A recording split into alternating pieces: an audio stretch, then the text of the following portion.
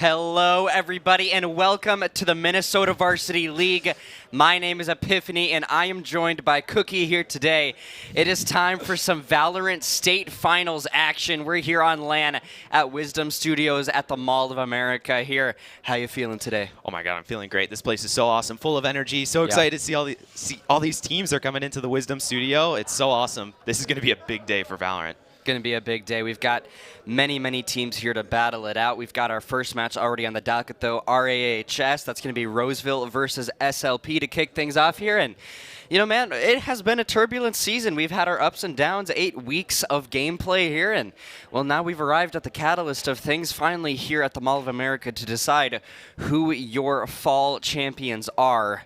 It's going to be a good one. And, you know, I think it's going to be a fiery one as well. Oh yeah, absolutely. We got so many games lined up today. As you can see here on the stage, everybody's getting ready with SLP and Roseville getting ready here at their desks, all getting their settings dialed in perfect right before game start. It's going to be a great game. We got a small minor audio issue that we are sorting out, folks, so just stay tuned with us while we get that figured out. But right now, let's just kind of talk about how things have gone, Cookie. I mean, you know, first off, I just want to say I'm so happy to see everybody here turning out for the finals. It's really awesome to see, you know, family, friends, whatever it may be, everybody here on the Twitch watching as well. That is awesome. I appreciate you guys for coming in, checking this one out. Going to be a awesome tournament, as I said before. So, yeah, I mean, what are your thoughts kind of going into this one when you look at the bracket, when you look at the different factors here? What are your expectations for today? Well, looking at the bracket, of course, it's a whole list of amazing teams who have worked very hard over the course of this fall season to make it here, right? Every team has made a name for themselves, and yeah, this has just been an amazing season so far, and I do think that we're going to see a lot of amazing games. Some highlights I want to bring up are definitely this Minnetonka Blue Sky game. Both these teams have had an amazing season. Blue Sky, first season ever in MNVL, and they are amazing. They've been having an amazing season so far. Results just lost for words for how well they've been doing. And Minnetonka, an established, I guess, positioned team.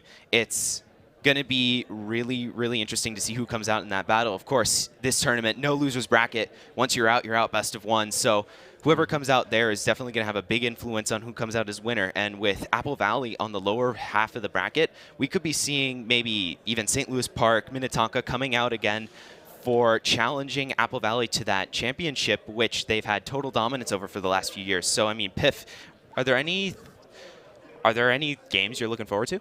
Yeah, you know, I'm looking forward to a couple things here. We've got Blue Sky here on the top. That is going to be one that's very interesting. You're going up against Minnetonka, one of those fiery teams here within the league.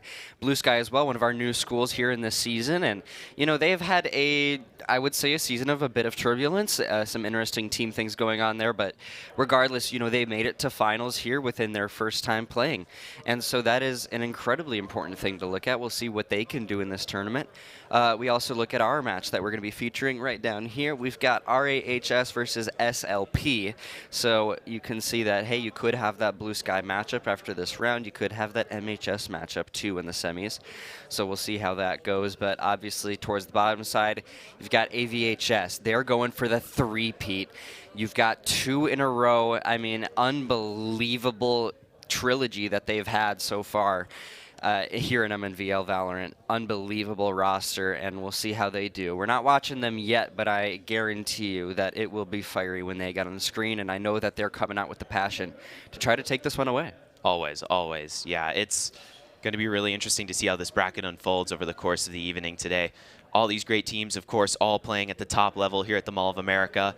They are going for gold, every single one of them, and they are completely determined for that goal. And I'm just excited to see who comes out.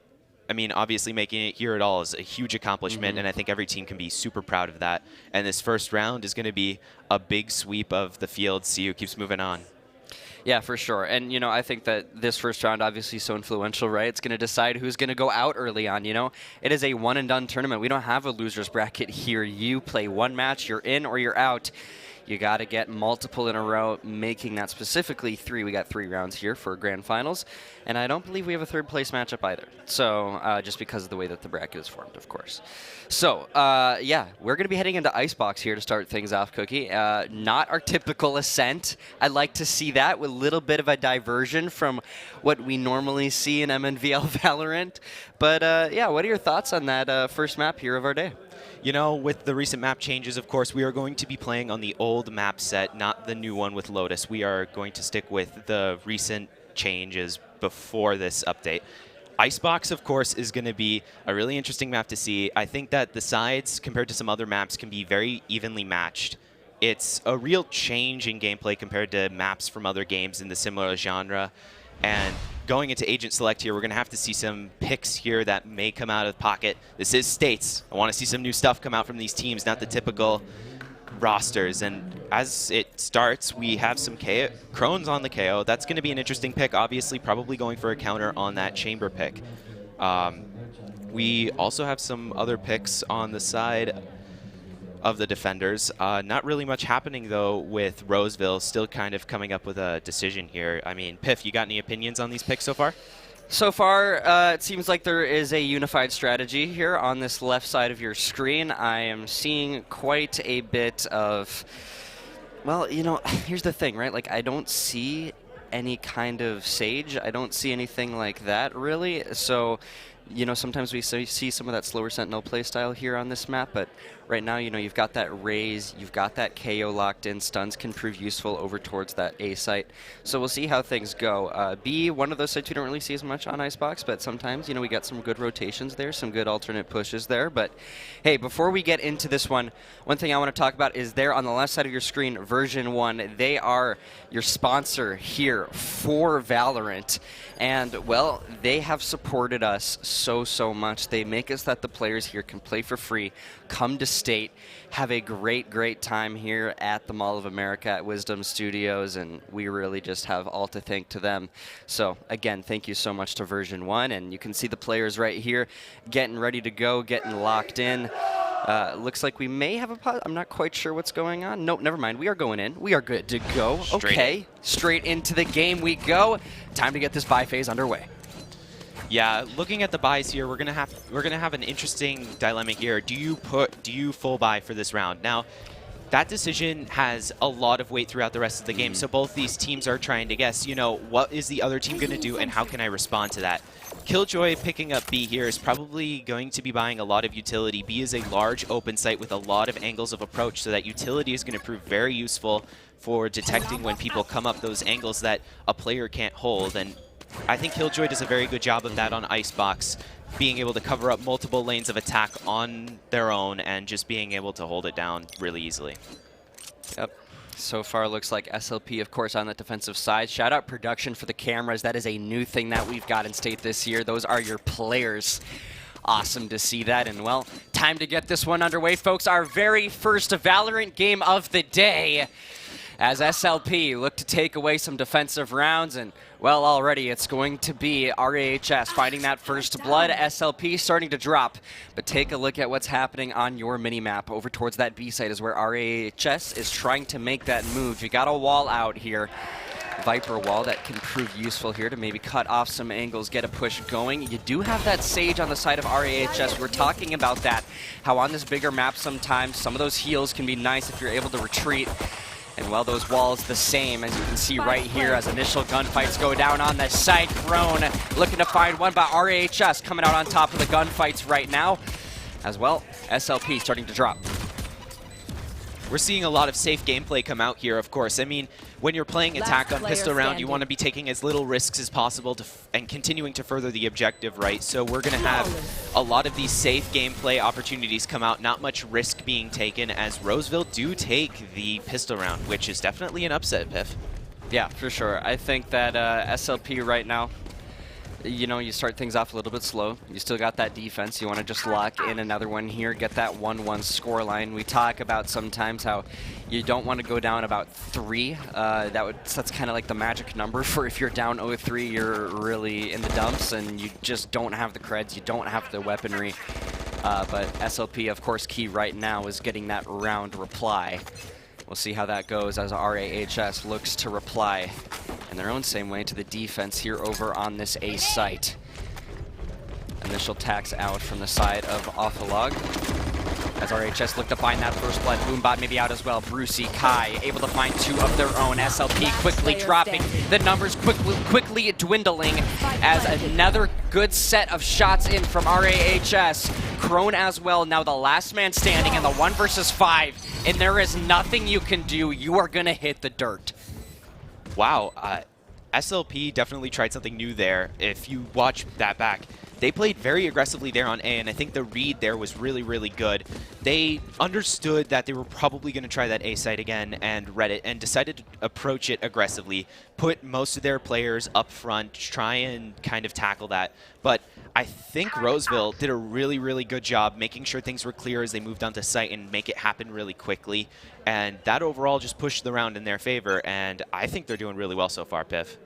Yeah, you know, I think RAHS coming out swinging, the aggression obviously looking to be the main thing that keeps the ball rolling. We'll see if they roll on over towards this A site the same way. It looks like that's going to be the case. However, look at the setup on your map as well. You do have Astra watching that backside too, I believe it is. A little bit difficult to see, but regardless, you got players making sure to watch that flank. RAHS able to find 2. Yeah. SLP doing the same though, making this a 3 versus 3. Here's the Viper wall out. Odom as well. Good shots in, able to find 1. RAHS now the numbers not in their favor. Really interesting to see SLP already adapting to this play style of very aggressive A pushes. It's going to be interesting to see how they continue to iterate on that and try to make it work. Of course, this round seems to have pushed them off site at least, but will it take the round is to be determined. Odom, first one in. Brucey going to drop RAHS right now, 1 versus 3. You're on the back foot here. Kayak, do you have the ice here on Icebox? Let's see if he's going to be able to find one around the corner. Not easy gunfight, you get the first, but you're going to get traded out very quickly. SLP, they come away from that round and they avoid the 3-0 curse. Yeah, that's usually a good position to be in. You don't want to really be 3 rounds down. That's a very bad position to be in terms of economy and also rounds to bring back.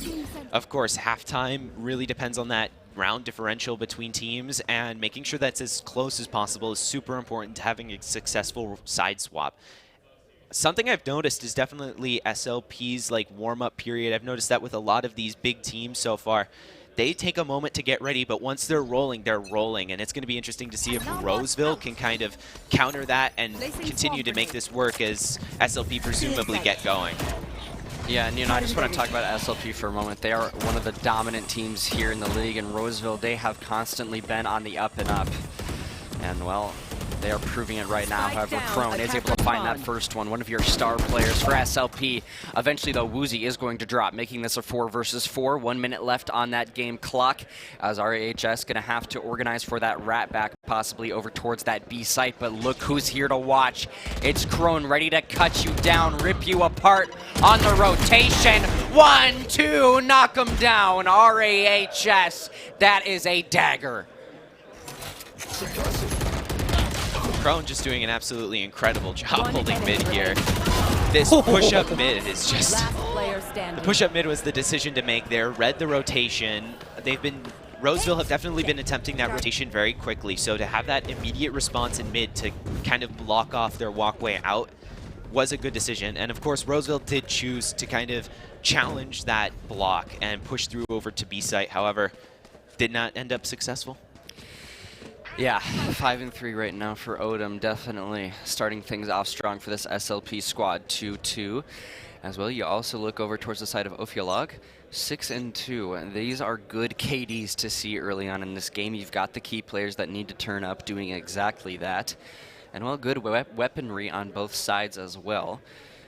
As now we kick things off on the next round. RAHS making that push happen over towards that A site. It's going to be number 6 and number 9 looking to do exactly that. But Kai able to find the first. Brucey lining it up for the second as numbers quickly already going in the favor of RAHS. 2 dropped here for SLP as Spaceman looks to even things out a little bit. That's going to be a successful start to that, but now you got to watch both sides. You're getting pinched, but you get the second one still. Orion gets the trade. 3-2 right now. RAHS with the man advantage over towards this B site. Odom, what can you do in this situation? I think SLP did a good job here accounting for all possibilities. Their push up mid, they're not having anybody too invested onto any of the sites. Definitely put them in a good position to adapt to wherever Roseville decided to go. Ultimately, that being B. Spaceman did an amazing job there confirming a pick. I think most people can agree. There's a little bit of a freak out moment when you're in a situation like that where the entire team's coming down on you. Finding somebody there is super impressive, and almost finding somebody else is even more impressive. Overall, this game 3-2. Going very even. What we expect from State, right? All these teams, amazing, evenly matched. They all earned their position here, and it's honestly impressive to see this level of gameplay in MNVL. Very impressive. If you make it to State, you've definitely put in the work and you deserve to be here, but of course we're here to crown a champion, see who comes out as the best of the best, and well, RAHS trying to look that way. That's 3 to start things off here in the round very quickly in the first few seconds, and SLP having to find a way to clutch up on this one. Sova Dart out, maybe you can find some information here. Good shots in by Woozy. However, Orion gonna get that plant locked in as RAHS look to lock down, fortify this site. Firebolt coming out, maybe you find something, not quite. Odom able to make that number a little bit more even here, 2 to 3. RAHS trying to clutch up, SLP doing the same. 2 versus 2. 1 versus 2 now. Odom, he's gonna drop in. Well, it's gonna be all up to Brucey to find something here. Odom, I believe, excuse me, is the last one up, and well, now the last one down. Yeah, you know, when you're in a situation like that where you have to clutch up on site, you want to probably move towards a ring around the rosy kind of situation there on 410. It's very easy to constantly stay out of sight, but having somebody all the way back on rafters there to watch that side of 410 at all times while you're moving is, of course, going to be perfect positioning on the side of the bomb defenders, because they can block those kinds of moves where the player is hidden from the person actively trying to make moves on site. So covering each other's backs is incredibly important in these kinds of situations. Yep, you gotta watch those flanks, you gotta watch those pinches. That is what the dagger was before in that previous round, where it was just a rough showing out of SLP once they got cut down, as 3 versus 3 now. But 5 versus 5 on the map, as it's going to be first blood being the key thing to look at here. RHS slowly making this approach towards that B site. Wall comes up, Kai quickly getting that plant down. It's going to be Gortmeister, though, to find that first blood. Quickly an immediate trade coming out of Taisha. You got a 4 versus 4. You got that spike on its way. And well, RAHS is trying to figure out how to work this round in their favor as SLP look to organize that retake. Will they see Orion, though? Will they know?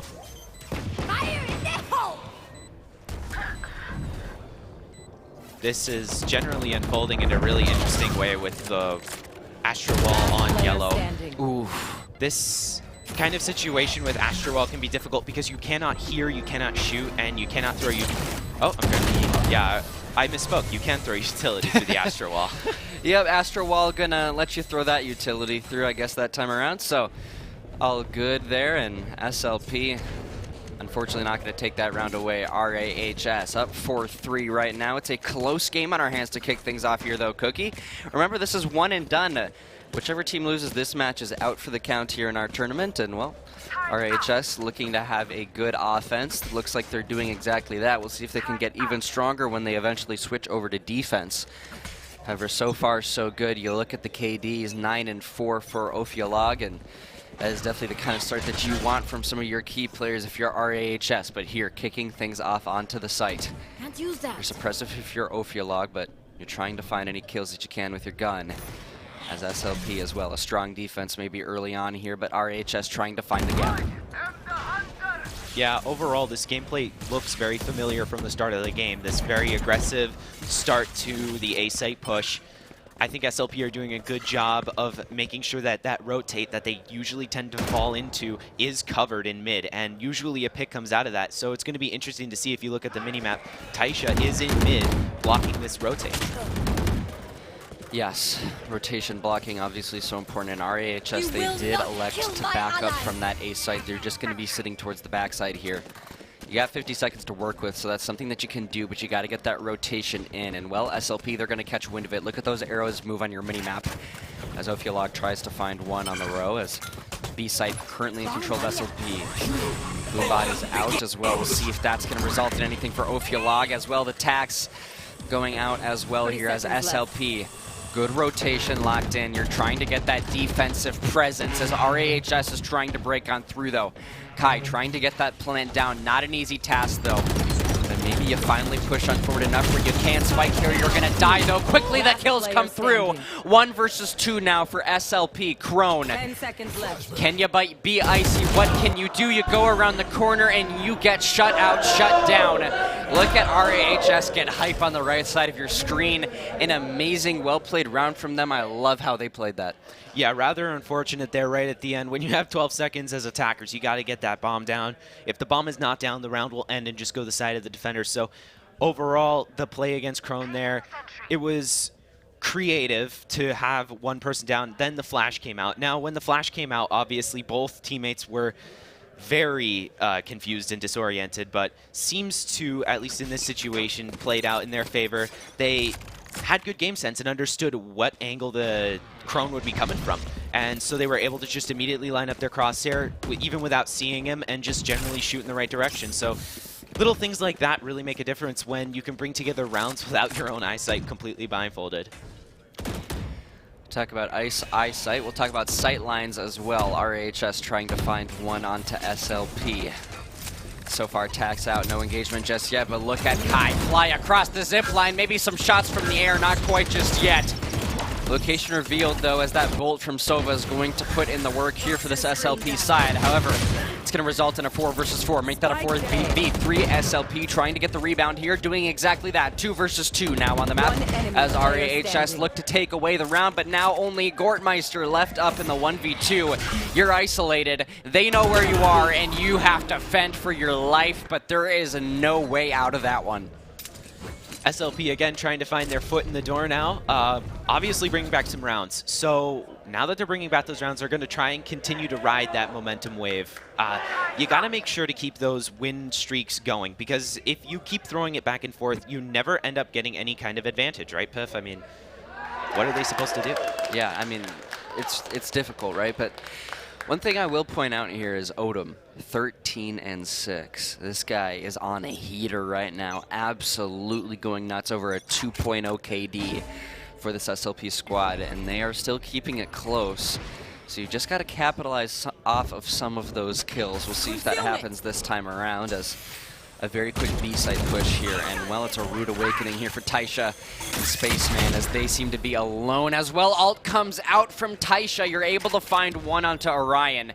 RAHS, the numbers dwindling. SLP, good presence here on the defense. We'll see what they can do. As well, now we've come to a bit of a standstill. We'll see what RAHS decides to do. They might like to hit a route here, but SLP, they're kind of a swarm right now, and you're also really weak, too, if you're Ophiolog. This is not an easy situation to get out of. Brucey taking the opportunity to finally start playing that kitchen position. I don't think SLP are going to be able to see this coming with Brucey up mid.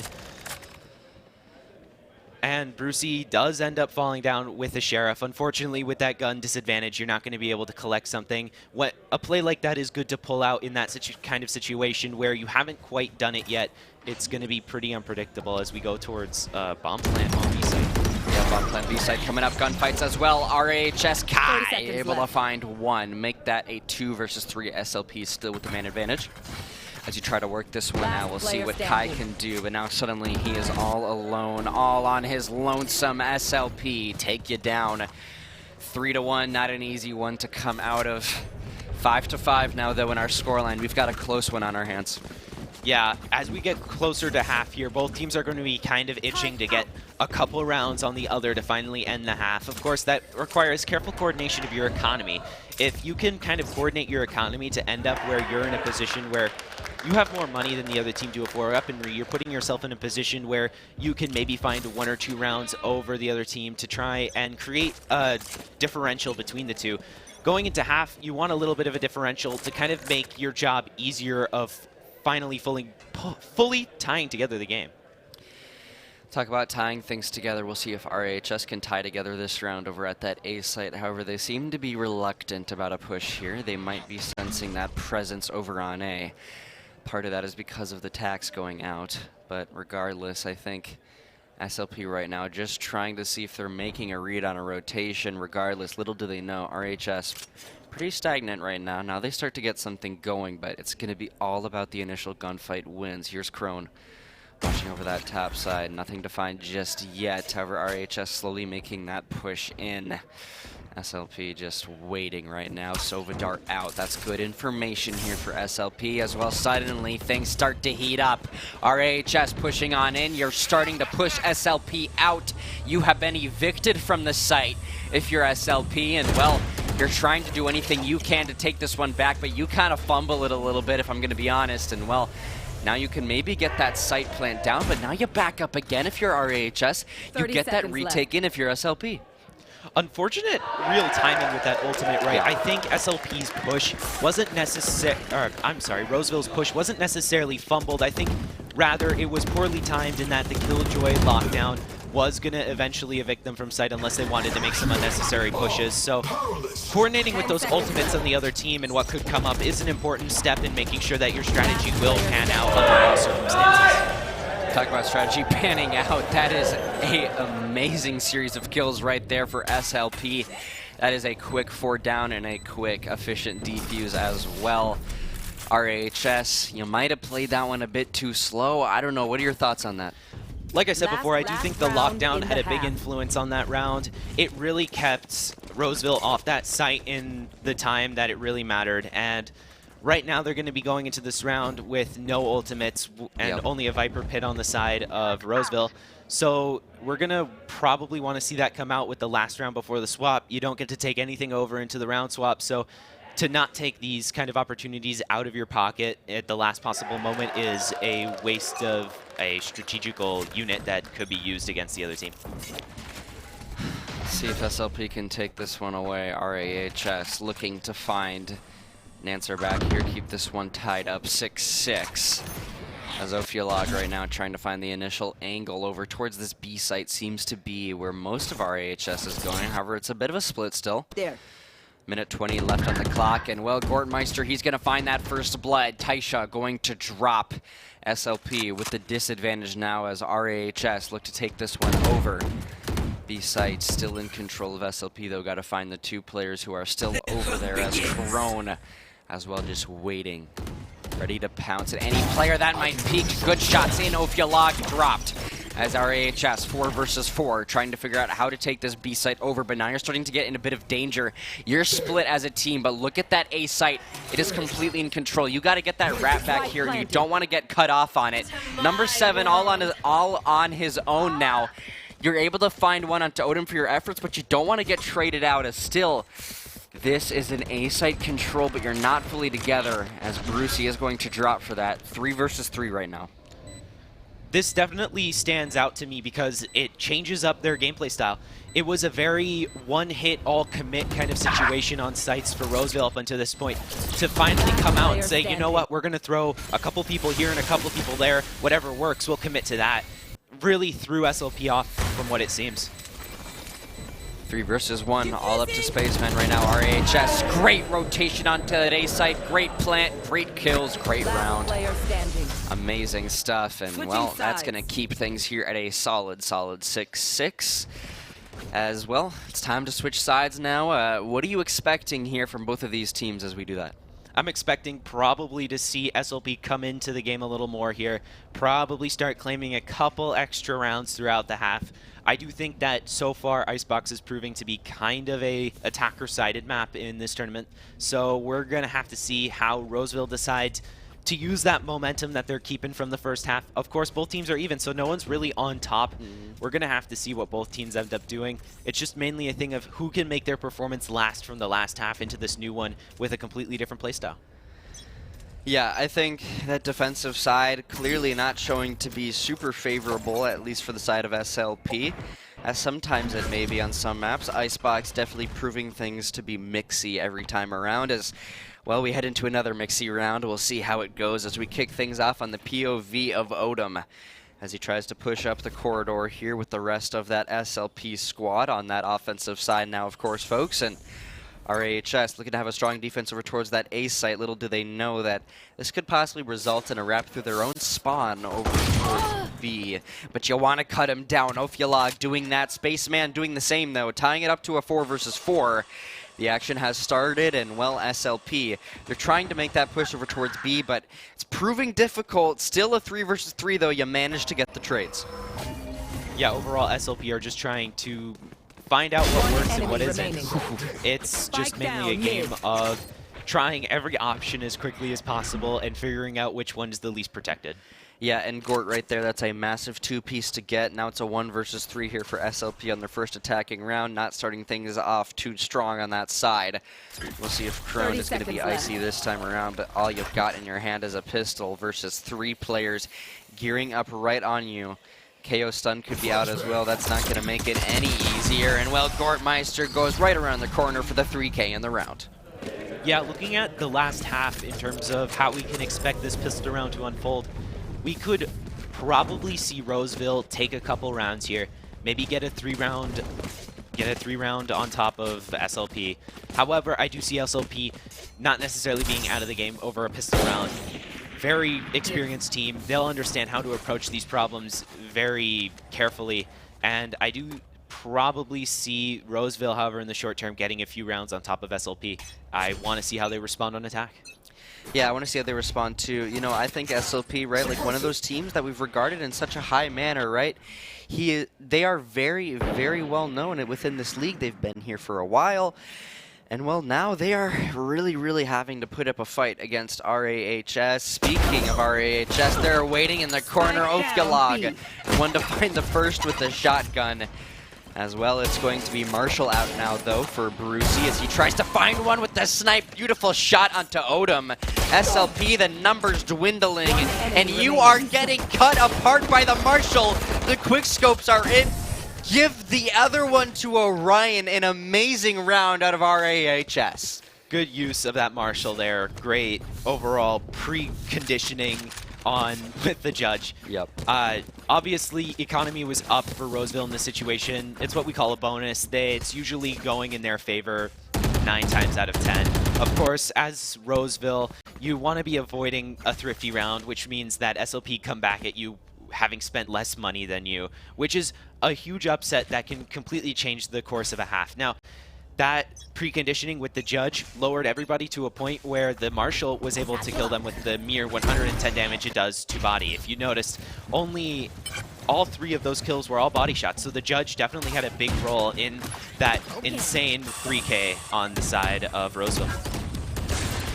An insane role. Able to get that first blood, and obviously so influential. Talk about first bloods, though. We'll see who's able to find the first one within the round. Taisha doing exactly that. Ophiolog going to drop early on as SLP, they look to take command of this round and get something on the board. It's been a rough attack so far. RAHS, though, trying to find the immediate trade. Sage wall up, ready to go. Cut off some of those angles. Maybe you can get something going for Taisha. Odom is able to find one, though. RAHS, the numbers are dropping, but KO, you're also weak. You got to back on up. As Crone as well. Good shots in onto Varsity. RAHS dropping. 1 player left up. 1 more player down. A great round to rebound there for SLP. Yeah, Roseville's overinvestment onto that B site really didn't play out when SLP was able to kind of read their positions and understand where all of these players were and the fact that they even were there in the first place. So SLP, obviously, they're going to play the position where they're just going to try to get picks before playing site, but if too many people offer up that engagement, maybe there might be a situation where Roseville just lose player advantage too quickly for them to respond, and of course, as we saw, the round definitely went into SLP's hand the second that kind of unfolded. Yeah, you know, I think that SLP right now, it's just about getting into the groove of the attack, right? Just got to figure out your way around things, and maybe you can get something going in your favor here. Trying to tie it up 8-8. That is the name of the game right now. Boombot out for Ophiolog. Location reveal as well. Sova proving useful in that scenario as the team comp as well. Looking good for SLP too. But is it going to work on the offense? You got it to work last round. Now it's about repeating that. 4-4 right now. RAHS trying to figure out how to respond. Spike is down though too. Keep that in mind. SLP just got to get that defense now as they have that spike. As Uzi Woozy is able to find another big kill. Kai, though, immediately for the trade. 3 versus 3. RHS trying to get that defuse. That's going to help out. Kai able to find another one. Give Brucey one as well. Now it's all up to Woozy, and Woozy's going to drop RAHS enough time to defuse that bomb. And well, Defender's going to take that one away. SLP, you got that bomb down early, but it just kind of ended a bit difficult for them in the end. I think Roseville definitely stopped putting all their players on one side immediately. They did a good job timing their peaks. Overall, just a well-coordinated round, and I think it's also important to highlight the use of that Sage utility on that diffuse situation. Most teams use that Sage aggressively on attack for defending that default. Throwing it around, though, and flipping the table and going, hey, what if we defend our diffuser, really helped promote that security to defuse the bomb as the attack was still ongoing. Security, very important.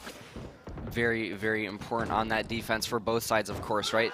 You look on the true defensive side, you look on our AHS, and you say, hey, you need to find a way to keep those sites in check. Don't let that bomb get planted with an SLP. You need to set up as well. Once you have that bomb down, make sure that retake doesn't come through like last time. As Spaceman gonna get that bomb planted. We'll see if they can right their wrongs this time around, as Crone is able to find that first one. RHS numbers starting to dwindle. We'll see who can get that trade, though, going. Kai trying to organize for that, as this wall is not helpful. However, you can get some of those abilities and utilities through.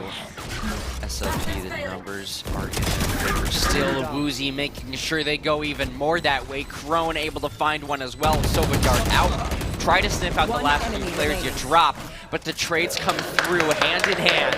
And that is a very, very quick end to that round. SLP, take it away. 8-9, we continue to have a close scoreline. Yeah, it's been super close the whole game. Both these teams are very evenly matched and both going back and forth with blows, right? If we look at this last round, I think it's important to highlight that the Astra wall there really worked on in favor of SLP and just overall created that security that the Sage wall usually does on another level, letting SLP kind of move on the site and get comfortable quickly and just overall have dominance over the site, right? So when we see 2 of Roseville's players kind of peek out of that Astral in the same exact spot at the same exact time, you gotta ask, right, are they communicating? And I hope they are. Hope they are too, yeah. I would hope that communication's coming through. Obviously so pivotal, of course, in these state finals is, well, like I said, it is one and done. You do not want to blow it here. As Woozy now towards the top side, Sovadart out. Try to get that information here on where RAHS might be lurking. Good initiator gameplay coming out as Woozy able to initiate that first blood as well. First one taken down on the RAHS side, but look at Gortmeister as well. Trying to find that trade, it would be massive. SLP gearing up for the engagement, go through the wall, you're able to find one. Crone, though, the immediate reply, 4-3, SLP with the man advantage. Now Odom trying to get the next one lined up, but Spaceman, meanwhile, getting that bomb planted, and this is a good start here for the SLP offense as RAHS, they're starting to have to back up a little bit. Now you just gotta fortify here, let that bomb tick away, but the defuse is on. Orion is here, but he is shut down, and so is the rest of RAHS. Great attack there of SLP to keep it 9-9. Yeah, I don't really have that high expectations for that round, right? Looking at statistics, it's a very poor round for the side of Roseville in terms of just the amount of money they had. Yep. They really didn't have the money to afford any real important utility, any real important weapons, and I think overall finding those picks like Gortmeister, where you can just hop out of a corner with a shorty, collect one, and immediately die, that has a large influence on the next round because that forces players on SLP to have to rebuy and continue expending their money. And that's kind of what you want to go for when you're on a save round, right? I don't think shooting for victory is super important on those kinds of rounds. Yeah, shooting for victory right now is what SLP obviously trying to do in this next one. Go up 10-9, get to those double digits, you know how it is. And well, Crone making sure that that happens. 5-3, RAHS on the back foot, having to back up as well from some of these sites. A being that main one, but you know, you see they did make that rotation over towards B, but SLP, they're going over towards A here, and you're going to have to wrap back. 3 versus 5, it'll be on the site. It seems like this plant is almost inevitable. But Orion right now just struggling to find his way in, and well, 45 seconds. SLP, you want to get it planted. Crone doing exactly that. 2 players left up now for RAHS as they struggle here on the defense. Spike planted. SLP, you have completely fortified this one, and it's Gortmeister to try to find the way through, to try to find the crack in the defense, but this is not easy.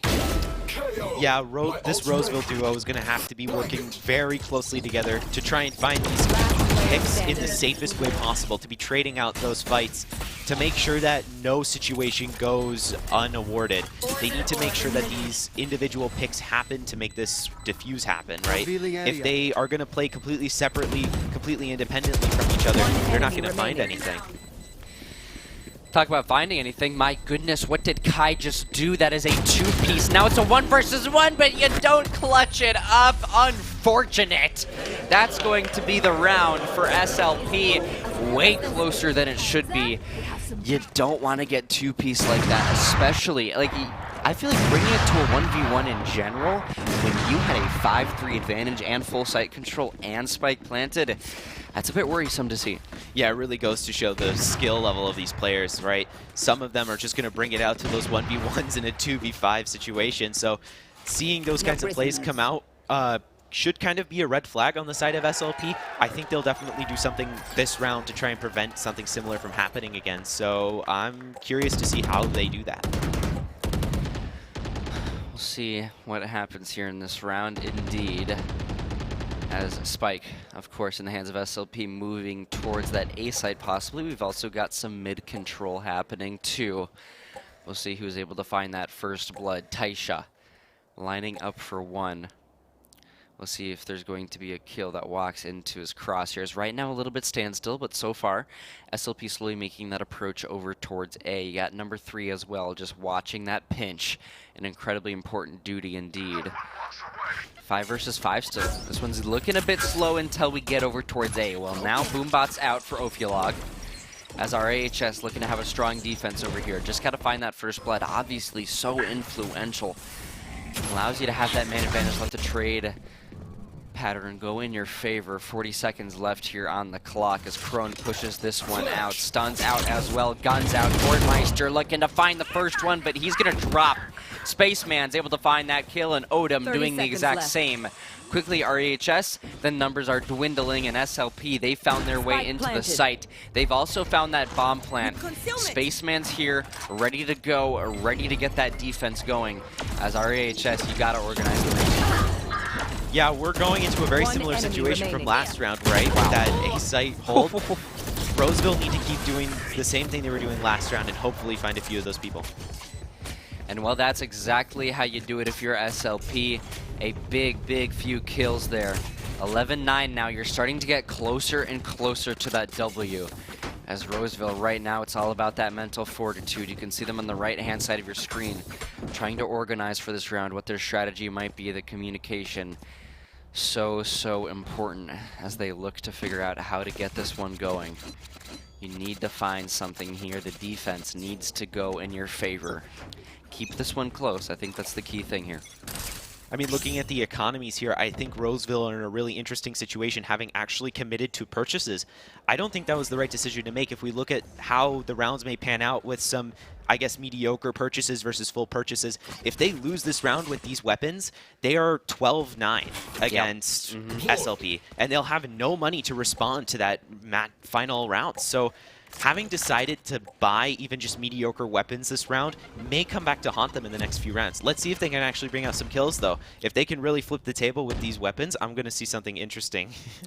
Yeah, we'll see if they can do it. I mean, this is obviously such an influential round, and you talked about kills. Those are looking to come through here shortly. First engagement goes down, and Crone is going to find it. That is one step closer. Make that a 2. Make that a 3. Make that a 4. RAHS dropping like flies. It is only KO left up. Gortmeister in the 1 versus 5 and the spike to deal with the clock, the kills, everything not in your favor. A flawless round here, and you can see it on the horizon. SLP moving on in our tournament, and RAHS you are on the brink of death. Yeah, look, it appears that Roseville did buy at least smart. They do have enough money to at least afford a majority full buy.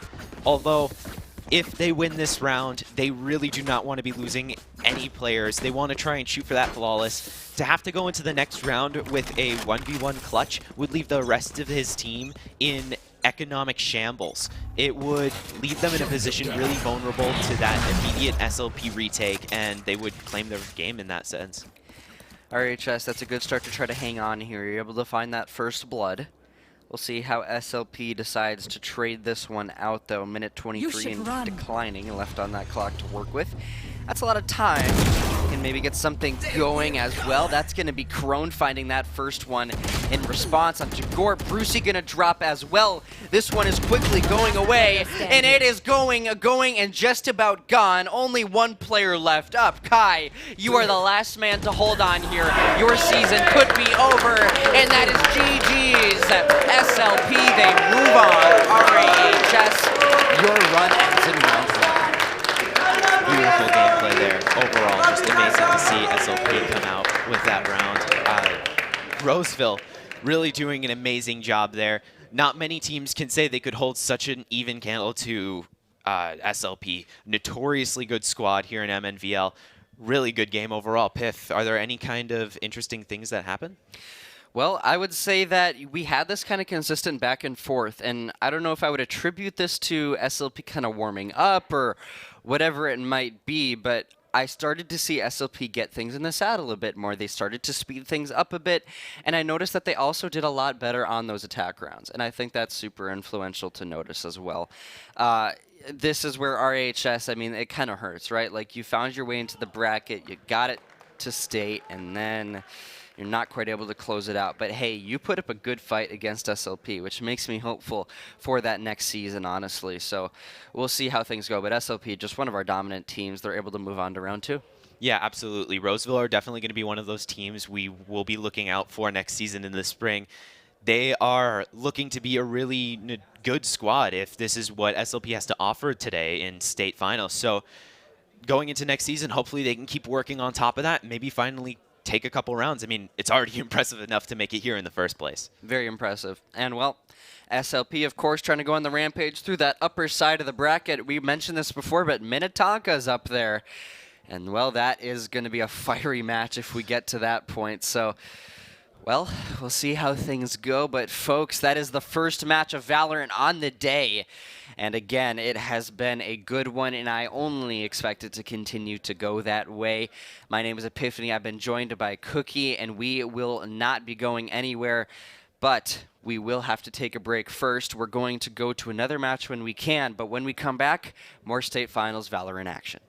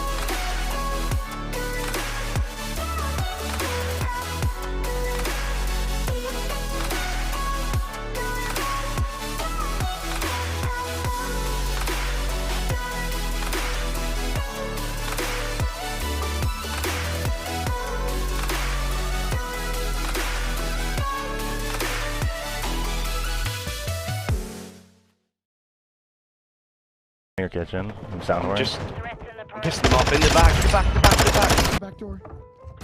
One's connector as well after that. Turn. No, there's two. One freezer. Yeah. Oh shit. Nice. What a disaster. Fair, that was definitely my bad.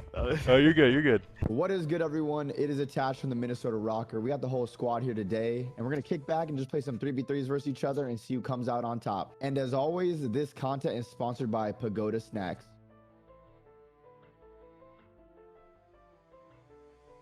Like on close if you want. No. Yeah. Send them to Texas, shall we, boys? Wait, was it me, Marcus, and Fame, right? Yeah. Okay. Oh, you guys are I got two crackhead subs. I gotta get cracked real quick. What, so you're trying to say I'm not a crackhead? No, you're like, No, f you. No, f you. well, you still got it in your locker, but I feel like it's like your second option. It's like, that's your option. You know what I mean? Nothing's working. F it, I'm flying. Yeah, exactly. Yeah, I've been finding some nice spots, by the way, guys. I just thought I'd let you know. I was sat in a Love free that. for all for a while. Piss some people off, Ben. Piss them off. Be like, why the is he I there? found a good way to break Oh yeah, the that's Tin actually Hill. good stuff. It's from actually Ben. nice. Come on, this is it. I've got it for the 2 down mid. On either side. You went to the right. I went to your right. What's my right? I'm challenging. Where's he on time? One shot, going one. Hold on. Oh my god. One more top cut. Where's he on time? No. He's left side time. Hey, lad. Nice. Oh. Your kitchen. I'm sound aware. Just piss them off in the back, the back. Back door. One's connector as well after that. Turn. No, there's two. One freezer. Yeah. Oh shit. Nice. What a disaster. Fair, that was definitely my bad. Oh, you're good. Oh shit, I'm running straight to no. Run straight to no, quick. Yeah. Run. That's brave. Look to the middle line. Look to wine. One shot. Nice, last guy. I'm hitting time. He's snaking them. Wait, Fame's just spawned mid. He's close. Smoke him. One nil. There's two there. There's two here. Yeah, there's two more. Oh! 7p7. Sarge dead. That was an AR. One top cat on me. Jose, come on. Who you challenging? Right now it's the god who to break. Full flanking. One's bricks. Got you. Come on. Nice. Go. Let's head the back. I'm going through beans. Are you guys close? I'm wine. Front now. They showed it. Oh, wine. I got one. Wine, last guy front, hitting your front. In front. He's weak, shut it. I got him. I don't see him. He's one of the bad now. Back, yeah, I'm going back real quick. I think they've just stacked. I think they've all just ran to time. Okay, one. Oh, Right there. Why would he walk off the heady? All spot as well. The garbage. For me. I'm just laying down. It. Oh, he's weak. Ben behind the bed. There's Ben two behind of the me. bands. Ben behind the bands. Let's go. Missing one. Probably back still. My left. Nice. Good. Nice. Yeah. Ooh. Good shit. Ooh. Was that the kitchen hill, bro? No way. Tough first map for the boys, but I'm gonna go throw some Pagoda egg rolls in the oven. So after we win this map too, I'm gonna go enjoy these chicken egg rolls. There we go. Time for map 2. Let's get it.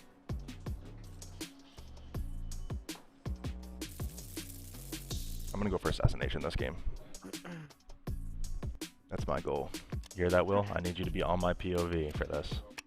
I'm gonna be sitting corners. I'm gonna be sitting in bushes, waiting for my opportunity. Let's get toxic. The trophy now. Yeah, we should have told him guns only. I'll tell him. Yeah, quit. Yeah, you guys down for guns only? Guns only. What do you mean? No tax. Oh yeah. Oh yeah, that sounds good. Guns only. Can't wait to get nade off the spawner. Yeah, guaranteed bad nades across. One more cross the time. They're both double playing time. Oh, they're both on it. Some time to the right. Dill's holding the deep cross. Good shots. Ooh. There's 2 guys on P1. They're pushing to the right. Okay. Grab. Yes. Oh my god. Nice, free P. Hello, Tom. There we go. I'm pushing through P1. Is that a Fennec I hear? It is. No way Ben has a Fennec out, bro. I'm with you, Ben. Yeah, Cam's just gonna sound away. Watch. Yeah. Oh, there's two. Oh, I ain't got a kill yet. Oh, he's We getting need to hold you. sounded running around. Go all right, yeah? Just hold your back. Yeah. Hold your back, Rail. Okay. One's One mid or... one's mid. Nice. I'm pushing up P1. I'm pushing up P1 to trap. Okay, I'm gonna try and hit now. This. Okay, No, I'm just... B2. Never mind. They went close. They went close and open. Yeah. Push for the mid. Oh, Hold your back. Hold your back. Hold your back. One more side. The last guy. Cam. and one shot. He's right above you. He says. Oh my god. Just one mid. I hold my I flank. see him. Gotta be, bro. I think he's Dead flanking. man. Yeah, he's flanking arch, dead. 3. And one P3. Okay, I'll go Tom. Last one P3, good job. I shoot one in there. I I'll leave spawn it my though. spawn. I spawn mid. Yeah. I'll make sure Yeah, they spawn same spot, P2. same spot, same spot. Alright, I've been headshot multiplied, bro. 2 top, bro. 2 top mid. I'm popping daddy. Wait, he fought. Oh, no, there's one top building and then one bottom. Oh, one more bottom, one more bottom. Ooh. Let's go in time. More left. I'm absolute. I'm bleeding with you. Yeah, I'm on you. Watch it, the one's on their top building. Fuck. He went to the back. They're gonna spawn in. I'm done. Yeah, they spawn in still. Yeah, I've got Top top. dead, top dead, I'll top back up dead. and get time. I'm popping dead silence. I'm gonna see if I can get Oh, he's on the right now. Ben, he's going P1. Going early. Alright, I'm letting him go by P1. I'm gonna try and get one here. I got one. I got an assassination. I got an assassination. I told you. Give me a second. The back, just front the back. 1 second. Let's turn around. There we go. That's free. That's free. I'll push up P1. P1. Alright, I'm pushed up left. I'm like sitting in the archway. It's last guy in time. He's challenged. Why challenge? Why challenge S1? I'm dead. In, oh. One more, same spot. Give me 2 seconds. I'll chow with you. I'll chow with you. Go there, go there, go there. Nice. He spawned behind us. Open. Nice. Big win. Oh, no, this one at the back or... Well, one's pinch, I think. One's pinch, watch out. Oh, yeah, he's up top. And then he's holding the deep cross. Trying to live. I got 2. Nice, One nice, more nice. We hit I this fast. spawn P5. I spawn P5. He cards I'm- just cut the Oh, I'm dead. Hurt. Nice. Nice. In front of me. One more. 2. They're both arches. One shot. Oh, we're good, we're good, Oh, we're my good. bad. No, you're good. We got it. I spawn bottom maps or. Oh, he smoked Or- me. Headshot multiplier. What the was that? Got 2 though. Nice. All right, last guy's Yeah, gonna be I'm cutting left, crossing. I'm cutting Oh, left. he's P1. He's P1. He's just grabbing that 10. Nice. You have initial? Let's go. Ooh, Oh, let's go. 3P. I'm blocking the back. I'm blocking the back. Wait, you go. Oh, you keep time, keep time. I'll grab it. I'll One's grab on it. top I'll of the grab it. building. Hey, despawn the back or something. I'm so There's confused. no way. Nah, we're good. Nah, yeah, we're good. Champions of the 3v3. 3v3 champion. Champions. So that's it. 3v3 champion closed out on a 2-0. I appreciate everyone for watching. Thanks to Pagoda as well. And we'll see you in the next one.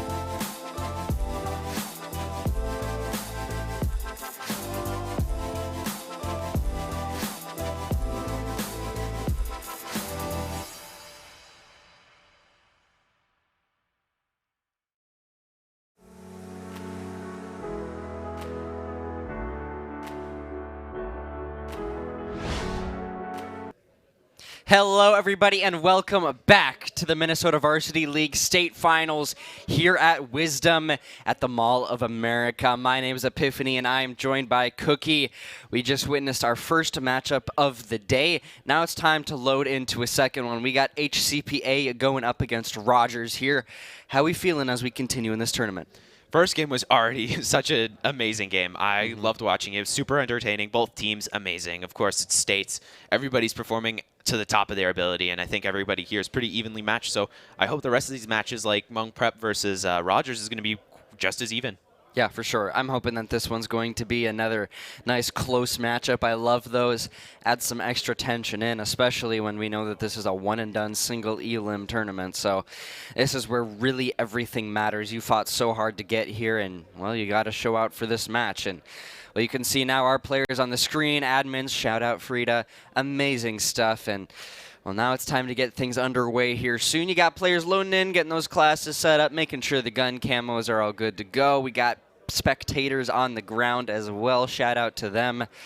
And this is definitely bound to be a good one as well. It's time to get things underway here soon.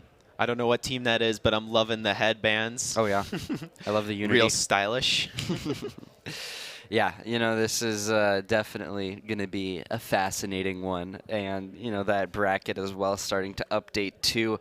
We'll see if we take a look at that soon. But nonetheless, I think that this is surely bound to be a great matchup. And, well, it's looking like a great tournament as well.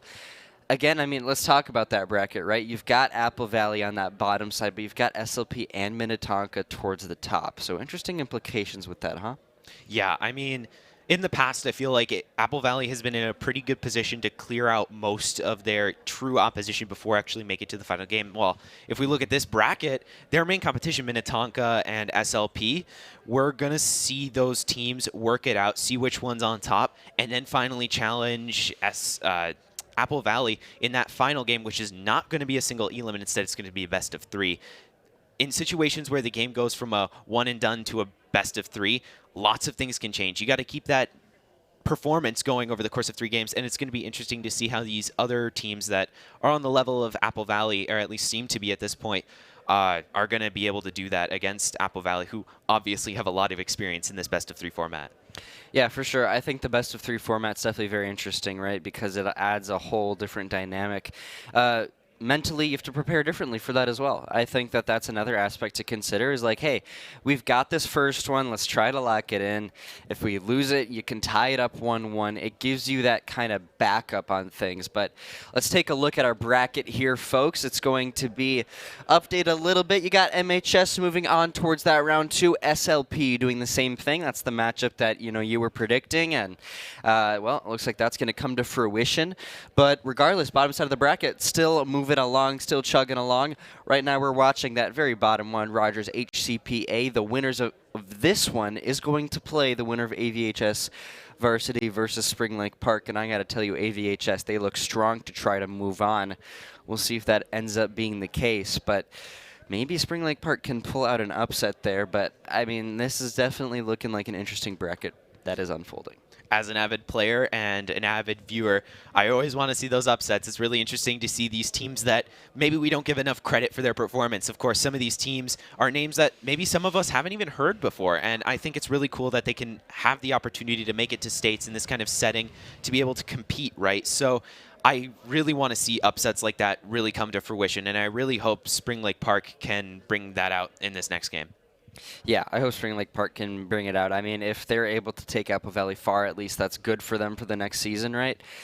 So we'll see how that goes. But updates from production, we are going to be headed to Ascent, folks, our typical MNVL map, the most comfortable one for most of our teams. So we're going to be going there. But, hey, because of that, that means that it gets even more interesting, right? It's a little bit more intricate when it comes to the strategies that you see because you've got some things that you need to adapt to based on the fact that all kinds of other teams also have their own strategies on that map.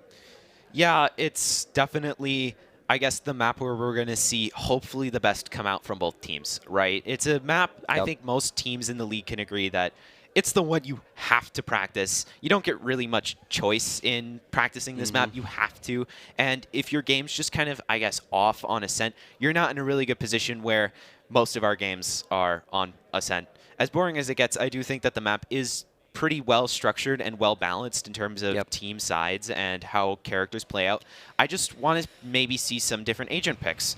Usually we see that Sova come out as an initiator. Maybe we see a different initiator. Maybe we see instead of Sova Fade, instead of as a complement, that Fade has been proven time and time again to be one of those characters that a lot of teams choose to sub out Sova for on a lot of maps, because you can achieve that same kind of information with, I guess, a little bit more helpful utility in the long run. So it's going to be interesting to see what both these teams pick. Going to be very interesting to see what they pick. But hey, folks, time for our second match of the day. Let's get after it. Ascent is where we're headed, and it's going to be HCPA versus Rogers as we get this one underway. Agent picks coming through. HCPA trying to be unified in their decisions here, and you can see them on the right side there as well, making sure that they're unified in the same way as they get ready. Well, what are your initial thoughts on these picks? HCPA already all locked in. Controversial man of the hour, Chamber, has been locked on the side of Monk Prep. Obviously, his character is not necessarily like the worst in the game. There's a lot of discussion still over if his recent changes have affected his character to the point that it was dramatized when it first happened. I think personally that he is a lot better of a character than I think a lot of people initially let on, and he's going to prove probably pretty useful in this matchup, although seeing KO come out on both sides, pretty strong counter to Chamber. It's going to be interesting to see if that KO can really step on top of the Chamber and really keep him at bay. Yeah, we'll see if that's going to be the case. Obviously, Chamber, great with those teleports, super, super useful when you need to back on up from something. But already it looks like HCPA, the typical B push, going to start things off here as they get ready to go.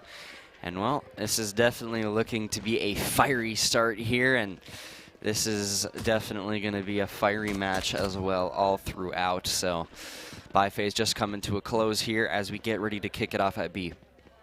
Rogers with their beautiful headbands, of course, going to be playing defense here. They are going to be looking to make sure that defenders don't get too far onto site, or at least don't collect too many of them before bombs down, so they can attempt a retake on pistol round. Here we go. HCPA already looking to get that attack here as Jinso looks to line up one. Waffle found the first, though. Slithian immediately for the reply. Back it's a 3 versus 4. Quickly, Monk Prep, the numbers are starting to dwindle as Rogers, they keep control here at B. And HCPA, they're going to have to get that rotation. Monk Prep looking to push up mid here. Watch out for number 2 to shoot you in the back, though. That's going to be one to drop. And Noya able to find the trade.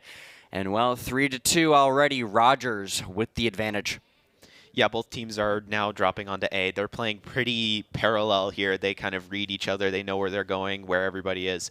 So it's interesting to see how they're trying to approach getting bombed down safely without taking too many risks, right? On pistol round, you don't want to be throwing away little things, and those little things can add up. And for the first few rounds, pistol round is just generally the most influential round of the game. This one's turning, though.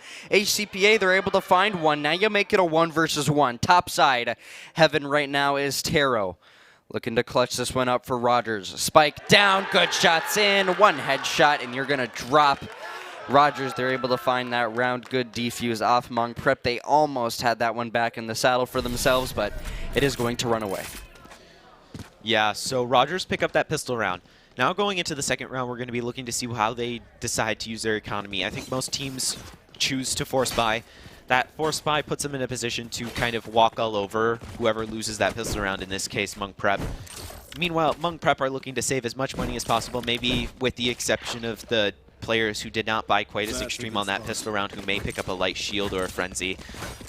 Going into this round, though, Monk Prep are mainly looking for those initial picks, not really going for round win, although a thrifty round would be really beneficial in this very moment. Would be very, very beneficial. You want to try to get those creds up. As now it's going to be Rogers still on that defensive course, looking to keep Monk Prep at bay. There's already a kickoff over towards this A side of the map. It's going to be Monk Prep lining things up. Nice little orb capture there for Slithian as well. Still, though, Rogers, they found that first blood. Monk Prep, one player out for the count as Beach Bunny looks to line this one up for yet another. It could be a brutal kill to come through. The smoke, though, protection right now for Monk Prep, and you got the pre-fire shots in.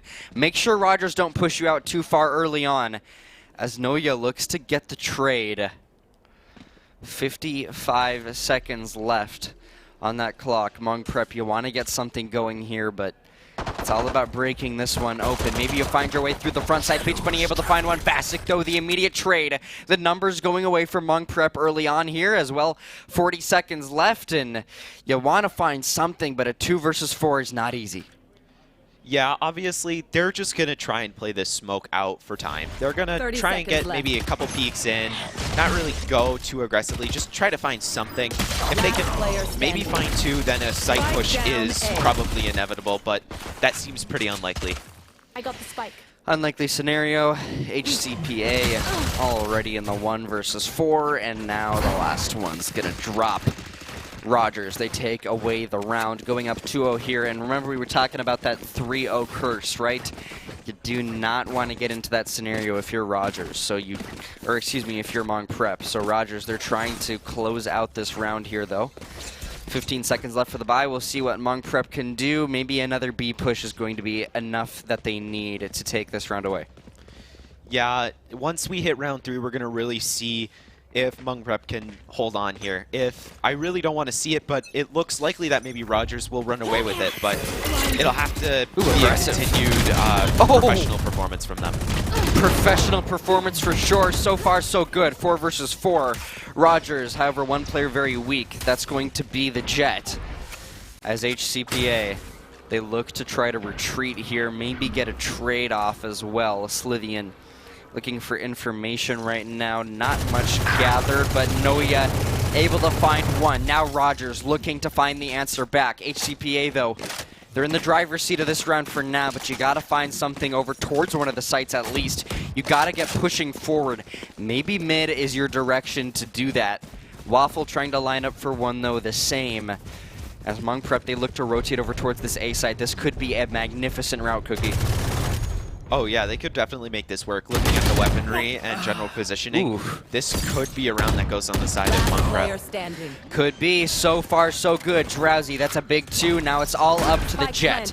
The 1 versus 4. Rogers trying to find a way back into the saddle of this one. Jinso. You gotta be icy right now. You are suppressed. The information is out. The spike is down. The time, the kills, nothing in your favor. Monk Prep, they take away the round. They avoid the 3-0 curse. That's exactly what you needed to get back into this one. I always find round 3 pretty captivating as a round. In general, I don't think we give it enough credit for the influence it has on the next couple rounds afterward. Usually, it is left to the team that wins the bonus. So if you win pistol round, win bonus, you're in a position where you have weapons, you have money to replace the weapons, and you might even have shield left. It's this call of whether or not to buy better weaponry or continue running with what you've got already until it stops working that can kind of change rounds. Because if you do choose to spend your extra money and just throw away what you bought on that buy round on the bonus, you could end up with less. You could lose the round. And if you lose that round with the better guns, you're in a situation where you throw away the next couple rounds, and then it's back to being even. Back to being even. Talk about even, though numbers not that way right now. HCPA with the man advantage by a double. And, well, now it's going to be by a lot more than that. And, well, it's going to be 4-0 now in that life advantage as well. Rogers, they're going to be dropped relatively quickly in that round. As Monk Prep, they tie up our scoreline. Yeah, with the tie going in the lines right now, we're going to have to see some interesting strategies come out. Of course, on Ascent, it is pretty plug and play with strategy. I don't think many teams take too much time to develop maybe something super unique. I'd love to see it, though. This is the opportunity to take out those strategies and really use them to your own benefit, because throughout the rest of the season, you don't want to throw away those secrets. Indeed, you do not.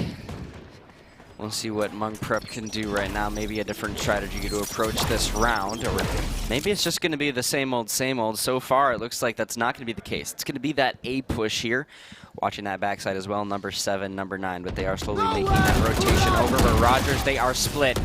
Rux Maybe you can open up the site right now. Maybe a big kill is what you need. HCPA, they're finding their way in, and they're doing it quite efficiently. Rogers getting pushed back. Noya, that's going to be the spike going down. Good plant. Now Rogers having to retake. Still no first bloods yet, 5 versus 5, but look towards top side heaven. That is where Rogers are stacking up. And well, maybe HCPA is lining them up to knock them down, but Jinso finds the first. Rux able to find the trade. Jinso for another one, but Slithian answers back. The trades continue to go. It's pinstripes in the kill feed, and Rogers keep rolling onto the site with a possible magnificent retake. Just overall amazing gameplay going into this retake. I do think it's really interesting to see how that full stack in heaven did end up working out. You wouldn't expect in a situation where all 5 players are crammed into one section to really pan out the way it did. Right. I think all the players ended up going in different directions when I think in this league it has been proven time and time again that these players tend to try and want to go into the same area. Yeah. So overall, I think that was just a good retake on the Rogers side, and I think Monk Prep are going to do probably a better job of managing those situations where they can kind of herd the enemy team like cattle and make sure that they don't escape their grasp. Yeah, right there, like, that is really tough to get broken on that one. You had all 5 players in the site, like, that's just one of those situations where I say, like, you really got to try to win those, right? Like, that is a difficult scenario, of course, when you've got everybody flooding you, but regardless, all about that rebound.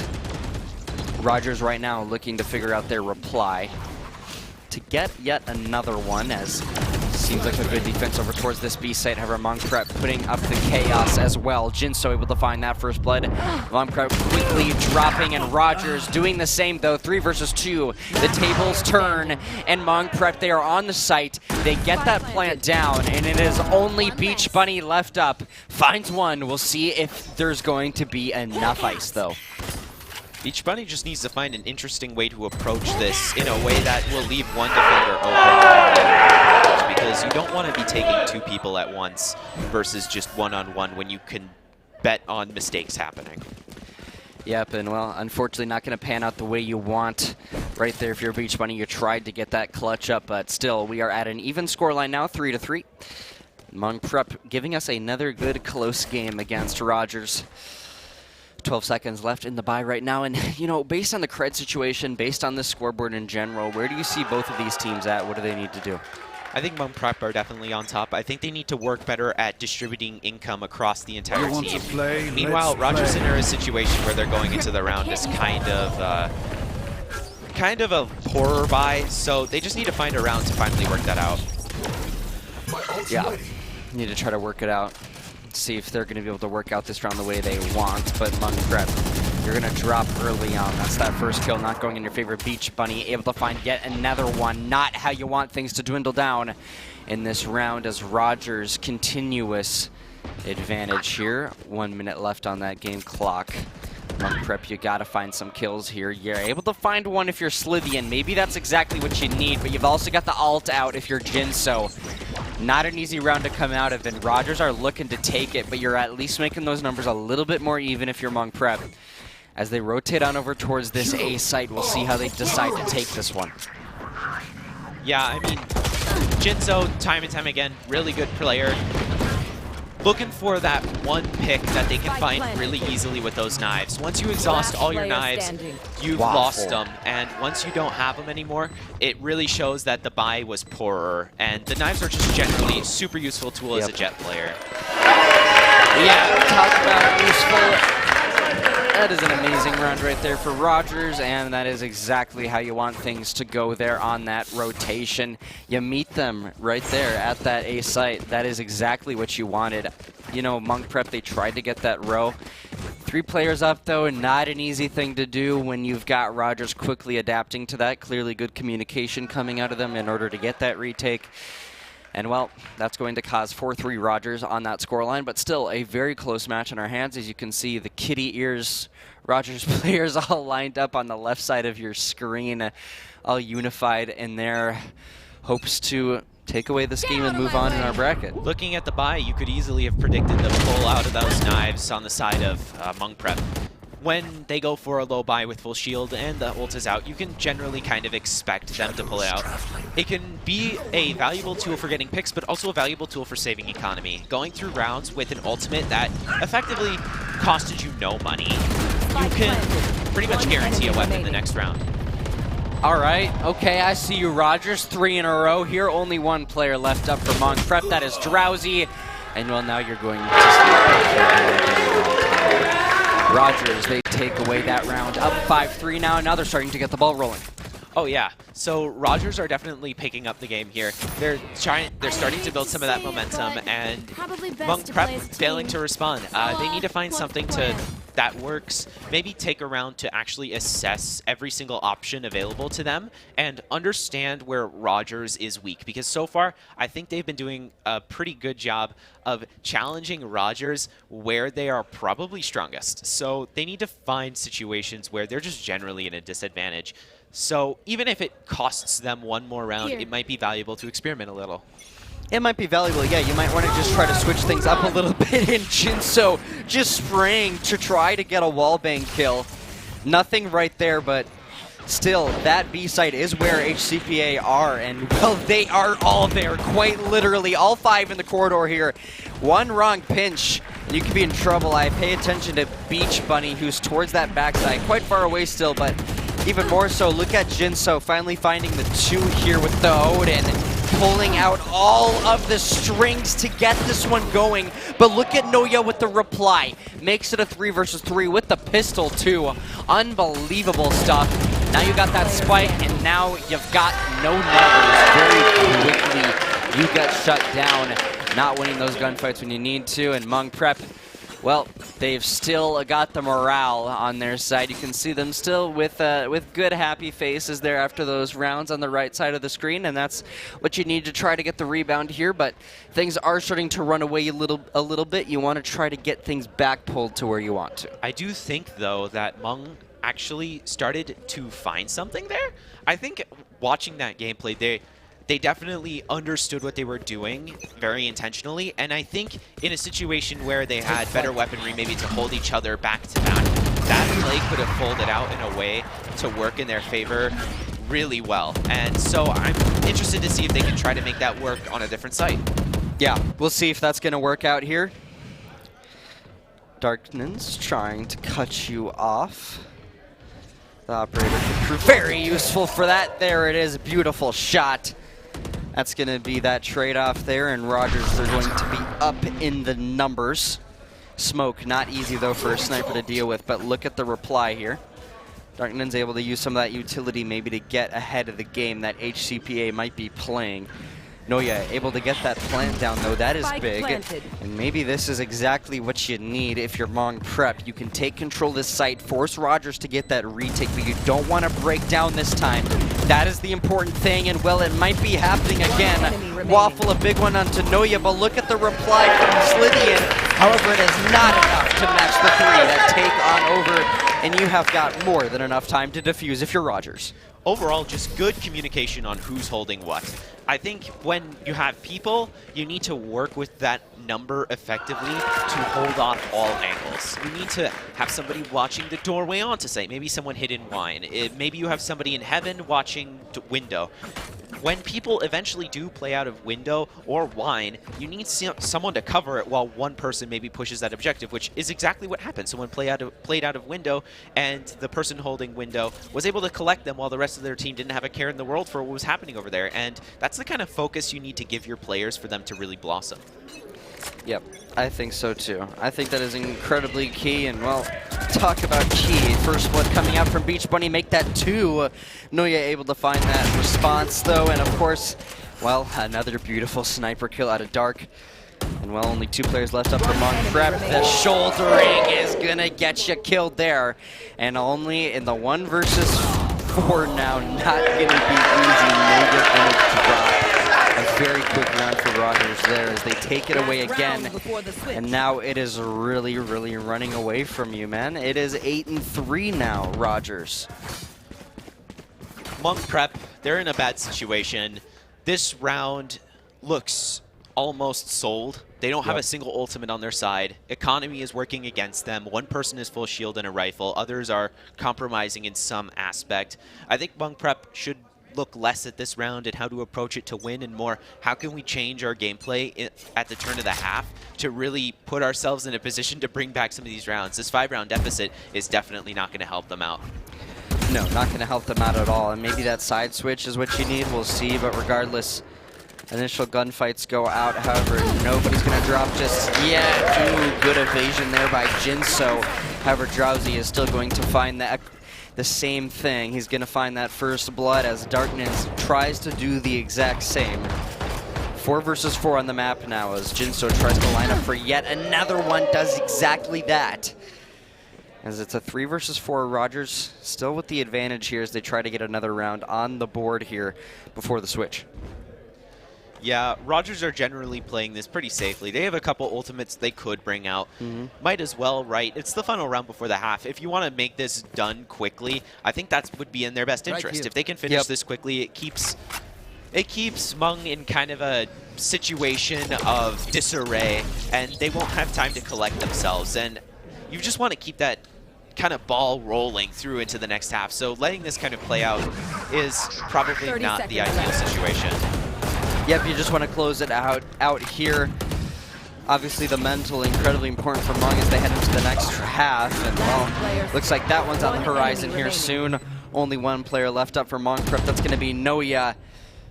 And well, this could be the very end of the half. There it is.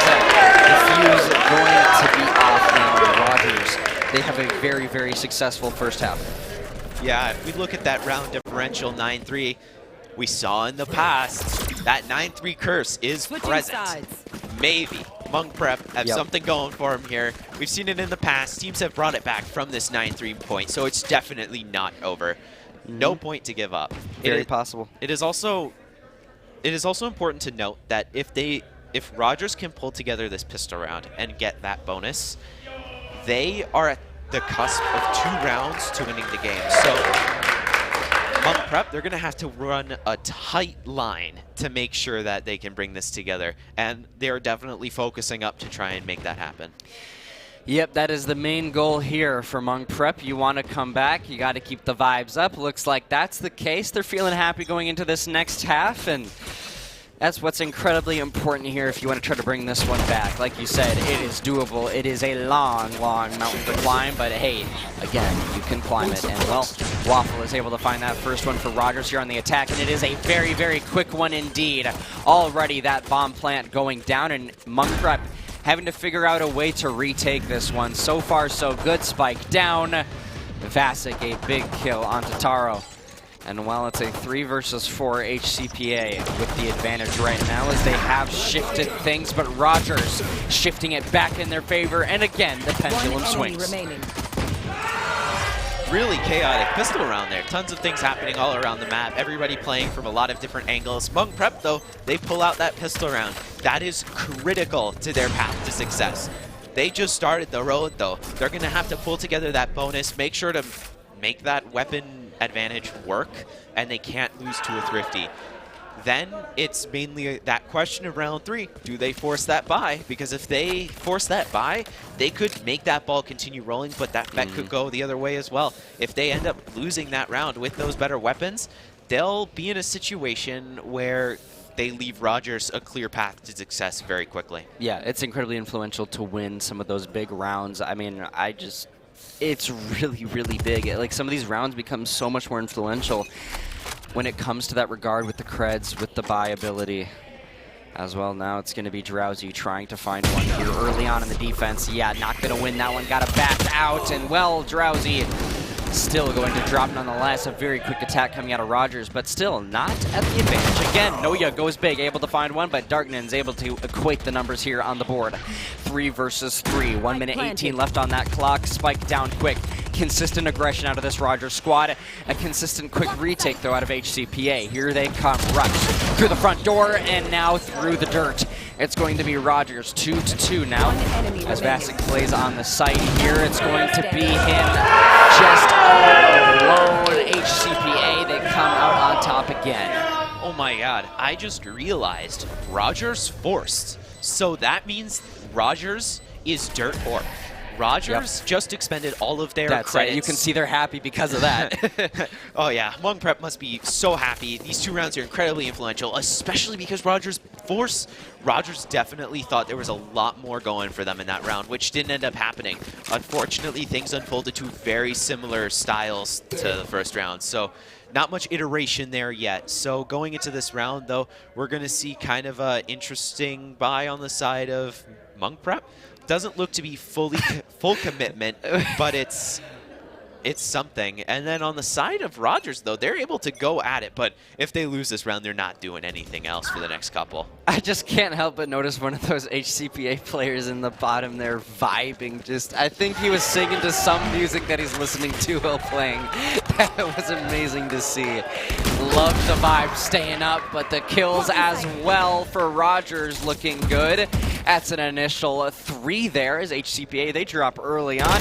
Got to try to stay locked in, and well, it is only the KO left up. Plant down, not a situation that you're going to win.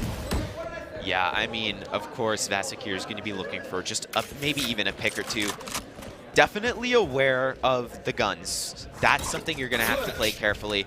It is unpredictable, though, whether Rogers did know about the Phantom picked up. Yeah, I'm not quite sure, but regardless, a flawless round. That's good to see, right? You know, 10-5. That's double. If you're going to make these kinds of investments in these rounds where you're running the line on poverty, you're going to have to be sure you're going to make those investments work. Got to make them work, and well, it seems like it went their way this time around. Good guns in the hands of Rogers, as you can see. I will also point out a 16-8 for Darknins right now. That is a great KD to keep Rogers going the way they are, and well, we kick off with his POV here. Maybe an early snipe in the round would be a beautiful sight to see. Drowsy, though, opening things up with the shotty. That Judge proving very, very useful as Beach Bunny, though, eventually finds the kill. Make that a second one. Make that a third. Beach Bunny goes big. And HCPA, the numbers are dropping. Waffle dropping that bomb down onto the side. Beach Bunny, the ace! My goodness, you can see the viewers go wild as well. Beach Bunny goes absolutely massive. Ace on its own, impressive. Ace in MNVL, even more so. Ace in state finals. Yeah. That is incredible. Dominance. Everyone on top of their game here. To see aces come out, that is just amazing. Total credit to Beach Bunny in that situation. Wow, I am impressed. I'm very impressed. That is the kind of plays that get you the creds, that get you the momentum. You get the morale up. You can see on your left side of the screen the cat ear Rogers squad looking happy right now as they are on the brink of moving to round 2. Drowsy, though, trying to keep this one in the direction of HCPA, but you're dropping again. The morale cannot be good after that previous round, and Rogers, they get free entry into the site. I know HCPA already on the back foot. Really interesting round. Hmong Prep have a lot to work against here.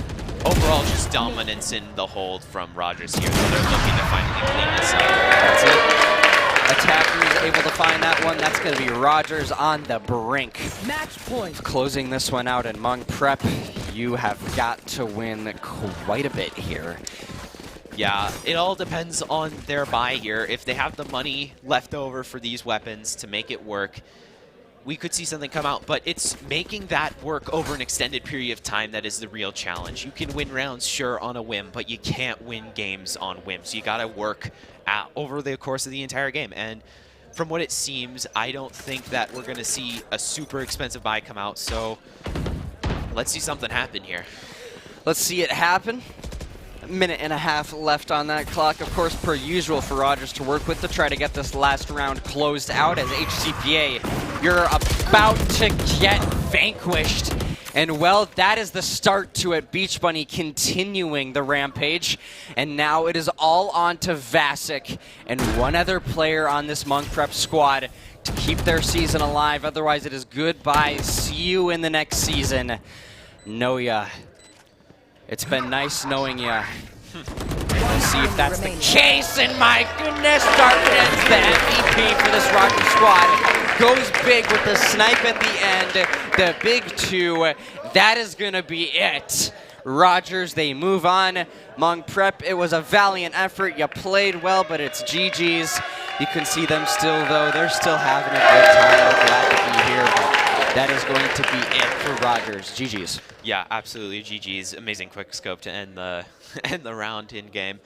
I think overall, yeah, it's really nice to see all these players very happy, right? It's already a massive accomplishment to have made it to that stage, to be here at Mall of America playing on LAN.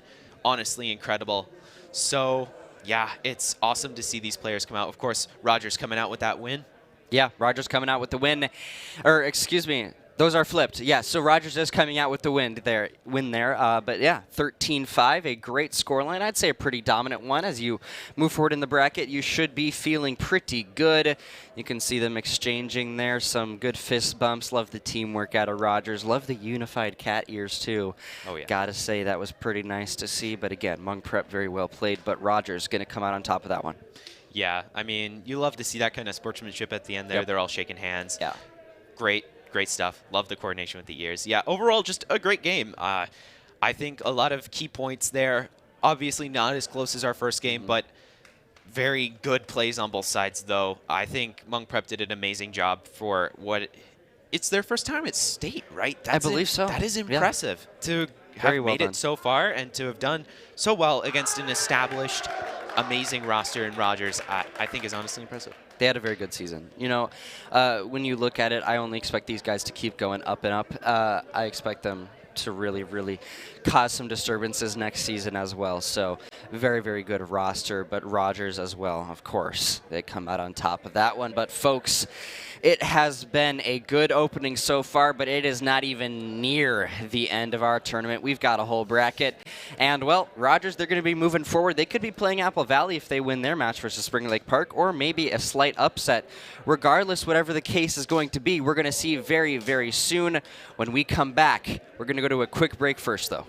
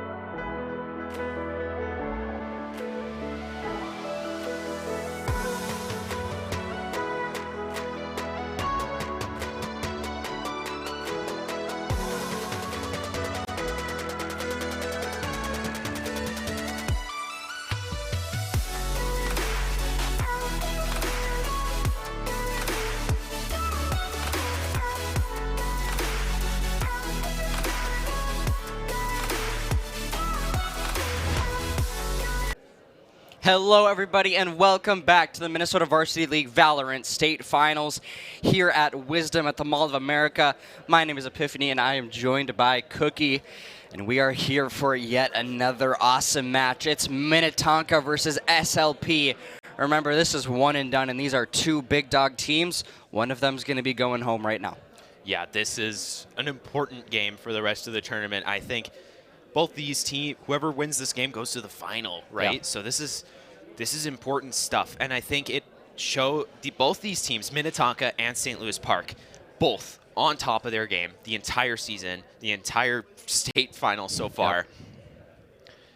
One of them is likely to challenge Apple Valley High School to that championship. Which team will come on top? Don't know. This match has a lot of historical precedent in our league as well.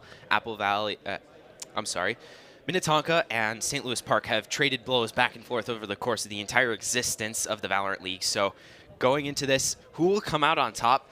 Maybe to bring home a trophy to a different school for the first time in MNVL history. Yeah, you know, I think if I had to give a prediction right now early on, I'd say Minnetonka. The reason I say that is because they were one of those teams that we just watched earlier, or excuse me, St. Louis Park we watched earlier, and they were struggling against RAHS, one of those teams that were on that kind of lower seed range. I believe 4 is SLP and 5 seed is RAHS, so that struggle is a bit worrisome to me here on LAN. At the same time, Minnetonka, kind of one of those teams where they are the 1 seed. They've been rolling, and they've been rolling consistently. So I expect them to show out here, but I still think this is going to be it's going to be a fiery matchup for sure.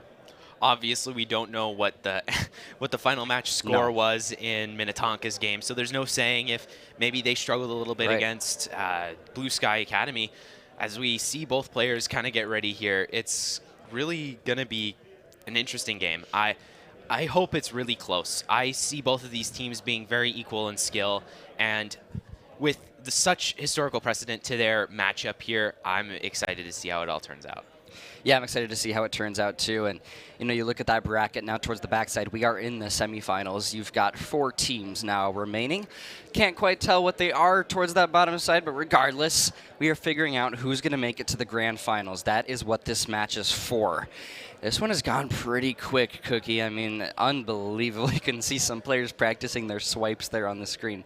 But regardless, SLP, MHS, they're looking to find their way into that bracket in the grand finals. And so this is a big one. I'm super interested to see how map picks and bans go. It's really up to debate if they're just going to go for that classic Ascent pick, if they're going to go for something different. Obviously, both these teams are very experienced, both a lot of experience and strategy for Ascent. Maybe one team decides to throw it off and ban Ascent first. I'd personally love to see it. It's very possible. Yeah, I would love to see that Ascent ban. I mean, there's so many times where we see that map. It's crazy. You know, Pearl could be interesting. Let's see if that ends up being the case. Maybe that'd be a fire map to see. But regardless, anything can happen here. You know, we might see Ascent again. If we do, we do. But regardless, we saw Icebox earlier. That was fun to watch. One of those kind of bigger maps where we saw some good rotations, some good gameplay overall come out. So hopefully we see something of the likes here. But regardless, I think this one's bound to be a probably pretty close and probably pretty good match. Yeah, definitely. Like I keep reiterating, both these teams are basically neck and neck in skill level. Obviously, I think our first game may have given us a little bit of a poor taste to how St. Louis Park might perform, but I have total confidence that they'll probably pull something together here against Minnetonka, who continue to be one of these best teams in the league, always at like the heel of Apple Valley, trying to challenge for that kind of top spot in our league. So this is a super important game. Yeah, it's a very important game. And, you know, the thing I look at, too, is like, these are repeated matchups, right? These are matchups that we have seen before, and I think that is what makes them super important. We were just informed of a monitor tech issue on the stream field. Let's see what's going to happen here. We're just trying to figure things out here, folks. Monitor problems happens. We had one earlier. We may have one again. But regardless, it gives more time for the players to warm up, gives more time for us to get ready to head into this one. Absolutely. No fun headbands. No fun headbands. That's an interesting thing, right? Like, I love seeing Rogers with that team unity. You know, that was super, super fun to see. So Yeah. we'll see maybe if something happens later on with that. I know Apple Valley, they're all here in their jersey, so that's super cool. But yeah, regardless, I love the unity with the Rogers headbands. That was fun. Some players were vibing too. Yeah, I think absolutely there's something to be said about just kind of having this sense of team unity and just all together, that team spirit stuff, even little things like just wearing funny headbands to what is a state final for a super serious game. I think those little things really put the cherry on top of what is such an awesome freaking tournament from MNVL. Yeah, super. I mean, honestly, like high school esports, like there's no other state in the country doing this, right? Like we're hosting a LAN for high school esports. Truly amazing to be here at the Mall of America. And again, everybody in the chat as well, watching from home, and of course everybody who is here live. You guys can hear us upstairs, I believe. So thank you for popping by. Really, really love to have you, and I hope you are enjoying the games. Some good entertainment. But regardless, let's talk about what we've got in the future here. This is not our last tournament. After this, we've got League of Legends coming up, right? Rocket League. Rocket League tomorrow morning. I'll see you guys then. I'm going to be on for that. Yeah, we got lots on the horizon. Yeah, absolutely. Never a slow moment here at MNVL. No. Always something going on, something awesome. Can't wait to see how the rest of the players for this state LAN tomorrow and final day all end up working out. It's always such a treat to see all these amazing players come out and their families all supporting them. I was here yesterday during the Smash playoffs, and overall I was honestly really impressed with the level of gameplay and the support of the community around it. And MNVL generally just does a really good job of cultivating this following and making a platform for all these people to interact in such an amazing way. And I'm really appreciative of that for all the opportunities it's given me and all the opportunities for the students who get to come out here to the Mall of America and play on LAN. It's insane. Yeah, pretty awesome. You got free access to food, great team meals, of course. Absolutely. But regardless, looks like we're getting this one figured out. Shout out to Wisdom for getting the monitors all situated. Shout out to production. You can see that webcam on the top there. We've been able to be tuning in with the players' POVs, which I love. Super cool touch. That's awesome to see. Love that touch for sure. Didn't have that last time around. And you guys on the stream as well, you can hear the crowd too, I believe. So awesome stuff. But yeah, we're just getting this one situated. We've got some players with mirrors. But yeah, we're getting it all figured out. Well, you got to win state while looking good. Exactly.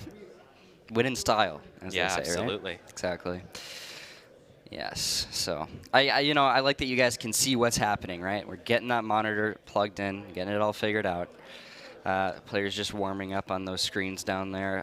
Good range work there. I like that. And some swipe practice. But one thing I also do want to talk about is some of our sponsors here today. I want to give a big shout out to VERSION1. We talked about them earlier. We'll talk about them again. We got the Vibe Squad. We've got the Rocker Home Series coming up. They've got a booth here in the lobby. If you're here in the venue, we have got a booth that you can go check them out. So definitely going to be fun to go take a look at those guys, see what they've got to offer. Visionaries, women in gaming too. We've also got the side of Group here as well. They've also got a booth on the top floor there, so great stuff. Made my rounds. Here. Yeah. Been all around. Everybody at the booths is always super awesome. Any questions, anything, go ask them. They know all about any events, everything cool, everything about esports, and they all have super cool things going on. Yeah, we're super appreciative of all our sponsors who help fund this entire system that we have built up. VERSION1, they pay for all the entry costs of every single student here and the students who didn't make it here. That's incredible, honestly. I'm really appreciative of that. It really is important to people in our community that unrestricted access is available to them. For sure, yeah. Shout out VERSION1, obviously our big sponsor here for Valorant, allows students to play free, as you said. And CSP as well. Talk about students, right? They're a college here within that St. Paul area, and they're going to be helping out to maybe get some of these players onto some teams there as well. So they've also got a booth out front of the venue here, so you can go check them out. But regardless, we've gotten word from production. We're looking like it's going to be good to go. We've got Pearl on the horizon here. Thoughts on that? Oh, I'm excited. Pearl, mixed response. Pearl is definitely an interesting map. concepts that really haven't been tried in Valorant before. Definitely more traditional than maps like Fracture, for example. I personally really like Pearl. I think it always ends up making really interesting gameplay. The whole aspect of how to control mid is super creative, and I like to see how these teams play on that since we haven't seen Pearl before on this stream. Yeah, no, we have not seen Pearl. And I got to say, I've casted Pearl once during this season in MNVL, and it was very, very fun. It was a very, very fiery map to cast. I saw Neon, too, on that map. I hope we maybe get some interesting picks like that here. Could be the case, but regardless, Pearl bound to be a fascinating map to take a look at here. For a spot in the Grand Finals, 2 of these teams fighting on Pearl. So one of the more rare ones. Obviously, we love to see that at a time like State. Yeah, absolutely. I mean, this is the time to try those kinds of things. You got to throw your opponent off, and you got to be in a position where you're comfortable. You got to hope that at least if it ended up on Pearl, one of the both teams is probably pretty comfortable with it. Yep. We'll have to see, right? Pearl is just a map that I don't think many teams expect to see come out very often, if at all. So both these juggernaut teams, they're both full of amazing players and people running them. It's going to be super crazy to see how they adapt to this. Yeah, I get kind of curious about how they maybe have arrived at this pick. Whatever team is picking Pearl, they've probably practiced it. They've probably said, hey, if we pull out into this state tournament here, we play some Pearl, we maybe are able to take that map away, it would be truly monumental, especially to challenge a difficult team. So whether it's SLP saying, hey, yeah, when we play MHS, we're going to throw them for kind of a different direction here. We're going to play Pearl, and we're going to ban Ascent, or maybe MHS doing the same for SLP. So that could really impact our scoreline here. It could impact who takes this game away. Yeah, and we've just received word that the monitor has completed its replacement, and we will be going into the game shortly. Any other last kind of any ideas you have of how this game could play out? What's a character you might want to see? Character I want to see. Well, like I said, Neon. I love Neon. I love the fast ability, right? That sprint is so awesome to see. But regardless, I think Neon's very, very interesting on this map. I think we see Astra sometimes on Pearl, too. We could see some of that. Lots of possibilities. Maybe Arena will come out. We'll see. I think overall that, in general, maybe you agree or disagree, but Pearl does have some of that flexibility for what characters can be used as far as the meta goes. But regardless, what are your thoughts on that? I think Pearl does a good job of making certain characters really shine versus others, even though for basically the game's lifespan, maybe that might have not been the case. Stuff like, I think Neon does a good job on this map compared to some other duelists, and compared to some other maps, I don't think many people would even think of picking Neon in any kind of situation like this. Picks like Astra has not been really all that great in over a year, to my knowledge, and Pearl did a good job of making a character like Astra, even with now pressing cons that weren't there before, playable, and at that be a viable pick. I'm interested to see if we're going to get a mirror setup. Maybe they come to the same kind of conclusions here, and we get a mirror battle here in terms of character picks. So, yeah, it's going to be something else. Yeah, going to be something else for sure. We'll see how it goes, but looks like we're getting set up in the lobby. We're getting good to go. You can see those observers there on the right side as well. Shout out production, by the way. They've been doing a great job lately to keep things moving swimmingly as we continue in our tournaments here today. MHS, SLP, if you're just tuning in, going to kick off here shortly.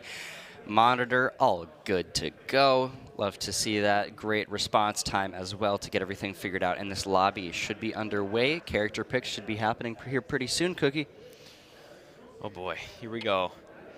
Semifinal. This is going to be a big one. Then on the bottom side of the bracket, we've got Apple Valley versus Rogers. Any ideas on who might come on top of that one? Well, my idea is Apple Valley. Yeah. They are so dominant. However, Rogers, they did do a good job versus Hmong Prep. We saw them play. They started to really get things rolling in their direction, especially towards the end of that game. On the other hand, though, I do look at the side of Apple Valley and I see a very, very good team, and I know that they're going to do anything they can to get that three-peat underway. It's a very possible outcome. I think that they can do it. I think that they have the players to do it. They've got the leadership in Eaton, for example. You got Santi, who just goes wild on the map. Overall, I would say that Apple Valley is looking to try to get into the grand finals here. But we do have a player using the bathroom now, is what in production is informing us. Maybe a slightly inopportune moment, but regardless, we're going to be delayed a little bit longer, everybody. So just wanted to keep you guys updated on that. Yeah, I mean, Rogers, of course, they really did put on a good show. And personally, I'm always looking for that upset, always rooting for the underdog. I think if there's any team you can expect to perform, it's Apple Valley. Yeah. Like, come on. I think in the amount I've watched Apple Valley, it's just always on top. It's going to be interesting to see, and whoever wins that game will go to the final with here to a best of 3, so that'll completely change the table. For sure. Time to get this one underway, folks. It is now time for some Pearl action. SLP trying to take this one away, move forward. MHS trying to do the same. Oh, and we have the Neon come out for St. Louis Park. That's definitely an interesting pick. I'm happy to see it. It always is super cool to see when interesting characters come out. We're already out of the timeline where we have a mirror matchup. Killjoy has come out on the side of Minnetonka. Killjoy, of course, having good utility for blocking very narrow pathways, which is very useful in a map like Pearl, where a majority of the map is very close quarters. Meanwhile, we have a Fade mirror, a Apple Valley mirror on the Astra, and no smokes on the side of St. Louis Park. No real controllers. That's going to be interesting. It can be argued the viability of controllers on... Oh, no, wait. No, I apologize. Astra is a controller. We're getting double controllers on the side. Double. On the side of Minnetonka. Yeah. Well, Little mix-up in my mind. all good. It happens. Happens. Love the unity also on that. Oh, we got flipped cams. Okay, so Tonka going to be... The cameras for the Minnetonka players are on the right side, and the cameras for the SLP players on the left side right now. They got that Tonka merch on. Love that. There we go. Production always on their heels. Love it. But now it's time to kick things off, folks. Hope we are ready for the next game on the day. Let's get after it. Minnetonka starting off on that defensive side. SLP looking to break their way on through. And, well, it seems like it's going to be an early push over towards this A site, I believe. However, a bit of a split. We got that Neon pick out as well. I'm not quite sure what to call this player. I'm afraid I do not know the language. However, regardless, very good stuff out of Neon right now to get pushing on forward very, very quickly. And MHS here on the defense, but it's an aggressive push coming in from SLP. Good aggressive shots the same. Pinstripes in the kill feed, though, going to result in a 3 versus 3. Unopposed, quick move through mid there. Overall, just probably completely unexpected to have gotten through mid there with very little counter pushing. I mean, I do think that they got sight quite easily there, and there could have been a lot more done to prevent that, but we'll have to see how the retake unfolds. Retake, very pivotal. Taisha trying to kick that off, able to find that first one. St. Louis Park, the numbers dwindling a bit. And, well, now it's become a 1 versus 1. Neon, you're the last one up. Diffuse coming through, though. Taisha on. You gotta play this one careful. You gotta find the kill. The time is going away. One corner peek, though, and you're good. Do you have enough time for the diffuse? Oh, no, that might have been a fumble that you let go. He's got it. Does he have it? He's got it. It's so close, but he got it. With 3 seconds on the clock, he does get it. Great overall game sense there by Taisha to read that the Neon player was going to attempt to fake out around that middle vending machine area. Overall, just very good game sense. I can't say much more than that. That is just simply a difference in game sense. And good read, good crosshair placement, and overall a good pistol round for Minnetonka. Looking to have a great start, but this game is definitely going to be a lot more even than that. Great start, incredibly important. Minnetonka, a good way to kick things off here as we kick into the bye phase. MHS trying to tie things up. It was a very, very close round for them. They came out fiery, and that's exactly what I expected going into this matchup. But nonetheless now, St. Louis won that first round. There we go. As now, Stun's going to be out here soon. We'll see what MHS does to try to push this one on forward as Neon initial shots down. Not enough just yet, though. MHS going to have to back up. Yeah, playing a lot slower than last round, just trying to play a little bit more methodical, a little less chaotic, maybe trying to put a little bit more strategy into it. Of course, as it is this slow, we really can't tell what they might try to do. Playing this slowly does give them a lot more options over the long term. Yeah, lots more options. Talk about opportunities. That's the first one coming through. Crone is able to find that first blood, and well, SLP are trying to figure out how to work this one out. MHS trying to organize for the trade, though. They're a little bit caught towards the middle right now. You don't want to get pinched out too much. 35 seconds left on that clock, and that is brutal. Odom for the 3. MHS knock him down. Oh boy, clean 3K right there at the end with the Spectre. Overall, just a good round. Kind of crazy to see already this kind of flip from overall just overwhelming kind of pushing speed to slow, methodical, and thought out kind of plays. I am curious to see how round 3 unfolds here. If St. Louis Park can pull out another one, they may actually run away with this early game quite well, but I'm confident that Minnetonka will find something here to make it a little more even. Yeah, Minnetonka, they got to find that even round here, or at least start to do so. Kicking things off over towards this B side, a very quick push down the corridor as St. Louis Park looks to get the early defense on. Taisha lining things up for a first blood, possibly. Not gonna happen. Jumbo able to find it. MHS with the man advantage over towards the site as well.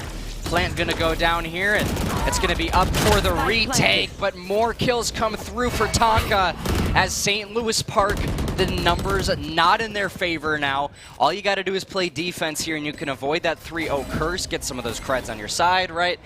And well, SLP, this is not an easy situation. 2 versus 5. Tonka did find one. That's good news. Now, can they ride the wave? Only one of them fell. That's good news. That means the economy is kind of in their favor. They can afford to continue to buy. That's just overall going to be the biggest part of this round. And with both teams basically going even, with probably the exception of Lucy with a Bulldog, this is going to be a really even round in terms of who is simply just more prepared for this. Yeah, I think preparation is really the key, and this is what we were talking about, right, with Pearl, is that it's not that typical MNVL map, so that preparation becomes exponentially more important. We'll see how things go here. We'll see who's going to be coming out on top of this round as SLP, of course, on that defense, looking to weave around this map, figure out where Tonka are, and well, the reality is that they're on that B site, but quickly rotating. Now you got to figure out how to cut them off, trap them in. Crone with that operator out, looking to find whatever possible, but Tonka right now just looking to see what the opening in the defense is. Again, back to being very slow and methodical. Blocking vision. It's interesting to see how these top-level teams usually fall into this pattern of very slow entry into explosive moments of complete chaos onto site. It's so much fun to watch those kinds of plays unfold with so much chaos. It's almost hard to follow. Almost hard to follow indeed. Talk about hard to follow. It's hard to follow up those kinds of kills that St. Louis Park are having. If you're Tonka right now, not an easy scenario whatsoever, but we'll see if they can make things even. 3 players left up here. It's enough to work with. 3 versus 5, not easy though, still nonetheless, is Taisha. Looking to figure out how to work this one out. 20 seconds left. Tonka, you got to get moving here quick. You do not have anything planted. The aggression has to be through, but you are about to meet your maker through the smoke here. Stuns proving useful though. KO trying to get an initial kill here. You do that if you're Choco Mint, but still, it's St. Louis Park coming out on top. St. Louis Park really finding a foothold here, putting the pedal to the metal. They're going to find something to keep that momentum going. I have total confidence that Minnetonka are eventually going to figure this out. It's mainly a thing of reading what is happening and understanding how to approach it, and that can't happen immediately. It's only a matter of time until it does happen, though. St. Louis Park, however, are also working actively to try and continue this, momentum that they've built. Even though it's not quite so consistent, they'll eventually make it consistent, and Minnetonka are just going to have to work very hard to prevent that. Gonna have to work very hard. Neon kicking things off early on. Ult out, try to beam a few. The laser beam is out, but it's not deadly enough. You're taken down, and now you are lined up for Odom to put you in the blender. Welcome, Tonka, to your demise. St. Louis Park, what a round. Again, another switch in that momentum. We went from, again, slow methodical entries to this absolutely explosive entry into mid, collecting so many players so quickly. It's incredible to see how this plays. Those kinds of explosive changes in gameplay can create this situation where your opponent just can't respond because they're not able to predict how you are going to tackle that round's gameplay. Yeah, this is really, that's rough, to say the least, for Minnetonka right there. You got to find a rebound in this one. Round number 6. Maybe move on over towards that A site if you're Minnetonka. That could be what you need, but St. Louis Park, still good defense. Here's Neon, trying to find a couple. Great aggression coming out. What you like to see from a Neon player. That's what I will say, is that this Neon is unbelievably aggressive, and it sometimes works out like that. That's 3 in the round for the Neon, and well, now Fantenex getting that bomb planted. Minnetonka completely righting their wrongs right after a terrible, terrible outcome of a round. And Crone, though, trying to change the tables again, change the tides. As Tonka, they are set up and ready to go. Crone, though, nice shot in with the operator, but it's not enough just yet. Now towards the backside he moves. As Tonka, they are starting to dwindle down the population of the St. Louis Park squad in the round.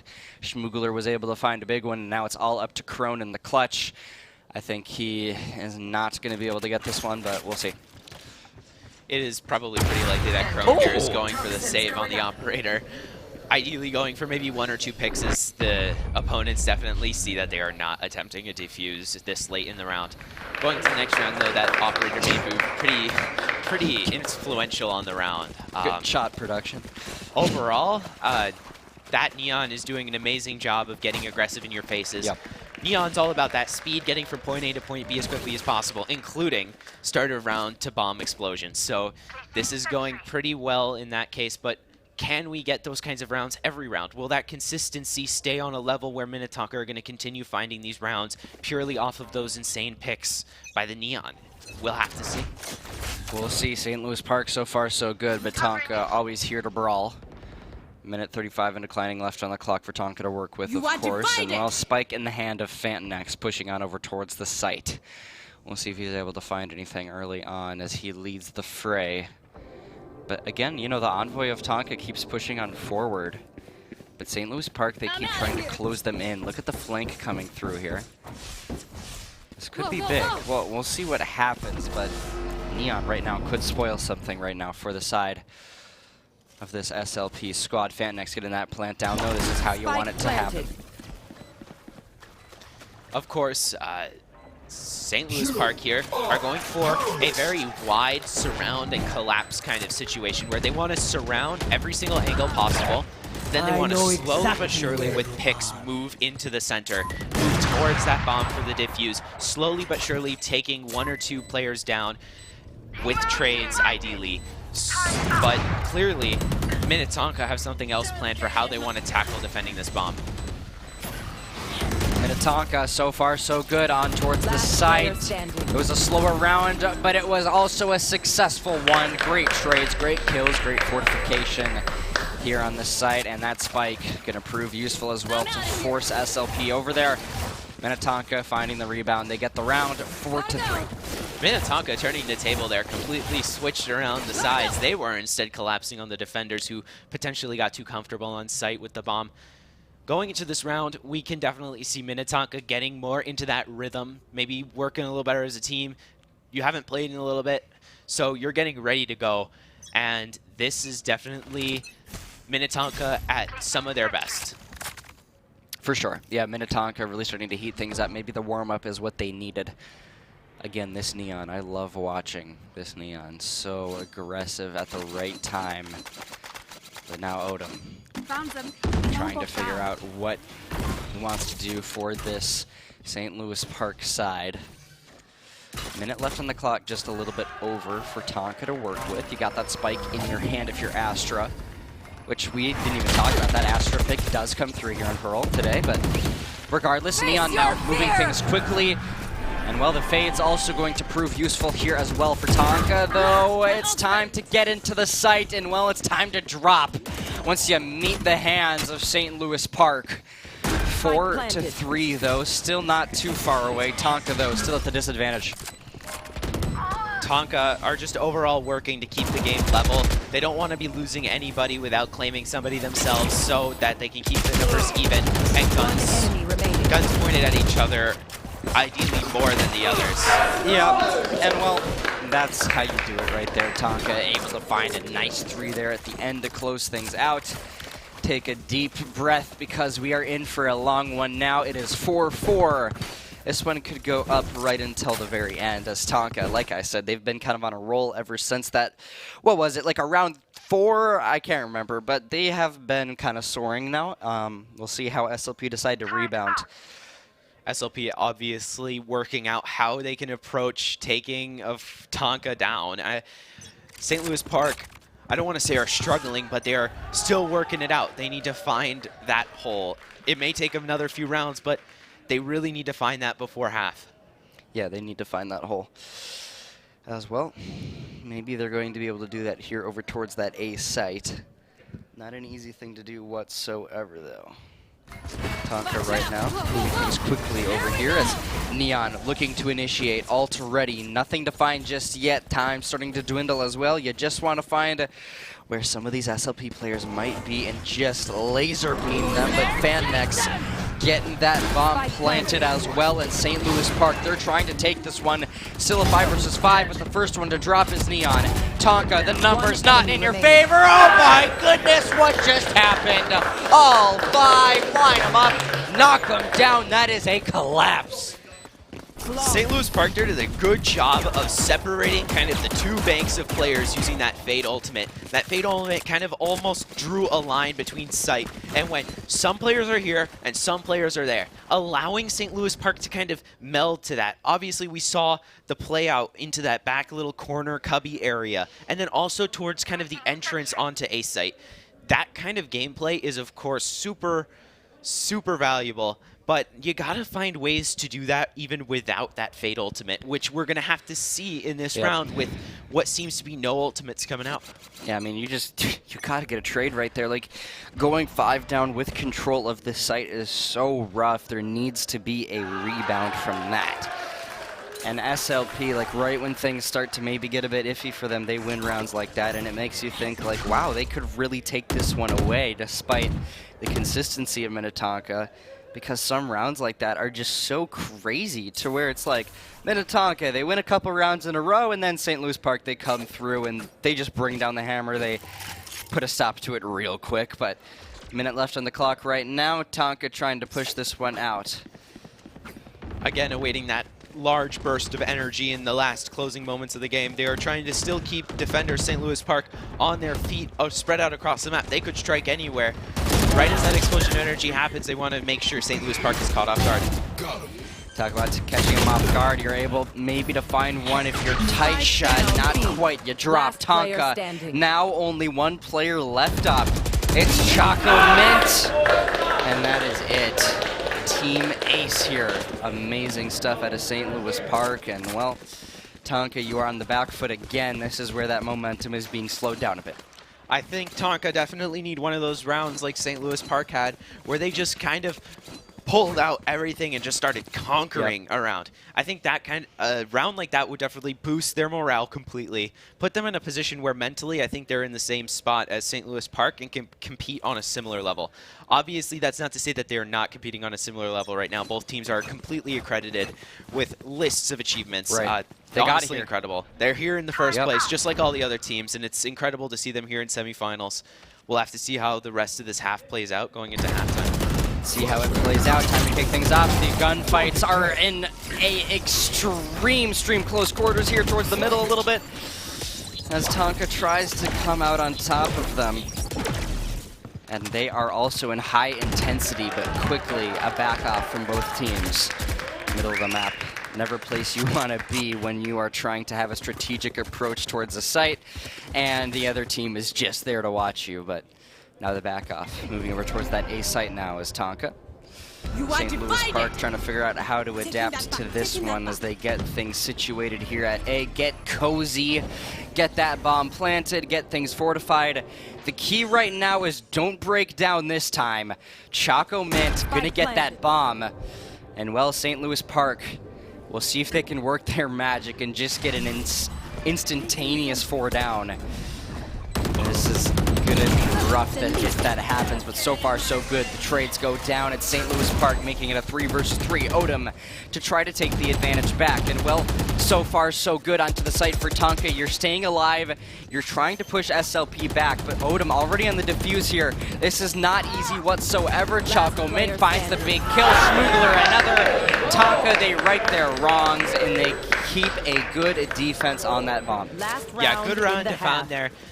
Overall, you gotta finding a round when that Viper pit comes out can be extremely valuable because it basically invalidates the use of that ultimate. It is no longer useful for the rest of the half. It is no longer useful for the round, and you make your life just a lot easier going into the next half. Now we're also seeing full buys on both sides. Yep. With 6 and 5 coming out, we're going to be going into the closing stages of this half. So one of these teams is definitely going to try. St. Louis Park are going for as many rounds as possible before the end of the half. Meanwhile, Tonka are just trying to fill that deficit as closely as possible. So, and it looks like we might be having something going on. I'm not quite sure.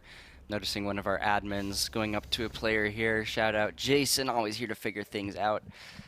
Looks like we could be having a problem with one of the possible SLP players on the left side of your screen. Maybe an audio issue, whatever it could be, but just getting ready for that swap to happen here. Looks like we're just figuring things out. Looks like I'm not quite sure what's going on, but regardless, we should. All right, so there's a mouse issue going on, so we're gonna have a technical pause here. That is not a big deal, right? We got it figured out here soon. Maybe a replacement mouse, just making sure that it's plugged in right, whatever it may be. But hey, let's talk about where we're at right now in the game. This has been kind of like an interesting back and forth, not to where it's like direct back and forth, but it's like Tonka, they get a few rounds, and then SLP just comes out, puts the hammer down, gets a few of their own, and then it's like these like strings of good rounds as opposed to like straight back and forth. you know, yeah, there's an important distinction to make between what I feel is a proper back and forth and what are like moments of dominance here. For like sets of 4 rounds, I feel like one team is just in total dominance of the game. And then we switch to another, and then the sides completely flip. And that's a super interesting type of back and forth, and not what I traditionally think of when I first think of like a back and forth. Yeah, for sure. Well, talk about the back and forth. It is going down right now. We're back in the game here, folks, as Tonka looks to get another round on the board to keep this one even 6-6. And, well, so far so good. Neon able to find a big 2, and Odom as well trying to line up for another one in the corner, but you can't see anything. Fade, not going to be useful to you in that situation. And, well, Tonka, they are up 4-1, only Crowan left to try to clutch this one up. It's looking like a 6-6 scoreline here as we get ready to get things into the next half. Total trust in Crone to find something here. Definitely not going to let this situation go unrewarded, at least in a pick. Rather unfortunate. Yeah, and you know, the thing for me too is I really do believe that St. Louis Park, they have the ability here to try and maybe get this one back in their favor on this offensive side. You know, some of that aggression that I noticed earlier could come out here in the form of some of these players. I think that the one that I really look at has to be Crone, though. You know, I think he can really pop off when he needs to for this roster, and that's going to be so big going into these attack rounds. Yeah, players like Crone are really important to teams. I do feel like whenever there's a quote-unquote Halo player, it's important to watch how they're playing throughout the game, how they're working with their team to adapt, and making sure that they're not alone and not playing as a team. It's going to be interesting going into half here to see if on side switch we see maybe that gap open up between the two teams, because right now they're neck and neck. Neck and neck. This is a very close one in all regards as Tonka. They're going to try to figure out how to get this one going for themselves. defensive side, maybe what they needed here. At St. Louis Park, they look to get the push going. Now the engagements will start to go down. The smoke clears and the kills come through more and more, and Tonka, they are coming out on top of them. St. Louis Park, you are on the back foot, you are in the back seat, and you are not moving anywhere. You are shut out. Tonka on top of that round with the pistols. Really influential round. Going into this round, however, we're going to see those buys come out. Will they find a Thrifty? Who knows? This game has been relatively unpredictable. I think everybody's been playing a very important role so far. So going into this round, a Thrifty, I think, is more likely than any of the other games we've seen so far.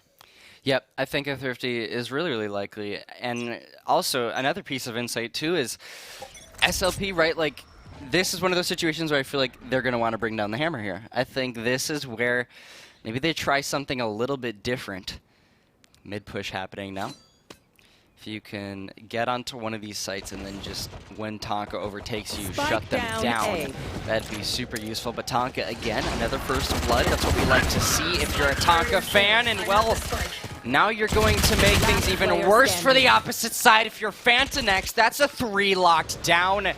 And, well, now it is only the Killjoy left in the 1 versus 4. It's going to be interesting to see if anything can be pulled out of this Spectre. I am not sure if it was purchased or picked up. If it was purchased, that could have a lot more effect on the future. If it was, we'll have to see. Of course, that was Tonka's bonus. It was their round. But now with the round differential being 8-6, we're getting to the point where if Tonka keep finding these rounds, we're getting dangerously close to the end of the game. Yep, I agree. And that's exactly what I was going to say. You know, like, we are starting to really increase that margin is what Tonka is thinking right now. And that is a great, great mindset to be in. It's a great situation to be in. And SLP, you want to find an answer back to that. You want to figure out how you can get that scoring back up in your favor. And once you're down 3, that's where it gets a bit difficult as we're on the other side now on that offense, right? But hey, another first blood out of Tonka Crone. The immediate trade, though, 4 versus 4 as we push this one out. And, well, Schmoogler is able to find another big one. Spaceman, as the trades go down, it seems like Tonka's coming out on top of things. Choco in for the big 2, and another one on top for the 3. Beautiful round for Tonka. Just good picks, good coordination, and well tied together round. Looking at the history of this historic match, over the last few times, this has been Minnetonka's game to win in the Minnetonka St. Louis Park rivalry. St. Louis Park, however, is not winless. They have beat Minnetonka several times in past, and we're looking to see if maybe they can pull something out of their hat at what feels like the final moments of the game. With the economy as it is right now, it could be interesting to see if they'll end up losing on kind of means of money. Yeah, that's where it gets really difficult. If you got no cash, well, then you've got no weaponry to fight with. And Tonka, we'll see if they can get another good round under their belt. But now they're trying to push back on over towards the middle of the map here, try to cut off SLP as they move forward. So far, so good, though, towards the middle here. It's just shots exchanging, information game being played. As SLP, they look to move on forward. Smoke out Astra proving useful here for SLP. Maybe cut some of these angles off. As Tonka, though, trying to start off the engagements here. Spaceman as well, doing the exact same. Shots in, not enough just yet to get a kill. As Tonka right now, they look to figure out how to work this one out. 50 seconds left on the clock. This has been a pretty standstill round.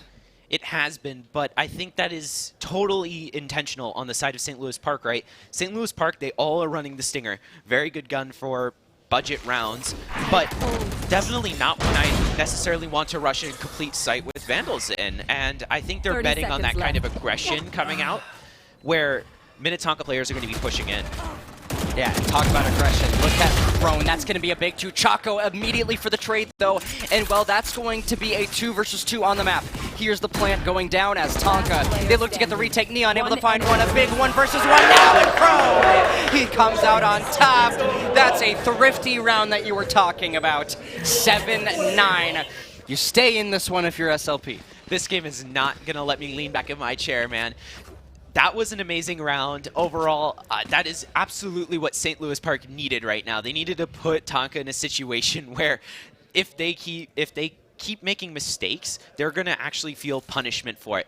This round's important, though. If they can continue to deliver this envelope of we're going to keep ourselves in here, Minnetonka are going to fall into kind of a rut with money. Yeah. And well, now time to kick things off yet again. Tonka 9-7 looking to close this one out, but SLP making it difficult. Crone right now pushing things out. Minute and a half, a little bit less than left on the clock.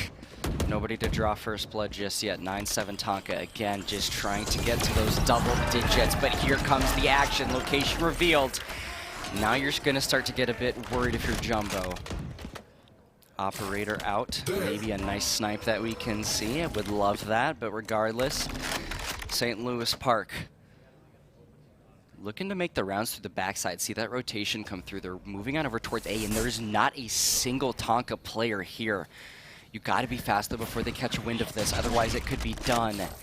You could get cut off on the rotation, but it would be a big one to lock in.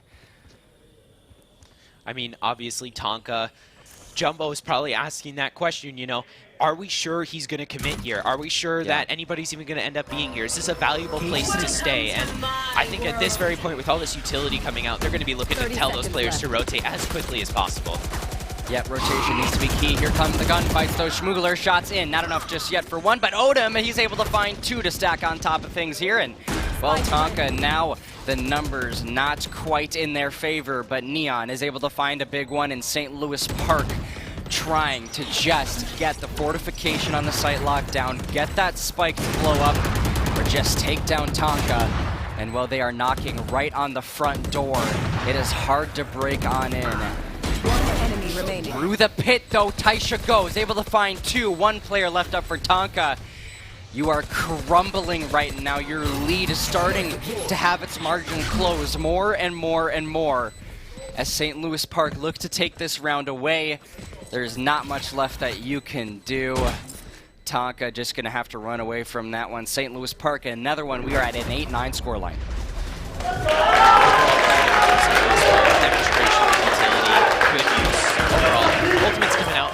This is exactly what Minnetonka didn't want once again. Minnetonka now basically running the line. They're not able to afford much more. Jumbo does save that operator. That operator could come in clutch if they can get a couple good clips with it. I don't see that happening, though. I see the rest of his team kind of struggling to defend that operator from attacks that are beyond its eyesight. And going into this round, we're going to see it probably go 9-9. Yeah, I think this one could totally go 9-9. We could have a very even score line here, and, well, this one could really come down to the wire here to make it into the grand finals here at State for the fall season. Bomb in hands of Astra right now for that SLP squad. Moving things over towards A. You gotta be quick, you gotta be nimble, as Tonka are here to cut you off. Neon, the first one locked down. You're gonna drop if you're SLP. Now you gotta find the reply. Flash out here from Taisha. Maybe you can find something with that. Regardless, Spaceman able to get that bomb plant locked down, and Tonka, you're gonna have to try to organize that retake through the backside, though. Number two, watching it. How can you find a kill here? It would be big, but Chaco able to find a massive one. Now it's all about breaking your way in. The numbers not in the favor of SLP. Minnetonka trying to retake the site here. Not easy with the Viper wall either, but we'll see what can happen.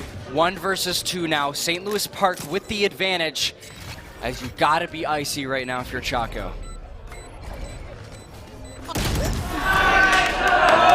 St. Louis Park, they take away the round. They get another successful site plant, and they are good to go. Arguably boldly kind of aggressive on the side of Choco Mint. I don't think with an ultimate in hand and two players who could have been wounded, playing that aggressively onto the bomb was the right decision in the end. I think having sat back and maybe assessed the situation and using utility in a little bit more of a proactive way on your pushes onto site would have maybe brought that round into the side of Minnetonka. The odds were in their hands, but looking at this round, they still have the ultimate advantage. Maybe they bring those out to actually change the path of the game. See what they can do here. 9-9. St. Louis Park looking to make their rounds on over towards that B site possibly. A little bit of a split right now, playing for that information as Tonka. We like to figure out the same.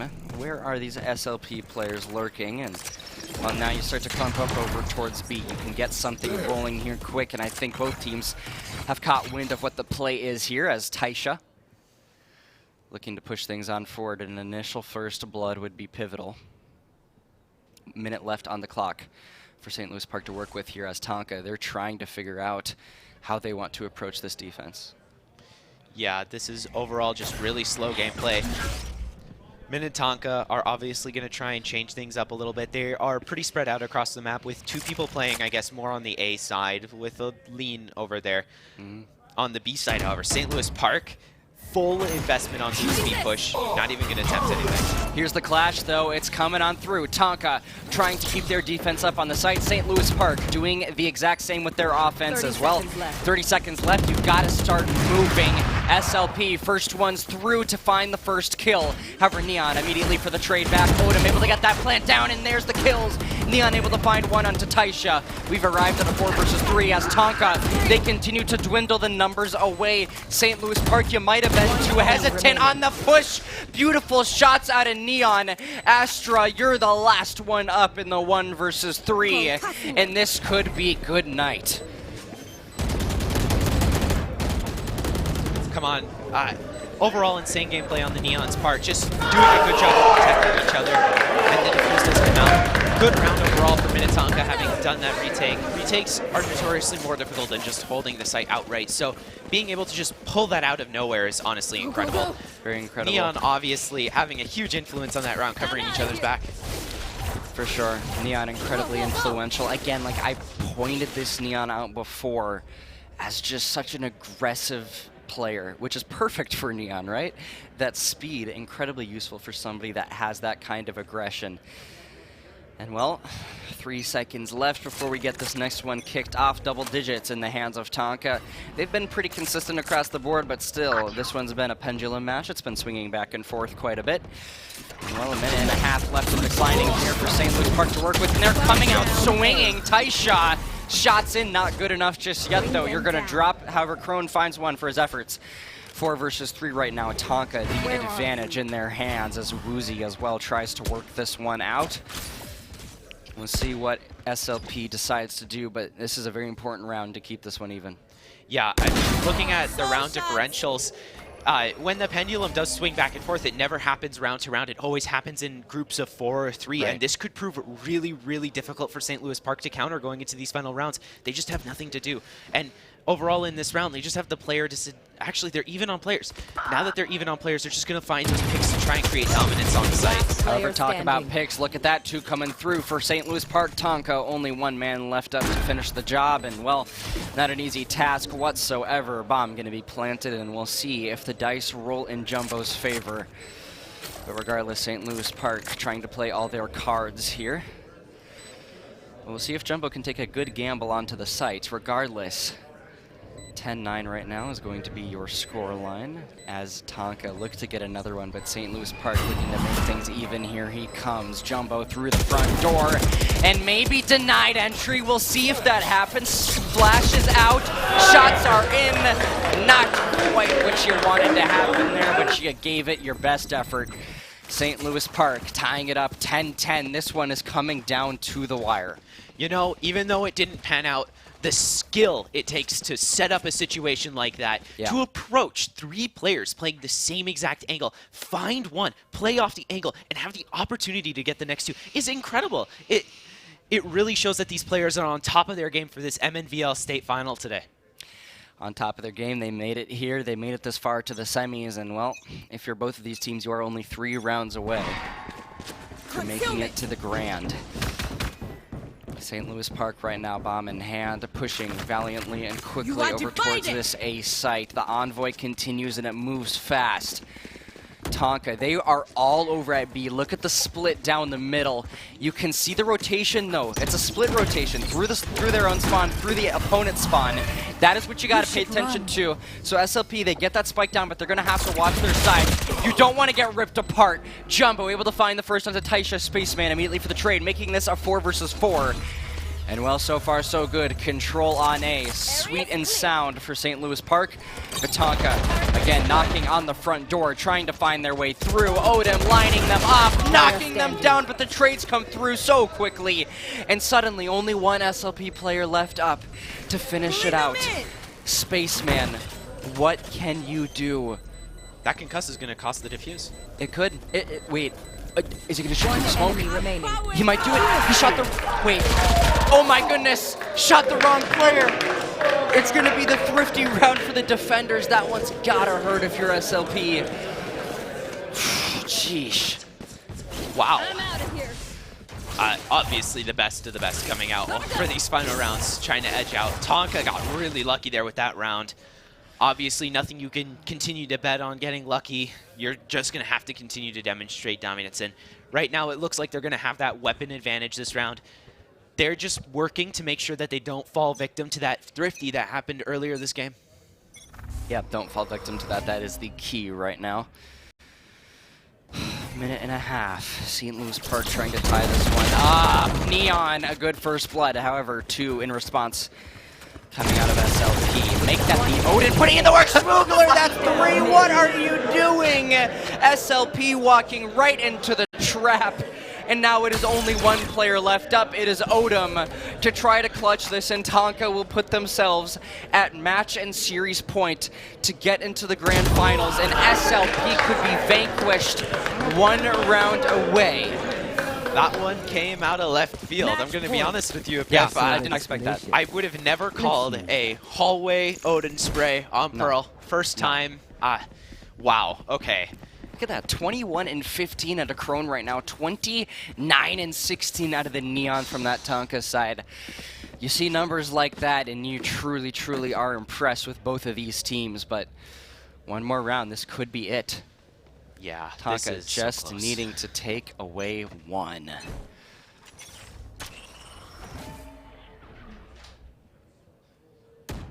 It's all very even going into this round. I think both teams are looking to play quite safely, not wanting to take any risks that could cost them a lot more than they initially think it will.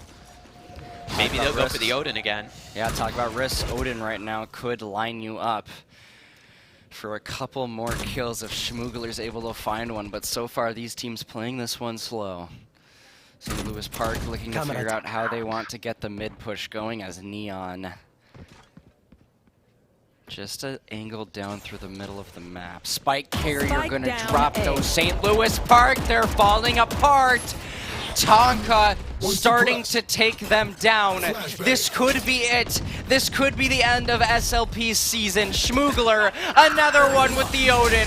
Crone, you try to keep it alive, but it is almost over. Tonka trying to take it away. Spike going down here. SLP, that might be their last hope. You just gotta get the clutch play. You gotta get the big kills, but only one player left up. It is only the Viper, and you have been taken down, torn apart, and that is grand finals for Minnetonka. Absolutely beautiful game, back and forth the whole time. Absolutely amazing gameplay on both sides. But it has to swing one way, and it swung Minnetonka. It's got a Minnetonka unbelievable work, an amazing game out of them, and wow, the crowd is piling up. I love it. Everybody here to watch the game. Oh, I gotta take a deep breath after that one, man. That was fiery. These teams went at it so much. I mean, insane rounds out of both of them, but I think the name of the game here is consistency from Minnetonka. SLP, though, some of those rounds were wild. I mean, remember that 5 down, just boom, all 5 in the kill feed. Just crazy stuff left and right. But here we are. We know one of our teams that's going to be making it into the grand finals. Minnetonka, welcome. Yeah, wow.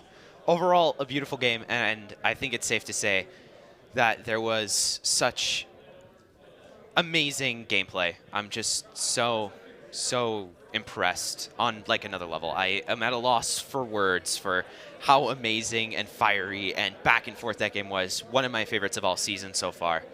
For sure. Well, let's take a look at our bracket, folks. Time to take a look at this one. We have quite the bracket ahead of us. AVHS, well, I guess we expected it, didn't we?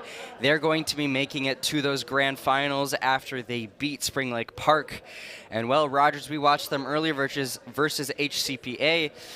And, well, they were not able to be successful against AVHS. So AVHS, Tonka, that's our grand finals match. One of them is going to be your champion. And AVHS, they could be three-peat. That would be unbelievable.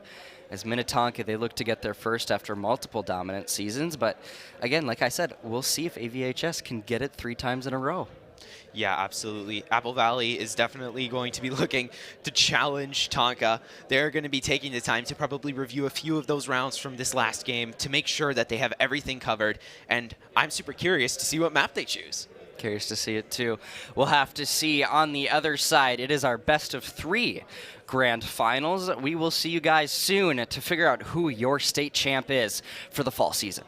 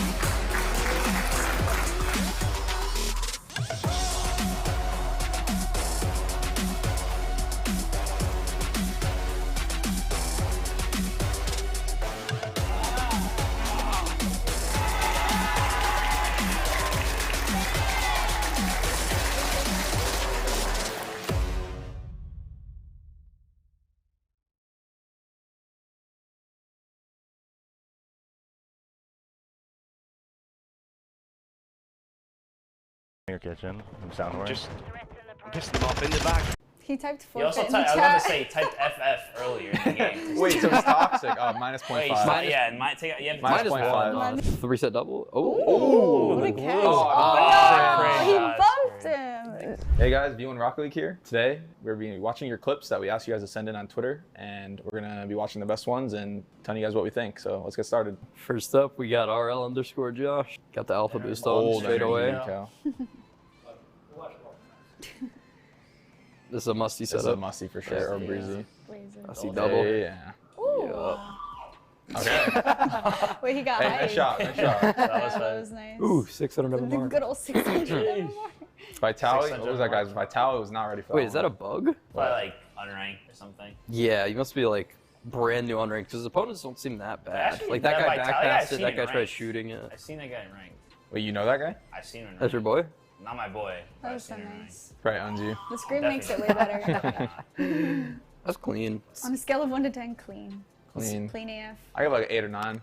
I'd say like an 8. I think only thing is the defender did not put go a hand backward. up. Did not put a hand up. But I mean, It's also depending on what rank you're on, he probably is just like, what's this guy gonna do? But also, here? this And is then kind he of hard. peeks. This is hard to read because it's already the ball's going down at that point. Yeah, but he got a really good musty. Yeah, it's like a really good power, musty. but Yeah, I'd say like an 8. Solid. Jerboa. Yeah, it's probably like a. It's probably like Jerboa is a thing in Arc. Hey, Oh, nice this is read. Jerboa. JXR Boa. See it. Okay.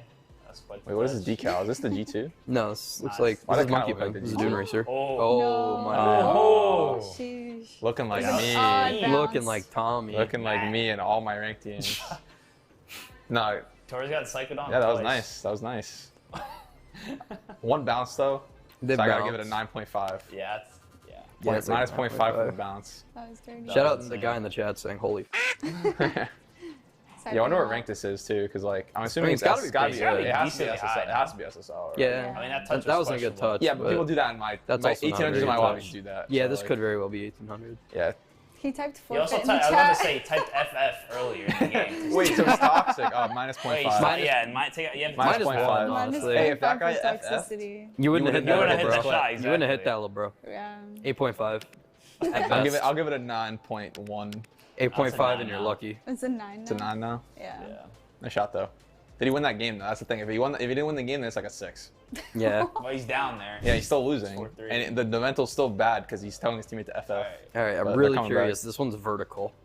Yeah. Yeah, this looks like Oh, looks like a TikTok. Oh, TikTok. he's on a Where's skateboard he on his Oh, skateboard? he, wait. Okay. and he's holding something. Whose clip is this? Yeah, what's the name? Taurus or something? Taurus, okay. Taurus. No Yeah. way. Oh! Does a kickflip before the ceiling shot? Oh, so the skateboard's just there for show. He just, key. yeah, For a he second, I just- thought he it was just hit better a- than For a controller. second, I Yeah, thought he the just hit a kickflip was gonna make him That's like what I thought. I was boost or like, something. I thought is so he have it too. like wired up to the game somehow? I mean, that's impressive to be No, able he to just pull that kicked it. off and then Yeah, that was he nice. just hit still a be kickflip focused before on the How does ceiling he play shot. standing though? That's the real question. That's kind of psycho. That's a That would- challenge in its That would own. throw me off. You remember when we did that? We when tried first to came up? because there's like standing This is desks the here, desk. and we tried to stand and we It's could not impossible. we could not win. That was kind of Yeah. crazy. Yeah. That I was don't know. nice. I could not score. I could not touch the ball. Sick. while 9 out of standing. 10 That's pretty for me. sick. Yeah, it's like an 8 or a 9. Yeah. I'll give this a For 9.2. creativity. It's a clean I'm putting this kickflip, above the too. psycho. Yeah. I mean, the kick 9.2.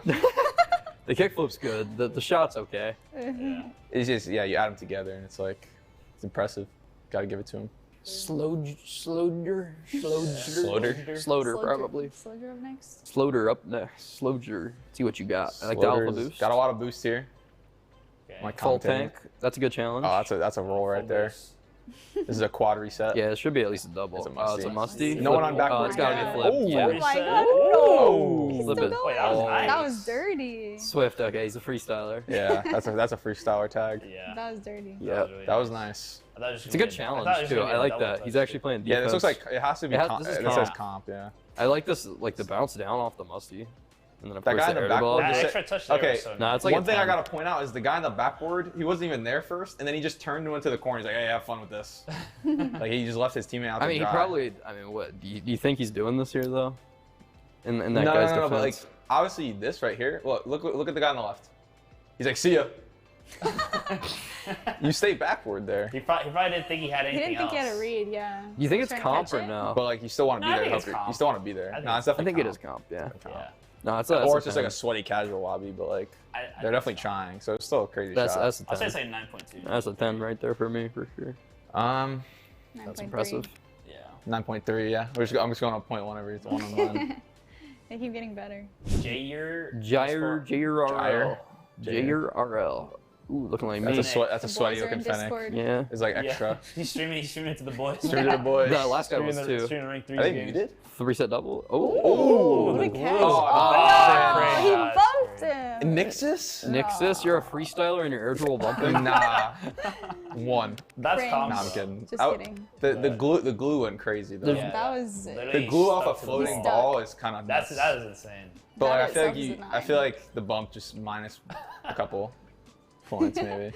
Boys are probably going crazy in Discord. The boys are after going that. crazy. Yeah. We can't hear him. Unfortunately. That's Still nice. No, but he's though. not. I guess he's not playing because he's typing in the team chat to the people. So I guess the Yeah. boys are just spectators. No, yeah, they're probably just chilling. This is a clean That catch. definitely is comp too, though, even though he's a No, 100% freestyler. is. But But it is also an air dribble bump.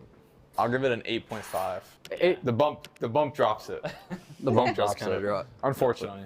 Yeah, 8.5 still sounds give it a solid to me. 9. That's a clean catch. It was the meckiest air dribble bump I've ever seen, though. Kiwi 1724. Kiwi So 1724. Kiwi. Another alpha boost. Right, I mean, it's gonna be. I mean, I know it's box mod, but like, you know, they're not. Let's see. Using lens Speed flares. Love that. Grabbing pads, using his boost anyways. You about to grab a hundo? Uh-huh. Someone put a hand up. He's starting the air dribble. Where's the hand? No challenge. Ooh, you got a lot of Alright. power. What rank do you think this is? This is GC. Low Think so? GC. I think it's low GC. Wait, 1800. Don't tell me this is 1800. It could be, it could be casual. There's no way. No one, shot. That was a the good guy, shot. It's a good shot, but the someone's guy got to didn't put a even hand jump. up. 1800s. Okay, 1800 threes is. It is 1800 can threes, get like actually. that. It can be like that.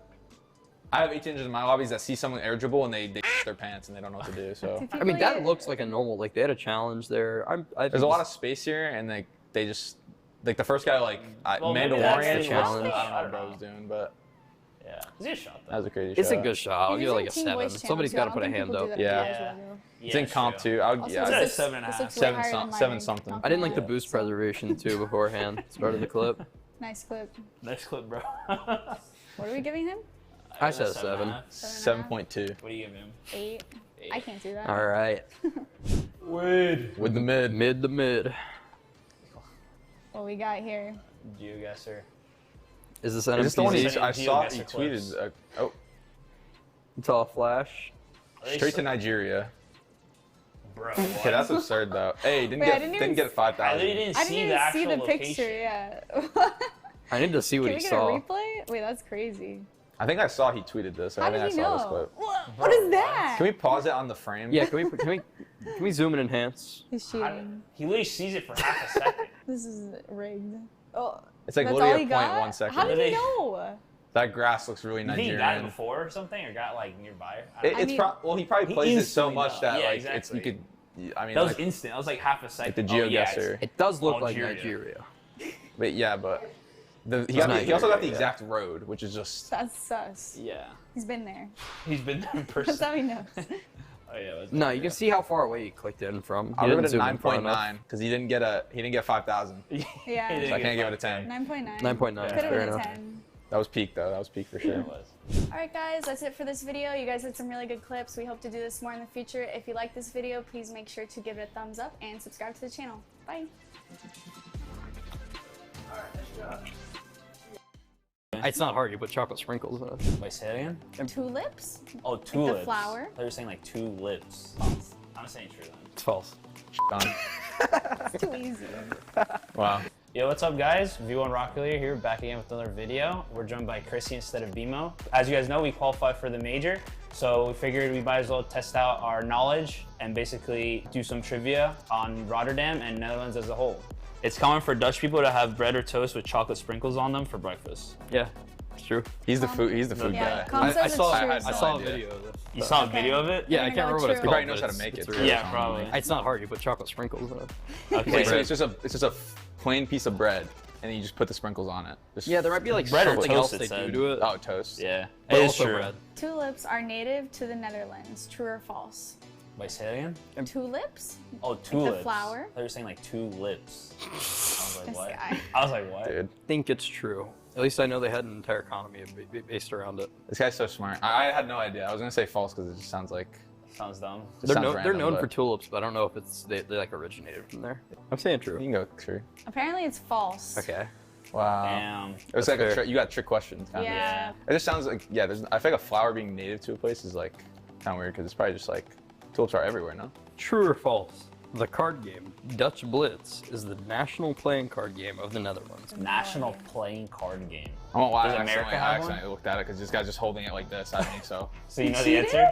I'm just gonna not partake. I'm sorry. I had to be honest. I had to be honest. I was Damn. just chilling. I don't know any Is it other... just like hold it? Oh close yeah, you have them this, like this. to Yeah, be you're fair. like this, and it was kind of pointed at me. I looked down for a second. I saw the letter. Alright. I have no idea. I didn't know that places had national card games. I didn't know that either. So I feel like we just say true because that's Dutch so out Blitz. there. There's no way someone made that up, right? Sure. Dutch Blitz. That's what they want you to think, though. That's what it All right, let's say false. No. First guess. True. False. I'm saying true then. It's false. on. It's too easy. Wow. There are more bikes than people in the Netherlands. True or false? True. True, gotta be true. I think it's true. Double true. When I went to Amsterdam season 2, there was endless bikes everywhere. They don't use cars. Like everyone just uses. There's literally parking lots of bikes. Yeah. Over there. I'm gonna say false. We're biking to the venue, I guess. Because I think it's unlikely that every person has a bike and that some people have more than one bike. Well, it could also be Or bikes like in a trade. backup bike. All right, true, false. I'm saying true. I say false. It's true. All right, true or false?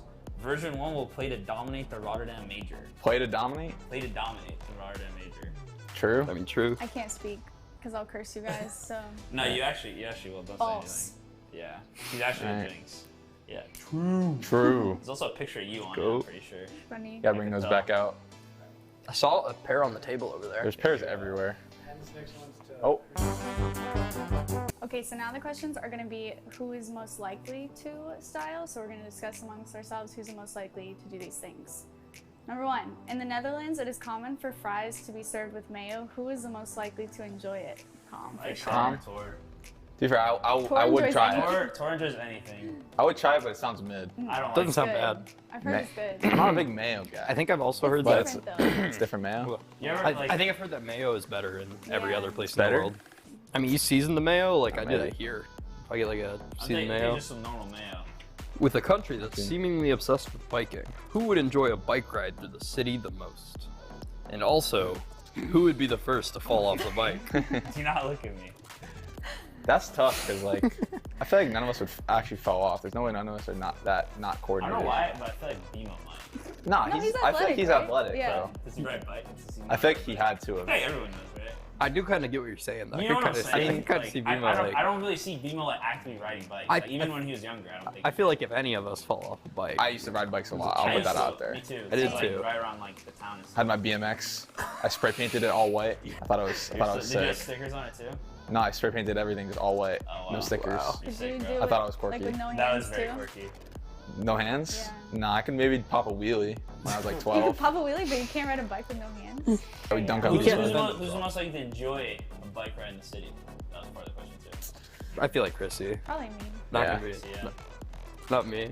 I would be. I would think. enjoy it. Yeah, I think it would be cool. I think You just see the sights. You're riding a bike. Yeah. Especially Literally because looking around, like wow, this there's is not a such lot a of like wonderful riding a great bike. city. Riding a bike in a U.S. city is like you might die, but like in the Netherlands it's like It'd be probably nice, fun. Yeah. Yeah. The Dutch seem to be known for wanting to keep time to the exact minute. Who do you think would not do well when trying to be on time all the time? Why are you pointing at me? You. I'm on time. Being on time. Oh, on Be- time? On time. It's basically Yeah. saying Who's most likely to be late? who's gonna be late. I mean, it depends what too. If it's like content, Bimo. Well, Not me. I'm excluding myself. Tor's No, always you're on on time. Tor's always on time. Yeah. You were late at Worlds. Once, yeah.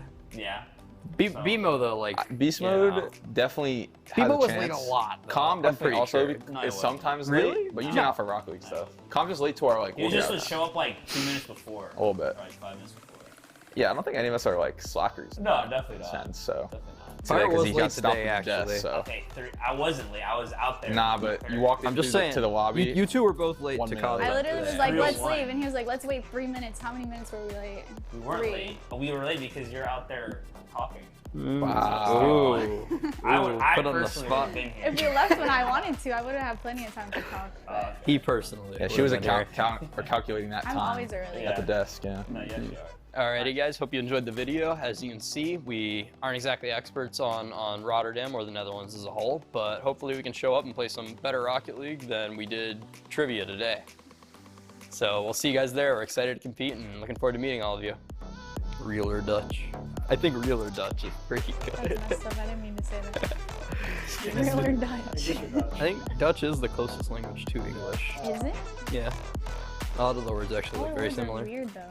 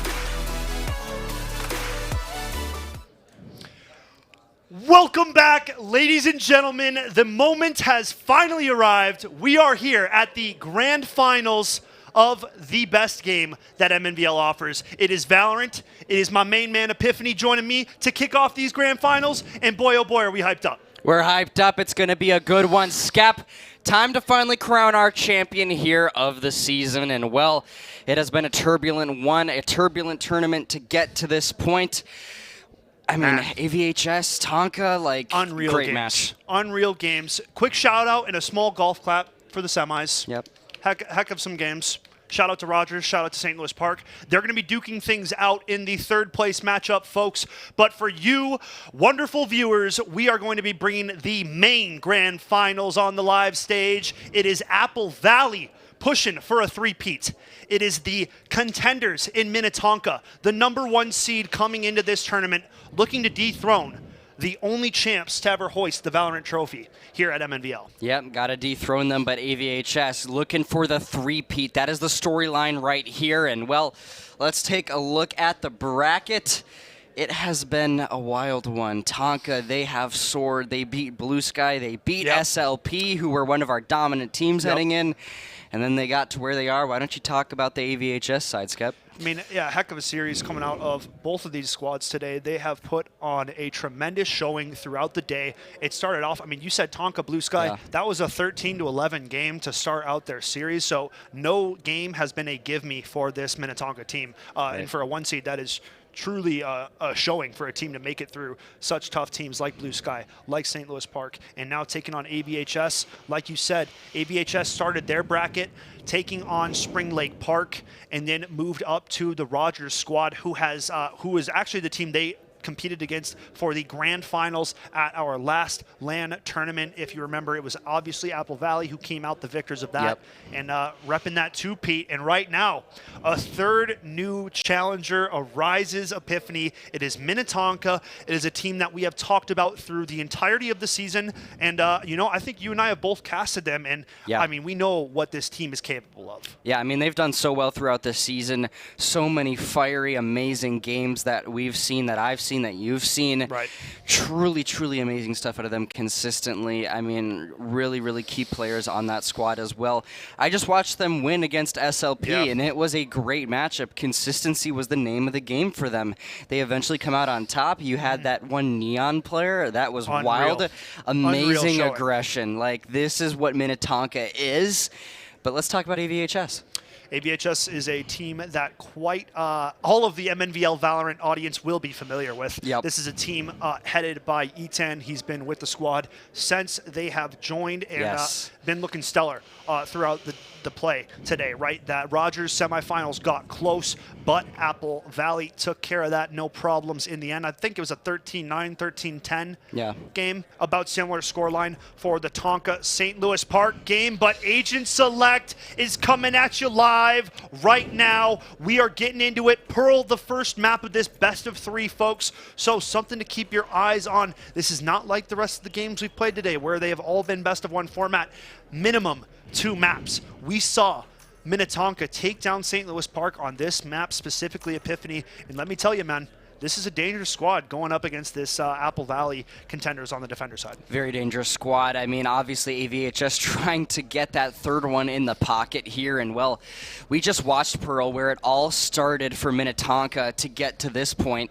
And, well, that was a great map for them, and they're trying to run it back. And, you know, here's the thing. You got that Neon lock again on the side of Minnetonka, and I just want to see this same dynamic go wild. Because we saw this team comp just previously. It's the exact same agents right there, but AVHS, they're still deciding. They're still trying to figure out how to adapt to this one. Yeah, man. I mean, that Neon was the absolute X factor coming out for this Minnetonka team in their first run in those semifinals, taking on St. Louis Park. So, unreal showing from the individual. Obviously, I can't read his name, so I wish I could, and then I could, you know. Just going to call him Neon. We're going to call him Neon. Indeed, we're going to call him Neon. We're going to call him the super stud, repping the Neon duelist for these Minnetonka skippers. There you see it, folks. The gold that these two teams are playing for, and its beauty. It is beautiful. I love how it reflects. Oh, yeah. It's awesome. Great camera work from the production crew. It's going to be a good trophy to have. Another one for the case if you're AVHS, and the first if you're Minnetonka. Right. You're playing for a lot here if you're both of these teams. Either way, one of them gets second place, which is still incredible, but you're going for gold. And folks, it is time to kick our grand finals off. Let's get after it. Getting into it. Kicking things off, loving the player cam's been one of the sickest additions. I think. Yeah. I think in the tournament, unreal seeing the player emotion going into it, seeing what it means to them. It's awesome to see. And now the interesting thing is Tonka kicking off on the attacking side, Apple Valley starting things out on defense. I love the unity on that Apple Valley side, right? All in the jersey, all ready to go. And yeah, those webcams, so sick. But you can see Eaton up there in the top left, that leader for this Apple Valley squad. And well, now they're trying to lead themselves to another victory. But let's kick things off here on the round as Tonka making a quick push on over towards the site. It's getting dicey already early on, and well, the kills, nothing to be seen just yet. However, it seems to me right now that AVHS are looking to tear Tonka apart. So far, so good. Numbers in the favor of Apple Valley. Apple Valley are gonna wipe out the floor. It's just one way of Tonka going over Jumbo. But overall, I mean, a very clean defensive round to start things out here, Epiphany. Yeah, you know, that's one of those situations right there where Apple Valley, they just do such a good job on the defense. They consistently finding the gunfights that they need to, not taking any challenges that they don't need to either. And, well, Minnetonka, you just got to organize for some of those trades right there because you were not able to get any of those Apple Valley players taken down right up until the end. So now we head on into our next round. AVHS up 1-0, of course, and that's going to be, why not? Why not? Finding the first couple kills here in the game. Minute and a half to work with, of course, for Tonka to get this one pushed out. And it seems like middle map is going to be their spot to do that. Here we have Tonka trying to breach through these double doors quickly, trying to put some pressure onto Why Not. Just going to fall back for the time being. Nice frag picked up. Vici makes it a two-piece. Going to get traded out eventually by Choco Mint. Now a blitz through the spawn here, trying to see if they can find a back way, but Apple Valley putting down the closing on this trap, Epiphany, and they got them stuck. I mean, there's nowhere for these skippers to go. There's nowhere. They are completely stuck. You've got that number 5 sitting up there towards the top right, waiting for anywhere that Tonka could push out of, and maybe you can get onto this A side, but it is not an easy task. Here's Choco Mint trying to work this one out, pushing things around. So far, you are just stuck. Yeah, the one positive you gotta say is the fact that these Tonka players have picked up some weaponry from the fallen Apple Valley soldiers. So have some SMGs, some Spectres to boot. We'll see what it can find for them. 30 seconds on the clock. And time slowly ticking away as E10 sneaking up. Secret, can't quite find the shots. Goes for the suck, not quite gonna land it. Choco will stick the plant down. Now, an opportunity for Tonka to make this around. 2v2. 2 versus 2 on the site here. Bomb is down. Good to go. Tonka trying to keep the defense up and ready as AVHS. They try to break on through for the retake, and that is going to be it. Karumi to close things out with that last kill. And that is a great defuse with a bunch of time to spare. A great attempt by Minnetonka. They make it a close round in the end. It was a full save. They find a good amount of elims. They make it a very costly round for the side of Apple Valley. But now heading into this bye round, Tonka should be sitting nicely on some Vandals and Phantoms, whereas Apple Valley going to be down the charts. Maybe a Marshall, maybe some Spectre / Stinger. We'll have to see what they're working with. Yeah, we'll see what they're working with, what kind of weaponry. I would love to see some Marshall action, some nice snipes maybe in the hands of Eaton. But hey, there's our crowd. Shout out crowd. I don't know if those down there can hear us, but I know upstairs can. So all of you, thank you so much for coming on in, checking out the grand finals here today. But AVHS up 2-0 right now, trying to get this next one locked in. Getting it going. I mean, like we said, this is the first gun round here coming out for Minnetonka, so definitely want to start out on the right foot. I think we're going to see a little bit more slow and controlled play coming out from the attackers and really try to set themselves up for success. Stack the deck in their favor. So far, Tonka trying to push down the middle of the map right now. An initial first blood would truly be useful in this scenario, as AVHS trying to figure out where Tonka might be coming from. I think they're catching pretty good wind of it. You can see them on the minimap making that quick rotation. Here comes the action, though. Shots out by Neon to try to find anything through the smoke. However, nothing just yet. And no kills just yet for either team, but here's Karumi to line up for one, able to find it, aiming for the second. Schmoogler finding the reply back, though. Here's AVHS finding the kills that they need to, but Schmoogler goes bigger, and Choco Mint for another. Only one player left up on the side of AVHS. Why not? This is not an easy one to get out of. Yeah, that's that big weapon difference coming out. I mean, you got Sheriff's pistols and a few Spectres going up against a lineup of rifles. Tonka wasting no time, blitzing through Art and sieging the site, taking care of round number 3, and now looking to even up the scores. But something to remember, Apple Valley going to be on those rifles as well now. They're going to be on the rifles, and, you know, at least Tonka, you get some of that weaponry that you need, right? That's a good thing to have in your hands, and so you have that cred now that you need it, and so now you can try to profit off of that in forms of some rounds here. Maybe try to tie it up 2-2, but now mid-push. Presence detected early on here for Schmoogler.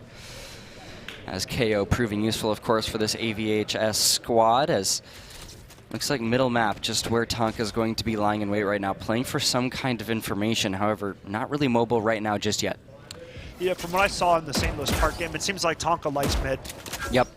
Most of their plays start from the middle of the map. They like to allow Neon to kind of spread out a little bit, build some space for him, and really follow up and fill in the gaps where she kind of leads space to and opens up, right? Because that's exactly what Neon does. Now preparing for an ace siege. Kept out of the sight, but how long will it last? Apple Valley's defenses. Dropping early, Eaton goes down. The wall bang from Side-Eye, not gonna find it. Things are getting tricky as Spike goes down. Now 4v5, making a 4-on-4. 4-on-4, Tonka trying to get this one back in their hands, but AVHS as well doing the exact same. Bomb down on the site, and time is dwindling away here.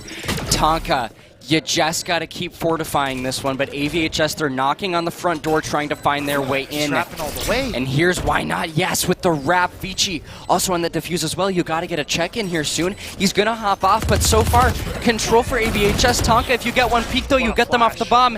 If you draw out the time, that's exactly what you needed. Why not? Hopping on the defuse. Beautiful shots in a 1 versus 1. And Tonka, you can try to clutch it up. You do just that. You let the time run. Amazing stuff. Yeah, man, what a back and forth round. Both teams finding very good shots throughout the entirety of the round, but in the end, it is that time coming through, and it's actually a huge big brain wrap coming out of the KO. Was positioned over by Art, completely ran back through mid, all the way back to A main, through the pop flash for the team to swing off of, so completely through the Apple Valley defenses for a loop. You know, they went to clear that spot. There was no attacker there, so very good play coming out of Tonka, now sitting even going into the 5th round. Into the 5th round we go, neck and neck here in our grand finals in map number 1 as AVHS look to work this one through the middle of the map. Maybe cut off Tonka early. I think they know what they do. And now you're already setting up the choke points and the action is already on foot. And well, Tonka right now gonna have to readjust here, maybe over towards that B site, because AVHS counter their strategy. That's what they're so good at. They recognize what they do and they find a way to make sure that that is cut off as soon as possible. Here's Neon moving things quickly over towards B. Control to go in the hands of Tonka relatively soon as AVHS look to get the retake on this one. Neon, no, you can't take them both. Why not? Beautiful shots. 4 versus 4, Spike planted. Even scenario with the Cosmic Divide already being used. Tonka opting to flood back and play for long. Pop flash through for why not. Weaponry not in the favor of AVHS, but try they will. Vici finds one, making a 2-piece off the back of the Sheriff. Now in a 2-on-2. Things get a little bit interesting. Trying to tap this bomb. Minnetonka should have utility on it. No half comes through. So things starting to get dicey. Time winding down. Vici got to make a decision. Neon ulti's popped. Apple Valley are committing. 2-on-1. Stun comes out. Karumi finds both. But do they have time for the defuse? Is it going to come through? through. Down My to the goodness. wire, down It's to the so wire, close. They and it's get Apple it! Valley. Apple Valley take it away in a thrifty round. Tonka, that one stings a bit for That sure, stings. but regardless, AVHS, they move forward with the score in their favor here. Just hold tab up for a second here and look at what that does to Minnetonka's finances. We'll see you later. You can't afford Shiza. No money. And it's looking prime time over there on the opposite side. You got rifles, you got backups for the round following, man. That is a massive turning point round, and that's like a champion status round to find right there off the back of a thrifty as well. Champ status round, AVHS looking hot to get the three-peat, but hey, we are still early on in our games, of course, as Vichy able to find another one onto Neon. First blood going out towards Apple Valley now. As we push on over towards this A site, Tonka looking to work this one out to find an answer back. Got to find that trade kill. Smoke from Astra, though, proving useful to cut them off. Here's Eaton towards the backside as well, just waiting. Flash out by KO. Just information right now for both of these teams, but a possible engagement here soon. Jumbo, it's risky. You might have had something there, but you're going to have to back off. Go for the reach out, maybe not quite. Gosh, these teams are playing careful right now. Yeah, such a back and forth game right now, almost just toying with why not as these players go back and forth between Link, switching from side to side, but they're just trying to get Why Not's over aggressed. The KO flashes through. Both players are blind. Why Not face down 3. Why Not 3? Vichy for the final to close it out, and that is where you crumble if you're Tonka. That is a morale crusher. That was absurd that Why Not got all 3. I mean, man, if we had instant replay, it'd be sweet, but don't think we have it at our fingertips. Was blinded at the start of that spray. Maybe by the time it was midway through, he could see everyone, but I mean, the fact that a player comes out of that blind, finds a 3-man spray is absolutely nutty. What a play coming off the back of the KO representing ABHS. Unbelievable stuff. Yeah, that flash, so useful, of course, and 4-2 now, AVHS. Tonka, you want to get one to keep this closer than further away, of course. Quick push on over towards this B site, though, and Tonka, you just want to find that first blood, how pivotal it would be. Jumbo looking to line up for one. Spike to go down here pretty soon. Chaco going to be the one to plant, and AVHS looking for the retake. Here's Jumbo, though, to try to line up a kill. Again, no first bloods just yet. Teams playing hesitant enough. And AVHS, they're knocking on the door to get into this site. Here's Saldai. Got the Odin out. This could be brutal. Line him up for one. It's a 4 versus 5 now, as still one player going to be incapacitated. Yep, that's a res up now. 4 versus 4. Chaco Mint. Schmoogler goes big. Here's the trades going down. Why not? On the defuse, but Fantenex, he goes big as well. So does the Neon. And Tonka, they take that round. Big round to find there coming off Minnetonka. These 5v5 retakes are so hectic, so much going down, the gunfire, but it's something that Tonka kind of finds a little bit of a calmness and zen in the chaos. It's a bit crazy to say out loud, but it just seems to work out in their favor when they get into those positions. So as long as Tonka can find themselves getting on site and playing those kind of post-plant situations, they usually pan out pretty well. Yeah, I mean, I think that post-plant, they play pretty decent usually once they get it. You're totally right. You know, they back up. They might play a bit slower. Like in that situation, you could kind of see them back up from that bomb a little bit, wait for those AVHS players to come through, and then go back in. I think that was a decent strategy right there, at least over towards that wider B site. But now we get things moving again, of course, as Tonka trying to gear up to figure out which site they want to push. Maybe to cut off some of these AVHS players, but B could be opportune for them. Yeah, I mean, trying to work up towards B long here. Apple Valley gonna give away that sound cues are being heard, so definitely gonna start to fast rotate on over. And now it's kind of up to Minnetonka. Is this a play where you decide to commit? And they're trying for it. They're trying for it indeed. 4-3 right now. Tonka trying to get another one on the board to keep this even, and as Eaton is here on the defense, just playing careful, waiting for any peek that might go into his crosshair. Spike is down, right? Tonka, again, playing that backed up post plan a little bit, but look at that, AVHS, they're finding the kills. And a Cosmic Divide now from Eaton. Cuts off the attackers, they gotta push through, but Eaton shuts down the line! Oh, the play, oh my goodness! That was so cerebral out of Eaton right there to get that play. And Tonka cut down from that one. The B-site play does not work as good as you want it to. Man, 2 rounds in a row. Yeah, what a read, right? They had such a nice go at it the first time. This time, Apple Valley, give them the site. They let them have it. They play full retake, and then they bust out the ultimates of their own. It is Eaton who calls in the Cosmic Divide, cuts off the attackers from viewing Spike from long, and then guess what? They got to push right into his crosshairs. So proper placement coming out from the young lad, trying to push for a three-peat and trying to lead this Apple Valley squad there himself.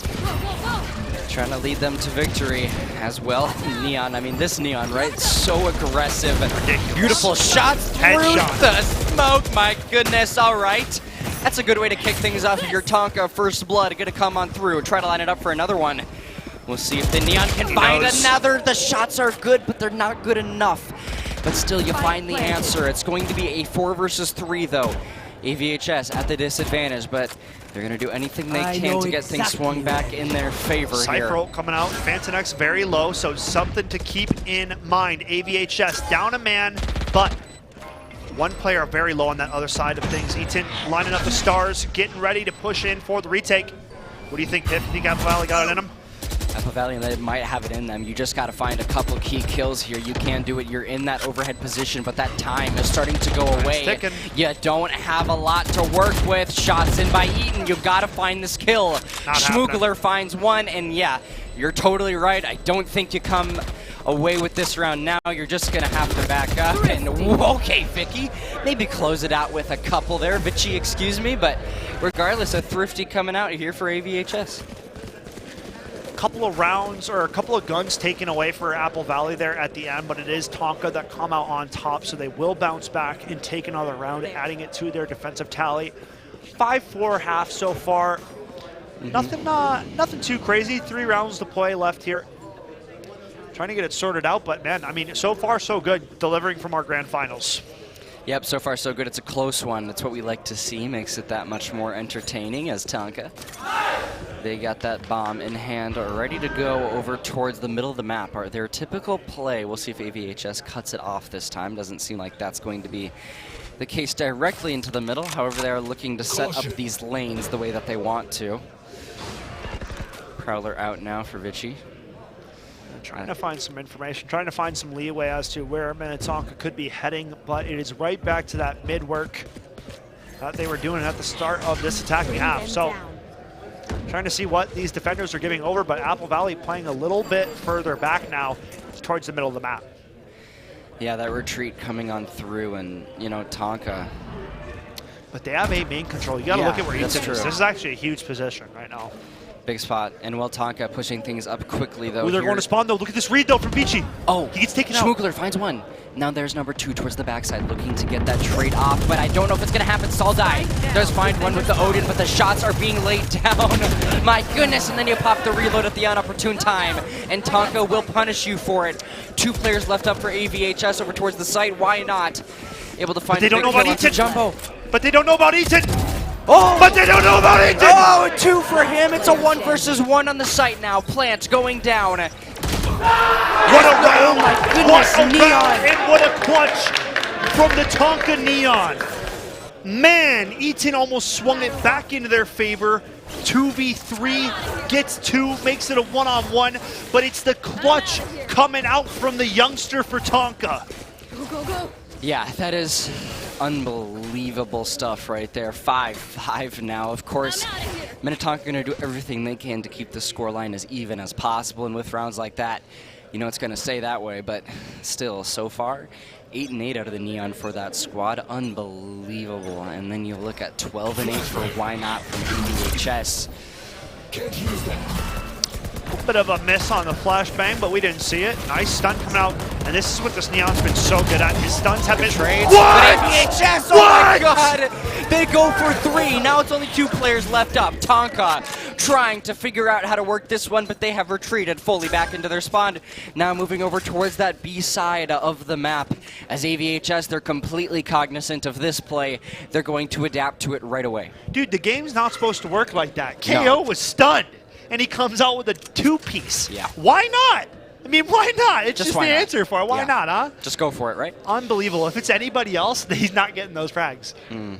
But it's why not, baby. One enemy remaining. Ooh, the one tap for Kurumi. Well, I guess it wasn't a headshot. I got a little excited. It was a low HP target. We won't get that excited. If it was a one-tap headshot, now we're talking. Now we're talking. But, you know, good job hitting the body. It's Yeah, good shots. AVHS up 4-1 right now, Tonka. Choco in a 1-on-4, but 3 of the players are one-shot. So technically, this is a really winnable 1-on-4. Yeah, I mean, it is. Honestly, you just got to get some good bullets in and then take down Eaton, who is that Neon, I believe. But hey, that time he's not going to let you do that. You're going to get cut down in the corner, and that is another round for AVHS. Apple Valley is a team that knows when they can give you time to make decisions and when they cannot. And in a 4-on-1 situation, when you try to tap that bomb, you're going to get swamped. Yeah. Apple Valley just knows too good. So good to see the work coming out of them. They reached 6 points first. We will either have a tied up first half of our grand finals, or it might be Apple Valley squeaking away with a 2-round lead. We will know very, very soon. Yeah, this is, I mean, just so close, right? Like, I don't fully know who's going to take this one away, honestly, but I feel like consistently every time Apple Valley find a good round, Minnetonka has their own reply. But here we go into the next one. Look at that completely open A site. AVHS, they read it wrong. Tonka, they get it for free, but now it's all about fortifying and not breaking down. Here's that spike. And well, AVHS making that quick rotation. Tonka, just hold your ground.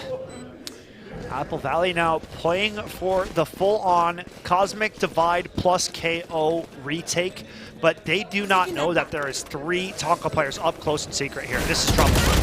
This is troublesome indeed. Here's Smoogler able to find that first blood. AVHS dropping like flies as Tonka continues to rip them apart. That is not an easy one when you don't have the initial presence, and that is a flawless round out of Tonka.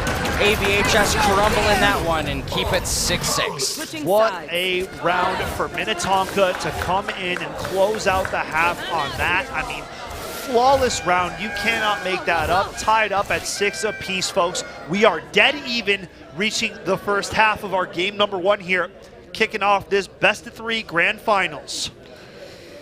Yeah, and you know, I look at the KDs here right now. Why not 14-9, putting in the work for this squad, and then you look at the other side, and some things maybe not quite as even. 9-9 for Jumbo. That's an even KD, but regardless, the rest a little bit odd, right? It's not quite in the direction you want, but they've been able to keep it close. Ball game, yeah, man. It's a 6-6 ball game. That's how this game works. It's not always about, you know, who's got the most elims. I think Tonka have had some proper team play, and it's really showed out in some of these rounds. And this team's always been good at that. I think team play has been one of their strongest suits for a while. And you add a stud like this Neon. I mean, it's this is a very dangerous squad, and they are looking to not only compete against Apple Valley, but take home this title. Yeah, and you know, that's what I wanted to point out is clearly the teamwork has to be on point if that's how things are, right? Like, they are getting these rounds that they need to. Look at them do it again, though, here over towards this B site. A good retake, possibly. However, AVHS, they do have that spike down here soon.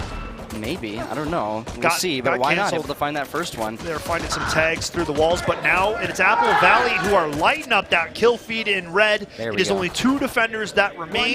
Make it 1. Choco, Mint, do you have what it takes? 1v5 versus the entire AVHS squad.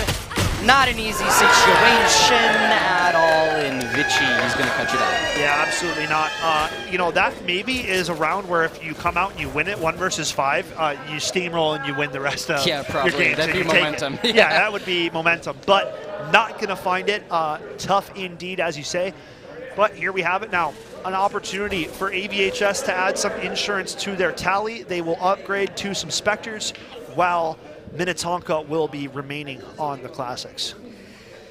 Yeah, and you know, I think AVHS, right, like the element here is they are very consistent with their pacing. I feel like sometimes, though, I think when they speed it up, they really do have it to their benefit, you know? Like, I remember that one round when they ran up mid and just automatically adapted to that strategy of Tonka, but we'll see how things go now as they are going to be on that attack, of course, still in. Eaton getting that bomb planted early on here over towards this site. Tonka nowhere to be seen. They're going to have to make the rotation and therefore the retake. Yeah, Tonka going for the full wrap. They insta-push through A main, trying to seek out any kind of information or tells as to where these Apple Valley attackers could be going. Didn't quite run into them, and now forced to retake a bomb site with 5 Spectres on it, and it's not going to be pretty for these Tonka skippers. Not going to be pretty at all. 5 versus 5, though. Nobody's drawn first blood yet, but you got to get the retake. That clock is not your friend right now. If you are Tonka, you got to go, go, go. You got to get the kills, but look at them come through. Suddenly, Tonka only 1 up. You're able to find 1 if you're Fantonex, and maybe the second 2, not quite. Why not? The firing player on AVHS right now, able to take Fantonex down. Man, what a round coming out of AV. Granted, you know, nothing to back it up really for Minnetonka. Gonna have the rifles that they need here going into this one, and it's gonna be Apple Valley. Mostly rifles. You see 1 Ares there at the bottom. Not the best of weaponry, but it can definitely do. Like, it'll surprise you. And goes for Spectre. Not gonna save the Ares for later. I mean, I really like seeing the Vandals too. I love the Vandals. So clean sometimes on some of those longer shots as well. And but hey, you know, maybe this is what AVHS needs is some extra speed. They're moving quickly over towards this B site. Maybe they can get another one here, just for good measure as Tonka. They're still here and waiting though. This is the difference in this scenario. You got to find that first blood and initiate the site. As well, right now kind of a standstill, Skep. Yeah, not really fully committing, and that's going to be a freebie found over on the Tonka side. Yeah, when you don't fully commit like that, things get a little bit rough, and well, that's what happens. AVHS, the numbers dwindle because of it. Yeah, now Tonka is not liking what they're seeing over here at the B site, not getting much action, so going to start to call back a rotate. They will be running into this Apple Valley squad. Now trucking along back through the T spot. Saldai not going to find his. Jumbo takes it, and now it's a 3v5 situation. Tonka, the man advantage, the weapon advantage, and almost certainly going to be finding this round. Yeah, it's speed, man. Like, the thing for me is this, right? AVHS, they were starting to move quick. I thought that they were going to kind of just rush at that B site.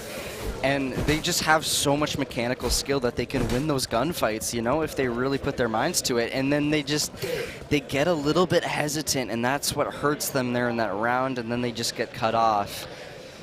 Yeah, E10 committed the ultimate, and I thought it was going to be a team push off the back of it, but something in the comms must have been said that they didn't like because they got out of there real quick and they didn't play off of kind of their big ultimate that they had going into the round. So a bit interesting. We'll have to see how that leads out for them. They will be on an eco round now. And Tonka, a great chance at tying this thing up at 8 apiece. Yep, 8 apiece is what you're looking for here if you're Tonka, of course, but AVHS pushing on over towards this A site. We'll see who's going to be able to draw first blood as initial shots go down. Why not? Trying to figure out how to push this one out here. However, just the backup going to be useful for AVHS. Regain here, figure out where Tonka might be lying in wait for you. But this is, you're a little bit stuck right now. You just got to find some of those opening kills, though, and you can propel yourself towards a site. Yeah, I mean, so far, very slow approach here for the side of AVHS. Trying to see if Tonka will give anything over. Not seeing much quite yet, and now Tonka realizing that Apple Valley have their sights set on this A site. Sight set on A site. I like how that lines up, but regardless, Tonka right now, trying to get on over towards that A site to cut off AVHS as they make their way forward. However, first blood going to go to AVHS. They're going to get traded out eventually, though. Spike down, Eaton able to find that. And well, it's going to be Tonka now with the man advantage up 4-3. Make that 4-2. Neon goes big. Neon goes big, finds 3. And now it is only one player left up. It is Saldai in the 1 versus 4. On for the ace. Neon, you going to get it? And he's getting it. That's it. He's getting his ace for the lad. I mean, dude, he is feeling it. Juiced up on the Neon pick. He crushed it last game, and here he is again, leading by example on a veteran status team. Most of these players have been here every season so far for Tonka, and the fact that this youngster is leading the squad like that, I mean, truly, truly impressive. Truly impressive for sure. Yeah, that Neon is just unbelievable. Only new member on the squad. Let me remind you of that too. Like, he's the kid's the real deal. That's for sure. Real deal for sure. I mean, when you're able to get that 4K like that, just unbelievable stuff. That's so influential in a round to go big with plays like that. And then we pick off the next one. Oh my goodness, the kills go through, but 2 for each makes it a 3 versus 3. Tonka trying to find their way in. AVHS doing the same. We'll see if the plant's able to go down. Eaton trying to do just that. But hey, you're weak if you're Chaco. You get dropped, and now Neon finds one onto Why Not, making this a 2 versus 2. Spike down. Here comes Neon to try to take this one over. That's a big kill. The rampage continues. No! He's not able to get it, but the trade comes through. And Tonka, they come out on top of that round. Yeah, nice try coming out from AVHS, but in the end, it is Tonka who come out with the round win. Man, oh man, it is getting tight between these two teams. And now just a 1-round lead, and it is Tonka in the driver's seat. Yep, Tonka in the driver's seat. Trying to pilot this one to a win here. We'll see if they can take map number 1, or if AVHS is going to find a way to get this one back in their favor. Nonetheless, that puts them at tournament point, of course, once either team wins the map, as this is a best of 3. But now next round, AVHS trying to tie this one up, and well, we could have a very early gunfight here towards the middle of the map, or towards this B lane. Neon consistently going big for Tonka. That's a first blood. This kid's unreal. Precision at its finest. Drops off Vici. AVHS looking down the barrel of a 1-man deficit. And I mean, this is a team that you can't just blind peek a corner like that. You need to use utility. It's honestly a little bit disrespectful from the Apple Valley squad, just blind peeking it like that, especially when this Neon's been on such a heater. He's the B site defender. Schmoogler adds to the tally, and now Epiphany starting to look like a bit of a rough round here for these Apple Valley attackers. Yeah, looking rough. You got 3 up, though. Maybe you can get something going, but you are trapped. You are stuck. Jumbo is here to cut you off. That's 1. Woo! That's the 2nd through the wood. Is he going to line up for the 3rd? Schmoogler able to keep it consistent, keep the ball rolling for Tonka, as they have gotten to double digits. Yeah, and that's a round, save round coming into it for Apple Valley. Not really finding much. Now going back at it, full boot with rifles. But this round right here to me is a round that you cannot give away to this Tonka team. You can't put them 1 round away from match point. No. You got to start to close this gap, tighten things up. This is a must-win round for Apple Valley. Yeah, you got to give yourself some slack, and this round is so important for that. Just maybe something different, maybe just a bit more speed, whatever it needs to be. Apple Valley trying to do just that as they push on over towards this A site. They're going fast. Jumbo here lining up to take some players down, though. However, he might have just kind of given that site to Apple Valley a little bit. If they're able to find their way in. Tonka backing up and now looking to rotate as well. Number 2 going to be watching that flank for AVHS. It's just about pushing in now if you're Apple Valley. You don't want to be hesitant. You got to get that plant because you're letting Tonka rotate. They're making their way over towards A. Both teams just playing careful through the sightlines right now. Yeah, man, so interesting how much this game is slowing down, but I think it's going to show Apple Valley are aware of what is on the line. Ultimates are popped, and AVHS storming onto the A site. Spike plant wasting no time to be initiated. E10 gets that one down, 45 seconds and counting for Minnetonka to retake this site. Retaking the site now is the big question. Is Tonka going to do it? Or is AVHS going to come out on top of this one? You just got to fortify. You got to keep the defense. But look at that. It's going to be Fantex finding another big kill onto Eaton. 3 up right now for AVHS in the site. Chaco, you're going to get that defuse off possibly. You got to take him down, but Fantex goes big. That's 3. Tonka, another round. Yeah, the defuse going to come through, the brutal 4K. And this is not looking good in game number 1 for Apple Valley.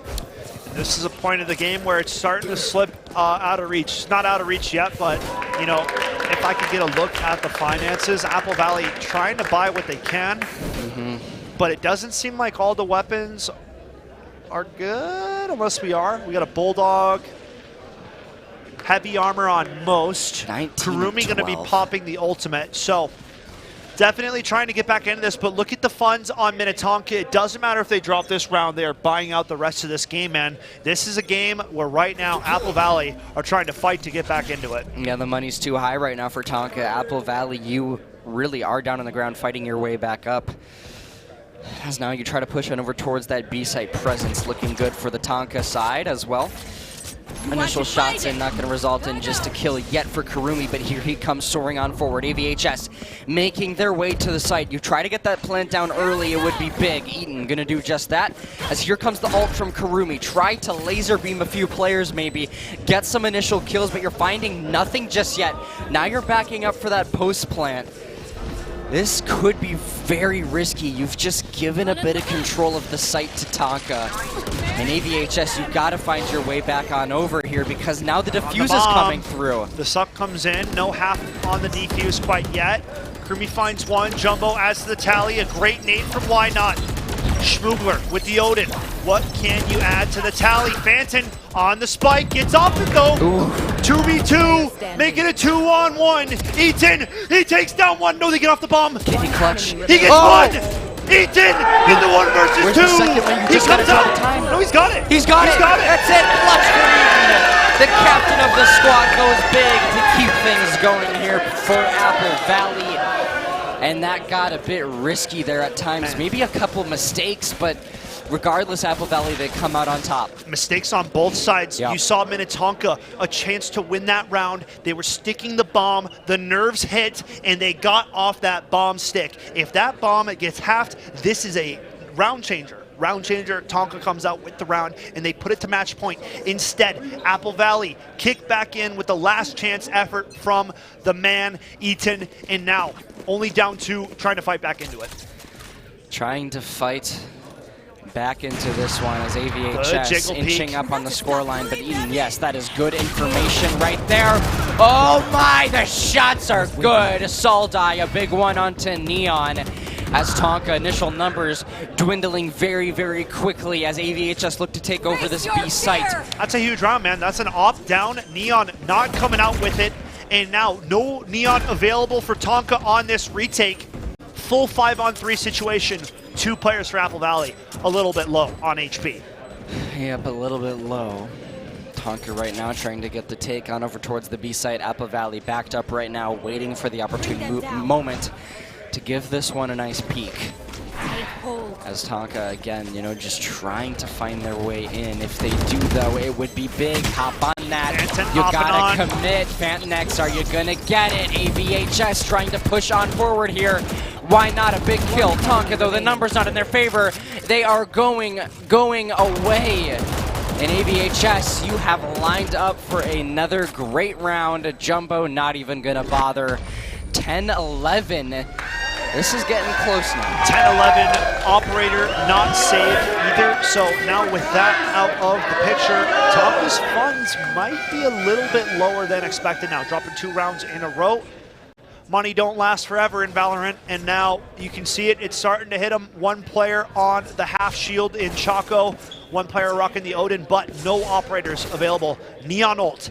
is available for this Tonka team, though, so something to highlight. Yep, Neon Alt available, which is incredibly important when it's in the hands of this specific Neon 2, right? It is a brutal, brutal player to have that Neon Alt. You got to worry about that. Try to shut that player down. As now Jumbo going to get an alt point possibly, maybe for something here. You can possibly get that KO alt here relatively soon. But if you look at your minimap, you can see Apple Valley moving quickly over towards that B site, and Tonka trying to meet their match. Yeah, ABHS on the slow and controlled hit towards B long, now into a immediate explode. Neon towards back hall. Eaton trying to go for a spike plant immediately, gets stopped at the last second, will get taken out.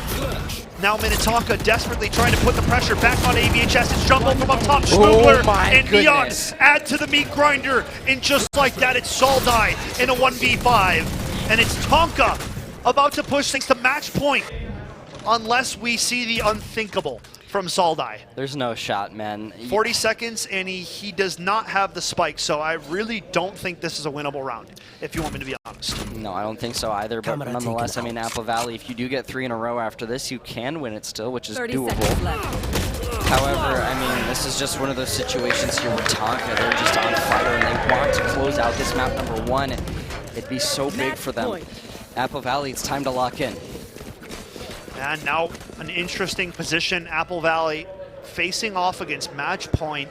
It is Minnetonka with 2 ultimates to boot the KO, null command, plus the overdrive for Neon. So just some things to keep in mind here. Tonka knows that they have the weaponry necessary to close out. They've got the ultimates to back it up. Can they put up one more solid defensive round, Epiphany? Yeah, that is the question at hand. And well, Tonka right now trying to figure out how to just close this one out as Apple Valley look to make a push. B-side going to be what they decide to choose. And this is a very big round, obviously, as Astro smokes out. 1 minute 20 left on the clock. You got time to work with here, but you want to use the speed onto the site. Here comes that spike plant, possibly from Eden. But Neon is able to find a big one onto the other Neon. Karumi gonna drop, give him yet another one. Choco meant for 1-2. This could be it only. Soldai left up in the 1 versus 5. That is it. My goodness, man. A hard-fought game, but the #1 seed come out on top. They take map #1. They put Apple Valley to rest for now, but another game around the corner. So, folks, stay tuned, stay chilling. We are going to bring it on back to me and my man Epiphany. We are still hanging out, and you're dang straight. I'm wearing the shades still. We were wearing them all game. He's had him on the whole time. It's not a lie. It's you know, it allows me to see into the future. I kind of see the round play out before some of these players, and that's why I'm able to give you guys the expert analysis that you get to receive. So it is what it is. It's all pretty for solid. MNVL. Yep. You know, giving it back to the people. All right, well, I think it's time to get on to this next map here soon. We'll probably go to a quick break here, but when we come back, we got some more Grand Finals action. Don't go anywhere, guys.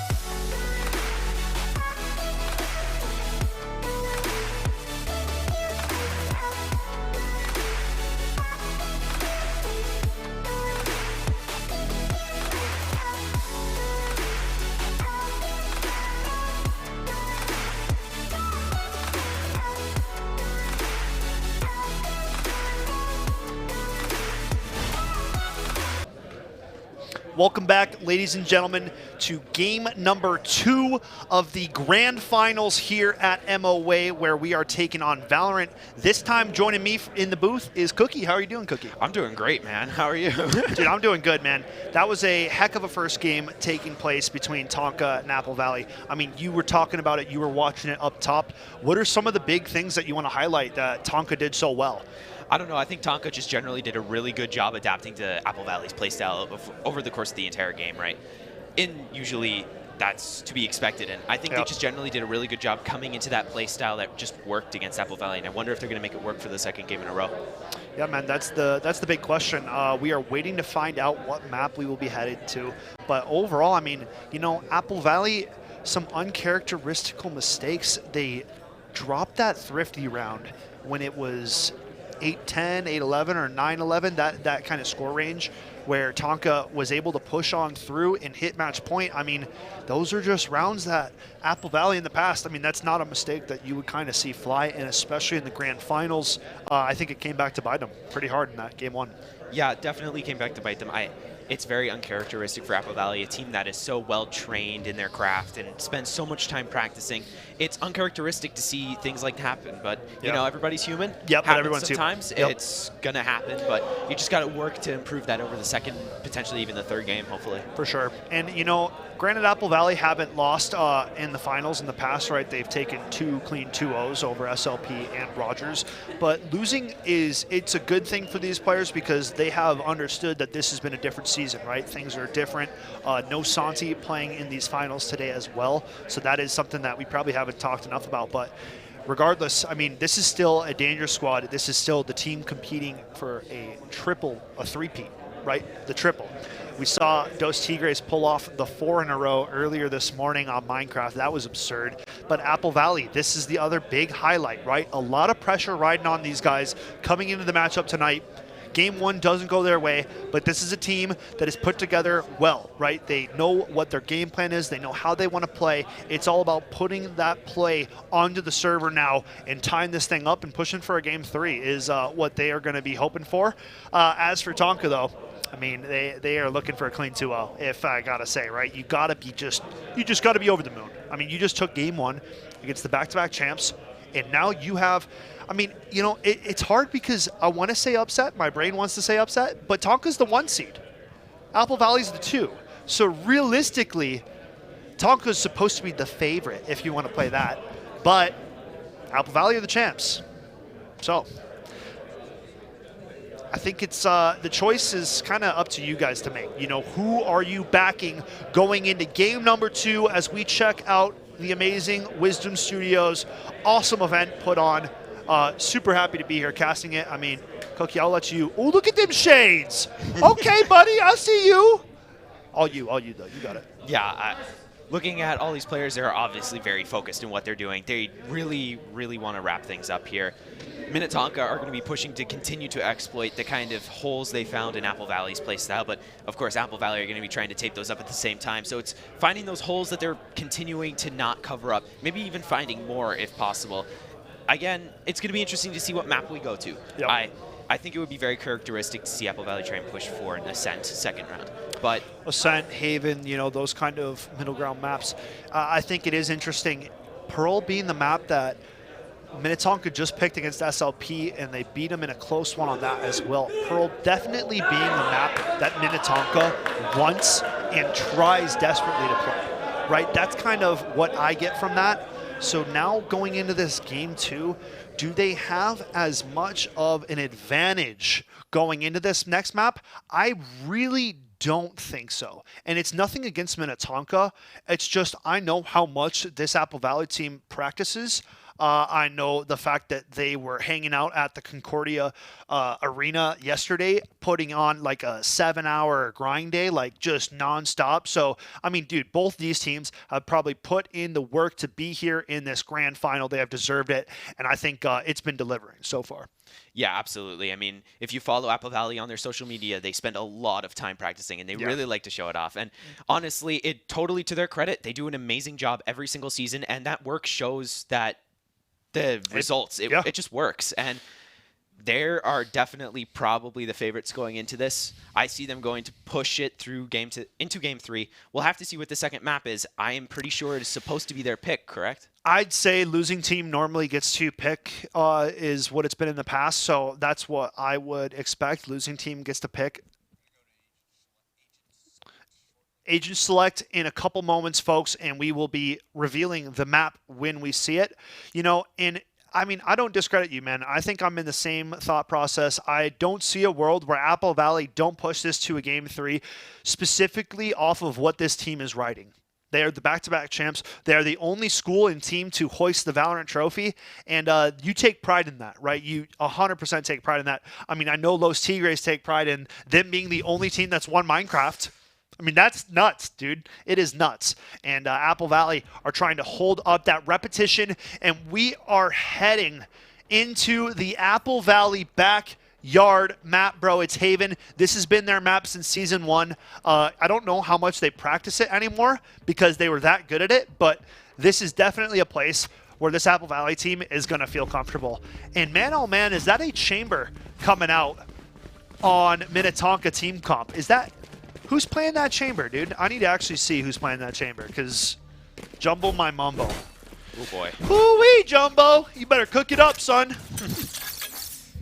Playing for the professor now. Man, yeah, you can't spell chamber without spelling Scepter first. That's all I'm going to say. Now I'll stop gassing my chamber gameplay up. But, dude, I'm excited for some chamber. I think he can work on Haven. He's not the best Sentinel. Dude, he's actually playing with the shades!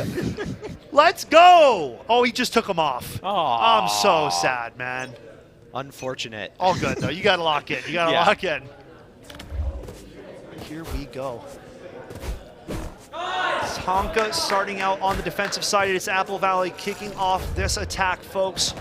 It's Neon rushing up long while the rest of his squad mates making some noise into a short, but Apple Valley not really wanting to commit, wanting to play with the minds of Minnetonka early. Yeah, overall, just small, great kind of expanse over the map on the side of Tonka. They're just playing all the sites. Can't really commit to anything without any information.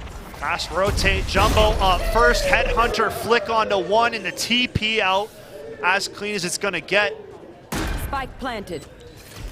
Nice recovery shot coming out of Jumbo, and now Minnetonka down a man, but Spike planted. Or I mean, Apple Valley down a man, but Spike planted for him. So we'll see what they can find as Minnetonka rushing in on the retake. Nice second shot coming out of Jumbo. Overall, good use of the classic right click to collect something when you're not quite sure where they are. Vici 1v4, Spike being defused, not gonna find the shots, and it's gonna be Minnetonka to come out with round number 1 of game number 2. Yeah, I mean, overall, Tonka had a really, really good retake there. I think they played the timing perfectly, not really letting anything go before it was time to really make that push into sight. And when that time came, they just took all the opportunities given to them, and they really excelled at it. Very interesting, man. I mean, Tonka find the pistol, now trying to set up shop here, grabbing a Marshall onto Jumbo, and the rest of the squad opting for the SMGs. See here, Vici jiggling around window early. Bomb just hanging outside a window. Nothing crazy here on the start for this AVHS squad, trying to see how Minnetonka is set up defensively. Potential peek for Eaton doesn't go all the way forward now. AVHS just looking for that information, trying to assess their options and kind of understand where Tonka are and what they plan on doing. For sure, as we see Jumbo peeking out with the Marshall. Not quite seeing much. Apple Valley trying to play the clock, trying to see if Minnetonka get impatient, if they go for any pushes, but Tonka doing a nice job of sitting back and playing defensively. Ultimately, as a defender, it's a big thing to kind of contain your aggression. Make sure to kind of play off fact rather than kind of this inert greed to want to just end the round, find a few picks, and clean it up. Left. So it's really impressive to see how they're tempering themselves in such a tense moment. Here Here we have it. Catch them. AVHS on the doorstep of the A site. Paint shells coming out. Fantonex teams up for 1+2 from the Rays, and now it's a 1v3. Saldai. 10 seconds left. All that remains, trying to see if he can find a spike plant. Getting it down now. Doesn't fully commit it, not even going to get the gold over from that. And now Apple Valley going into the gun round with a little bit less utility. Yeah, I mean, ultimately it was the bonus for Tonka, but they did find a few. I mean, with those few picks, you never know if that could make a difference between an extra smoke or not for the Brimstone. So I'm interested to see what the buys end up looking on the utility side as well as the gun side. Yeah, you can see full rifles coming out. Saldai opting for the light armor so he can get some utility to back up the weaponry. And now Apple Valley approaching their first gun round and needing to start out with some success here. They got to be able to find this round. Tonka on the worst weapons guaranteed, and Apple Valley starting out towards A early and aggressively. The push is so polarizing compared to their last one. They're definitely taking initiative, playing very aggressively. Spike plant initiated here quickly. It is Minnetonka in a full retake position. Couple of shots going towards default. Shots spamming away for both these teams. It's one man that's up. It's Jumbo My Mumbo against two Apple Valley players. What can you do? Makes it a one-on-one. Jumbo! Jumbo! There's no way in that no-scope! Oh my days. That is a morale shifter and a half. That one probably shook the stadium a bit. And that one's definitely going to have Apple Valley shaking their heads, man. A round that was in the bag, a 1-on-3, and turned at the drop of a dime. It's Jumbo My Mumbo on the chamber pick, bro. Nutso. Oh, absolutely insane. I'm at loss for words for that. Ultimately, it does come down to the fact that Apple Valley chose to instead take those one-on-one fights versus those maybe two-on-one fights. If they had coordinated a little better to have moved that center box together, maybe they could have surrounded Jumbo. But as it ultimately turned out, Jumbo did get that amazing clip. Man. And in the gun round 2 for AV, so now a full economy reset, back to square zero. And whereas Minnetonka, on the other hand, are counting it up.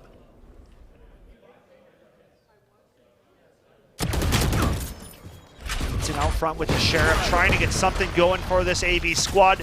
Gonna get breach cleared out of top mid, and now Saldai finds one on a Schmoogler. So Apple Valley with the numbers right now, but weaponry still heavily in favor of Minnetonka. Minnetonka, of course, probably telling themselves to play it safer than they really have to. I think the retake is going to work a lot better with rifles, and I think they understand that. So generally, the aggression on these pushes isn't super high. Yeah, we'll see Rays peeking out towards the lobby, spots a couple attackers, and decides immediately to call it quits and fall on back to site, play the range, play with your teammates. And now here comes Karumi, rushing up on A site. Rays finds two, the transfer is real. Paint shells reset. How much more can you find? Apple Valley trying to siege the site, 3v4, 25 seconds and counting. AVHS running out of time. Gotta make something happen. Nice shots for Eaton. Vici adds to the tally, and now a 3-on-2. Man advantage again for AV. Low HP on the Rays. Does Eaton clear close? He does! He drops the Rays. Now 2v1 situation. Apple Valley still don't have the weapons in their favor. Jumbo My Mumbo catches the timing. He sneaks out. The breach ult doesn't find him. It's a 1v1. Jumbo, Saldai, and it's Jumbo again. It's Jumbo again. My goodness. What is with this guy? Oh my God. I mean, peaking at the right time. Peaking at the right time. Apple Valley lose track of him. He gets out a CT for free. He gets across the site, and he takes out Eaton on the rip of the ultimate, makes it a one-on-one, and then finishes off nicely. I mean, what a round, and what a start to this game number 2 for Minnetonka, who, need I remind you, found game number 1. This is a team that is on match point as we speak. Yeah, for teams that were ranked so close together, it is insane to see Tonka pull out such a lead on top of AVHS. But will AVHS finally clean up the act a little bit? Maybe start patching some of these holes that are starting to show. Jumbo getting TP'd out, but getting run down as Apple Valley gonna find a much needed opening frag onto this C site and gonna waste no time on getting it planted. Ultimates to play on the round, Brimstone ult plus the Nightfall from Fade. So Apple Valley desperately trying to take this round back as one player stunned up and blinded on sight. Schmoogler good for 2, and now it's a 3-on-3. Numbers back in favor for Tonka. Shifting it over yet again. Schmoogler going aggressive. Schmoogler gets both, and Minnetonka continue to keep Apple Valley at 0. No matter what they do, nothing is going right. They keep flipping it back to back off of amazing plays. Schmoogler with a clutch 4K. Playing off of last round, those 3Ks with the Odin, now with the Vandal. Oh my god, Schmoogler is on a roll. Along with his teammate, they're just really cleaning this act up. They want this over with. Man, and right now, this is tough for Apple Valley. This is a team that hasn't experienced being in a hole like this. A lot of these players are, you know, they took the last tourney, but they're in a position where they're trying to rush and get that three-peat, right? They're trying to make it happen. They're trying to create history. And right now that pressure is starting to create collapse amongst this AVHS squad. A team that's been so good all year long, but now struggling and meeting their match. But as I said, Apple Valley finding some desperately needed entries, making it a 5-on-3 situation. It's a question of how well will they hold this site. Time and time again, AVHS keeps losing to these retakes. And look at that, AVHS, it took them a bit, but they finally make it happen. They get themselves onto the board, and they get some life back into that team, and it was very much needed in that camp. Absolutely. In terms of morale, I bet AVHS was at the bottom of the barrel. They really needed a round like that to keep themselves mentally in the game. Indeed. And now, I mean, you see a point. Tonka starting to run lower on funds. Tour de Force still able to be called in here for the chamber. Otherwise, weaponry not the best to back them up, but it might still be an angle where Tonka are kind of, you know, half investing and gonna pop the tour. There it is.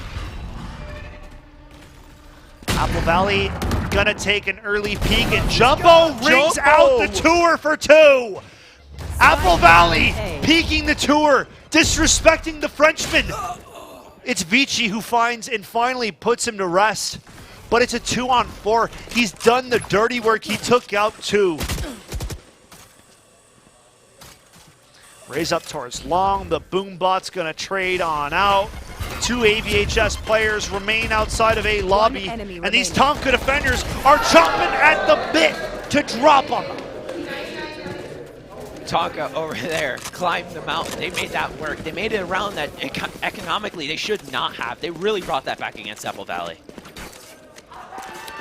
And man, and now Apple Valley in a position where this is not an not going to get any easier. This is going to be an uphill fight for the remainder of this game.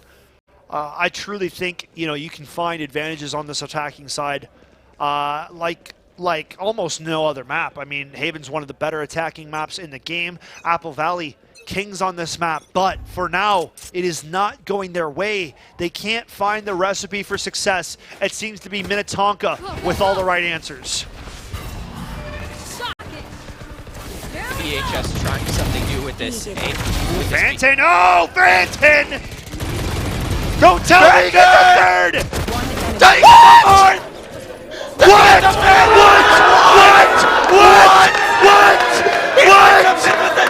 No, man. Turn off the stream, man. Turn off the stream, man. I'm walking out. I'm packing it up, man.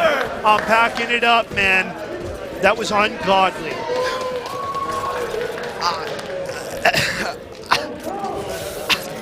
I think we put that, like, you know, tech music, you know, the be back soon, technical difficulties, like, oh my days. I mean, you saw the Apple Valley cameras, they were shaking. Nobody could believe that just happened. Almost knocked the dang mic over, man. I actually screamed like a little girl in that sequence as well. I'm pretty sure I broke the sound barrier. I don't know.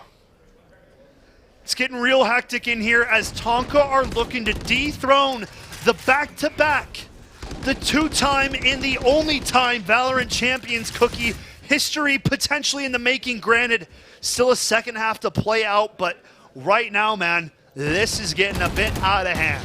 Oh, this is getting spicy. This is an amazing kind of closure to our Valorant State Finals. This is the kind of energy you want to find. This is just overall some of the best gameplay all season, if not to this point in our league. I mean, the fact that it's 7-1 is just such a... It doesn't show the amount of hard work that Apple Valley's put in, but Tonka continuing to find massive play after massive play, and it's each player stepping up. I mean, Jumbo had some nuts clutches, but I mean... What's going on here? Jumbo makes it a one-man-up situation. It's Saldai left in a 1v5, 1v4, and it's not going to happen. It's Phantom X who finds number 8. And now Apple Valley. You're not seeing the knucks, you're not seeing the fist bumps, you're not seeing the communication. It's starting to fall apart. The structure is just under attack. I don't think Apple Valley have ever been in a situation where they need to deal with a problem like this. So it's a question of more or less how prepared were they for something like this to unfold? Because statistically, I don't think anybody could have predicted Tonka going 8-1 against AVHS in the second game of State Finals. Man, right now, yeah, this is not what we saw in the slightest in game number 1, folks. It's Apple Valley continuing to stay on the gas and continuing to press forward. They cannot shy away from what Minnetonka is putting on them, but the utility rains down and Tonka make it a 3v1. It's only Vici, and if Apple Valley were going to get the clutch heroics, they need them now, Vici. Whatever you can do, but Jumbo says no. This is unbelievable, man. This is actually unbelievable. Jumbo My Mumbo's pushing 18-3, almost 20 kills in single-digit deaths against the two-time. That is honestly insane. And he's peaking on the day because he is not like, no, this is not Flame. He just has not played this good at all today. No, this is not by at all. far his best showing on the day, and it is coming at the exact perfect time for Minnetonka. The stud, we're not even talking about the youngster right now, the Rays. This has been a quiet game from the stud. Jumbo's pushing pay. Oh, Jumbo really coming into it. Oh my God, it's so incredible. He's just found that performance in him right as he needs it. My goodness. 9-3 is still a real thing. Apple Valley need to do what they can to gather the rounds while they still have a shot here. Saldai not ready for a close peek, but a TP out early.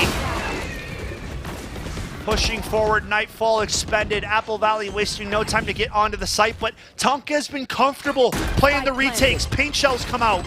A nice satchel away from Vici. And a nice nade towards Heaven.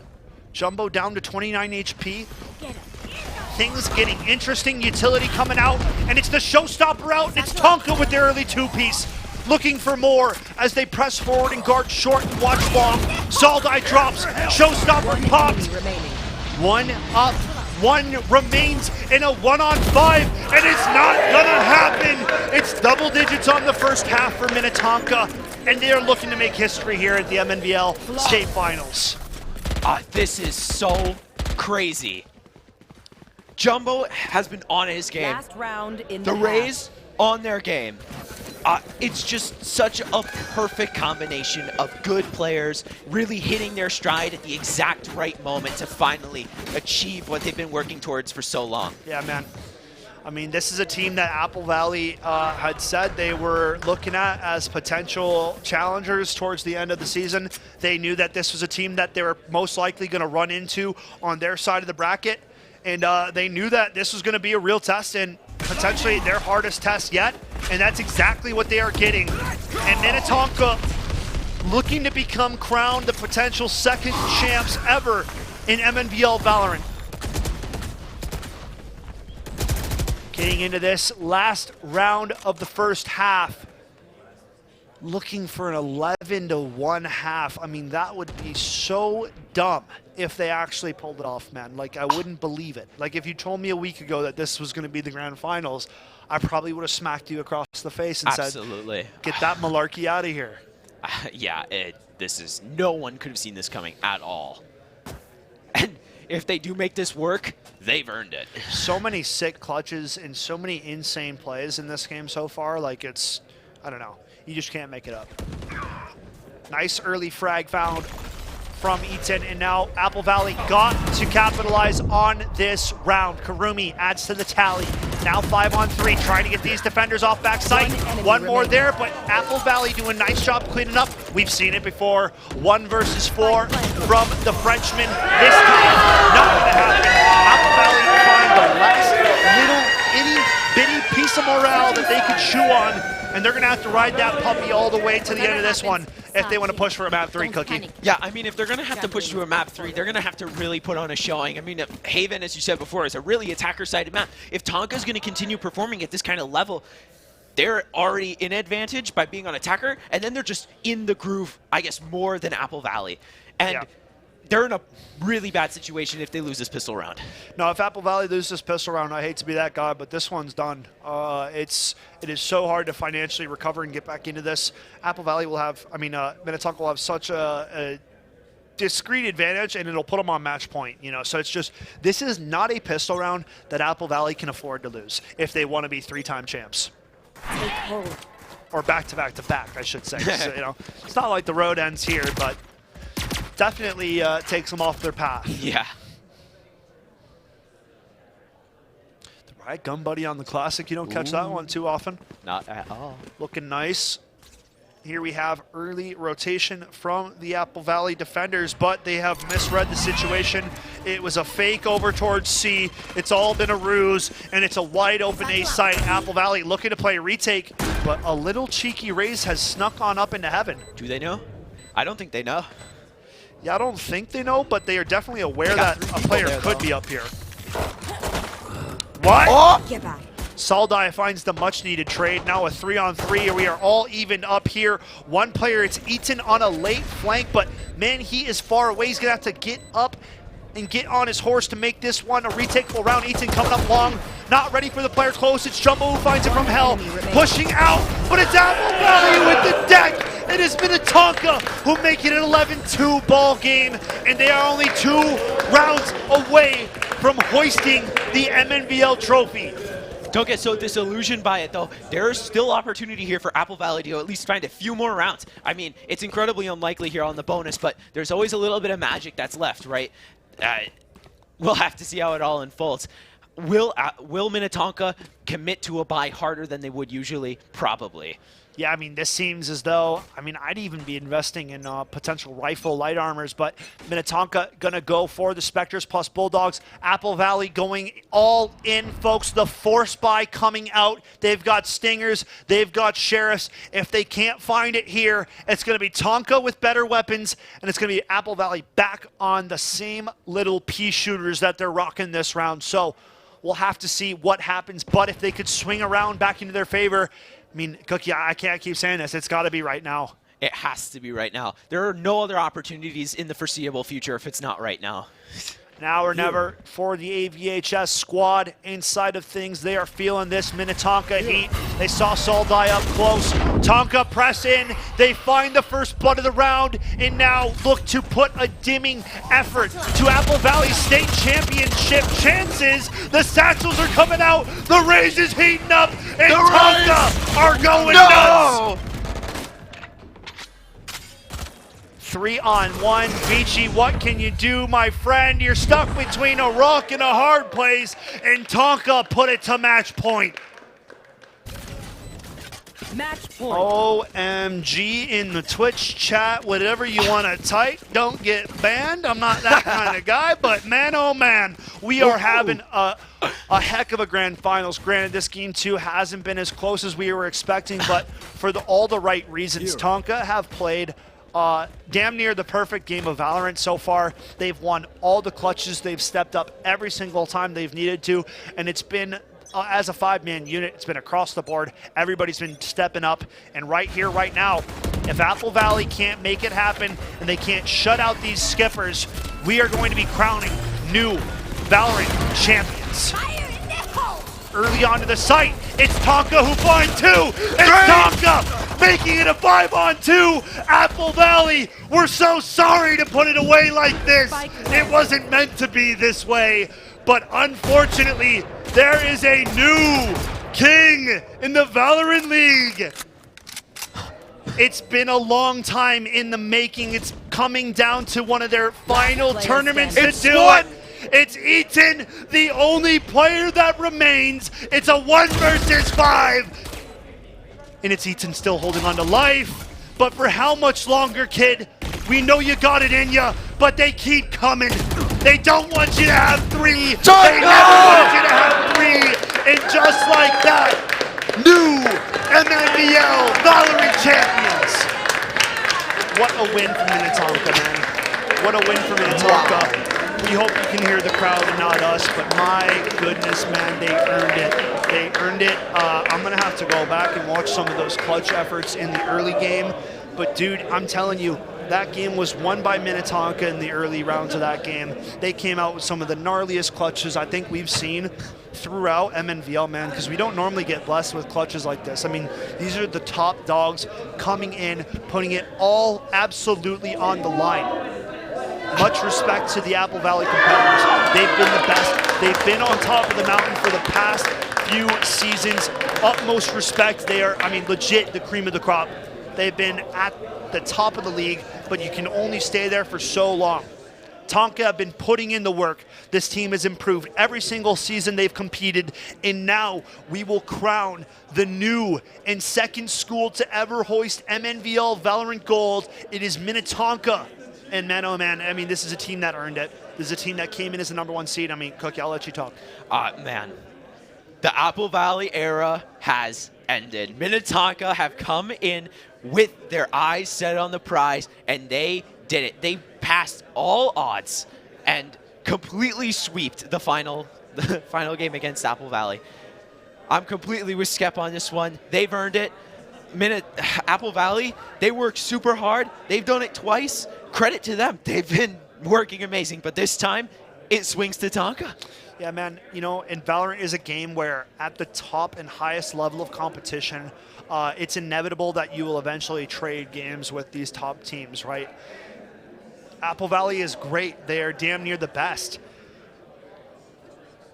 But frankly, Minnetonka over here, I mean, stepping it up and pushing things all the way through, right? They find every round necessary. They never give Apple Valley a real chance to grip back and get back into it, right? It seemed as though Apple Valley was on the outside looking in that whole game, Cookie, clutch after clutch. I mean, Jumbo, my mumbo on the end here, having honestly his sickest game, and to close it out like that is a hell of a performance, my man.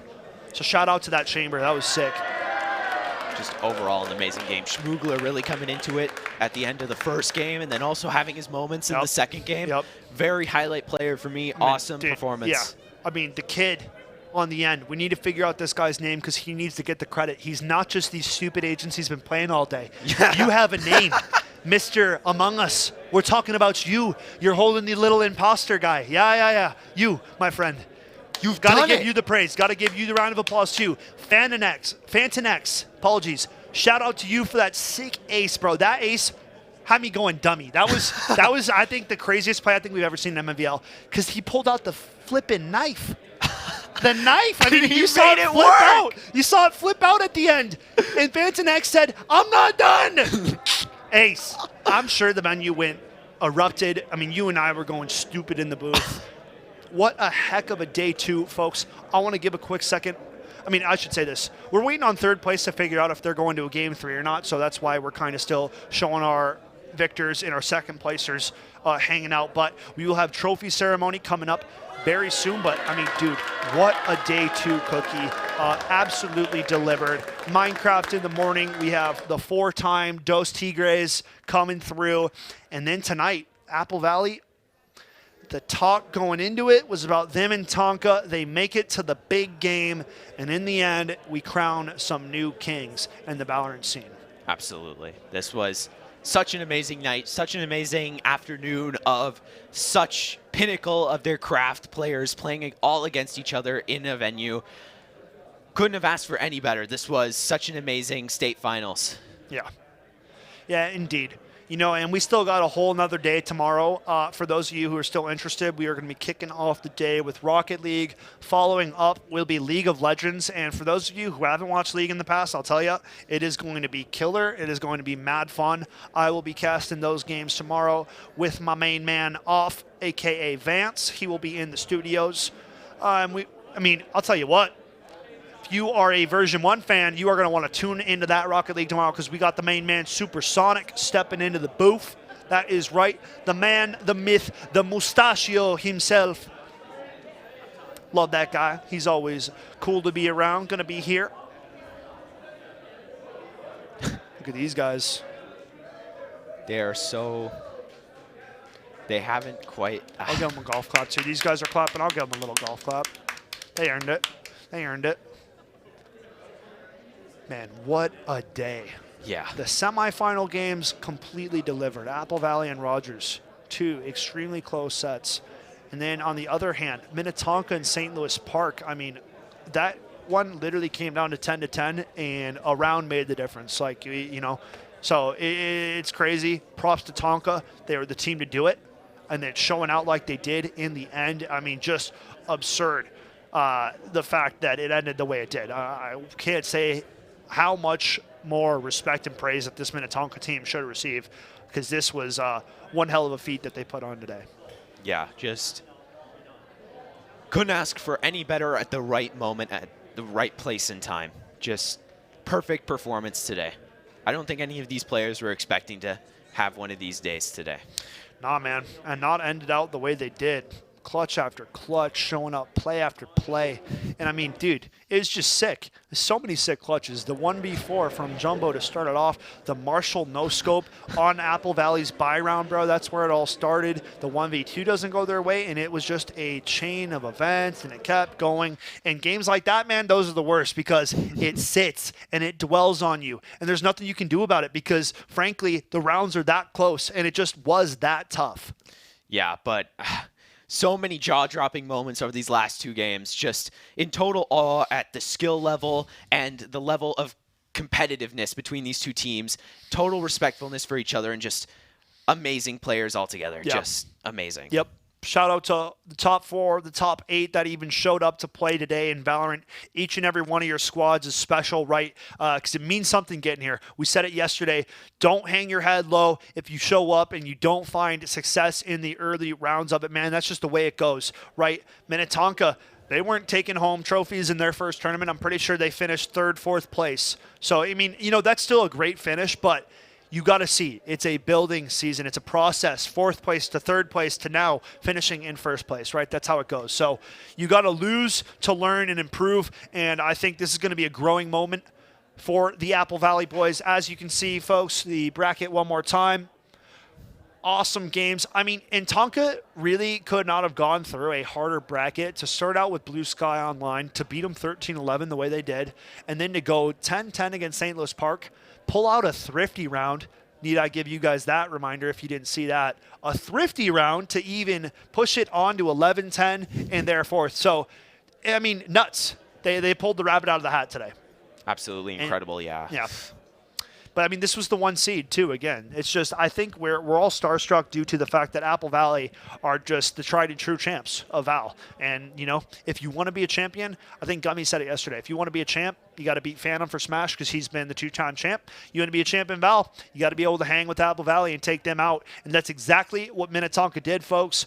We are going to get things sorted out. We are figuring out this third game potentially for 3rd place. I want to take a quick break. We're going to come back with the trophy ceremony and the rest of the goodies. We appreciate all of you for being here and sticking around with us casters. I'm your boy Skeptor. This is my man Cookie. A shout out to Cookie, dude. He did a great job this season. Killed it on the Valorant. We're happy to have him. And yeah, we'll be back in a little bit with some awesome trophy lists. So you guys stay tuned. Alrighty, we're going to start the trophy ceremony, and we'll start off with 2nd place, Apple Valley. Round of applause. Hold on, no, we'll introduce you.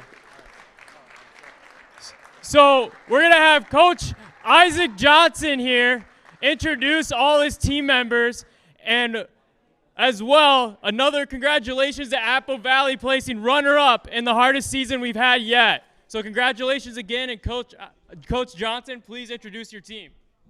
All right, first up, we got Nate Junker, captain. We'll give you that. There we go. And then we got Devin. Sorry, Devin. Then we have Anton Chung.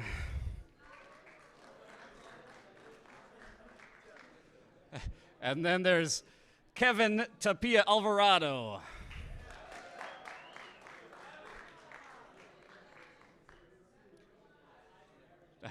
Sorry, wait for the.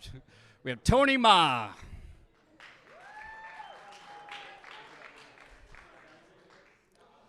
Santiago Lala.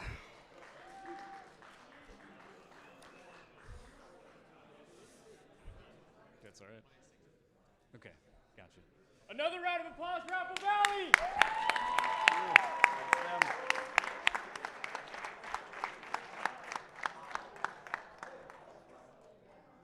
Sweet. Oh, okay. Yeah, if you want to join them. Do a team picture, yeah. Oh yeah, fix your medals too. Somewhere where it's at.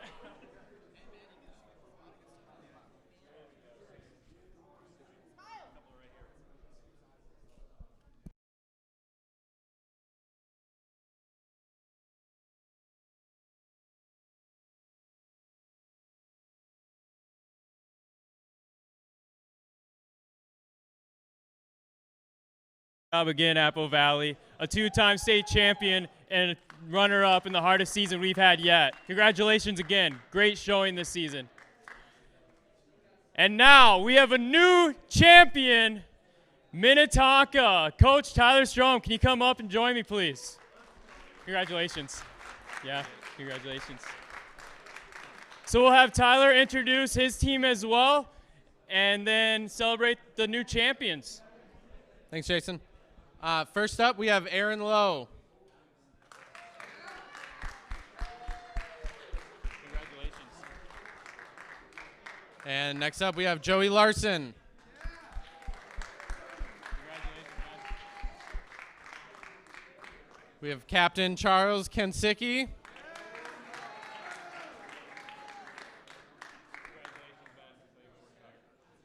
And next up is Chris Richens.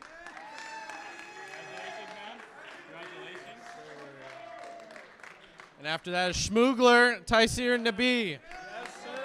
Congratulations. Any more players? No, that's it. Congratulations, Coach.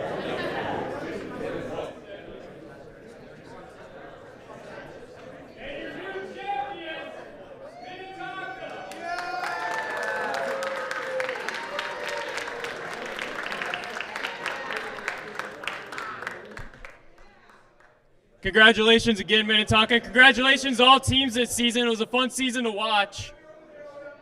Definitely our most competitive one yet.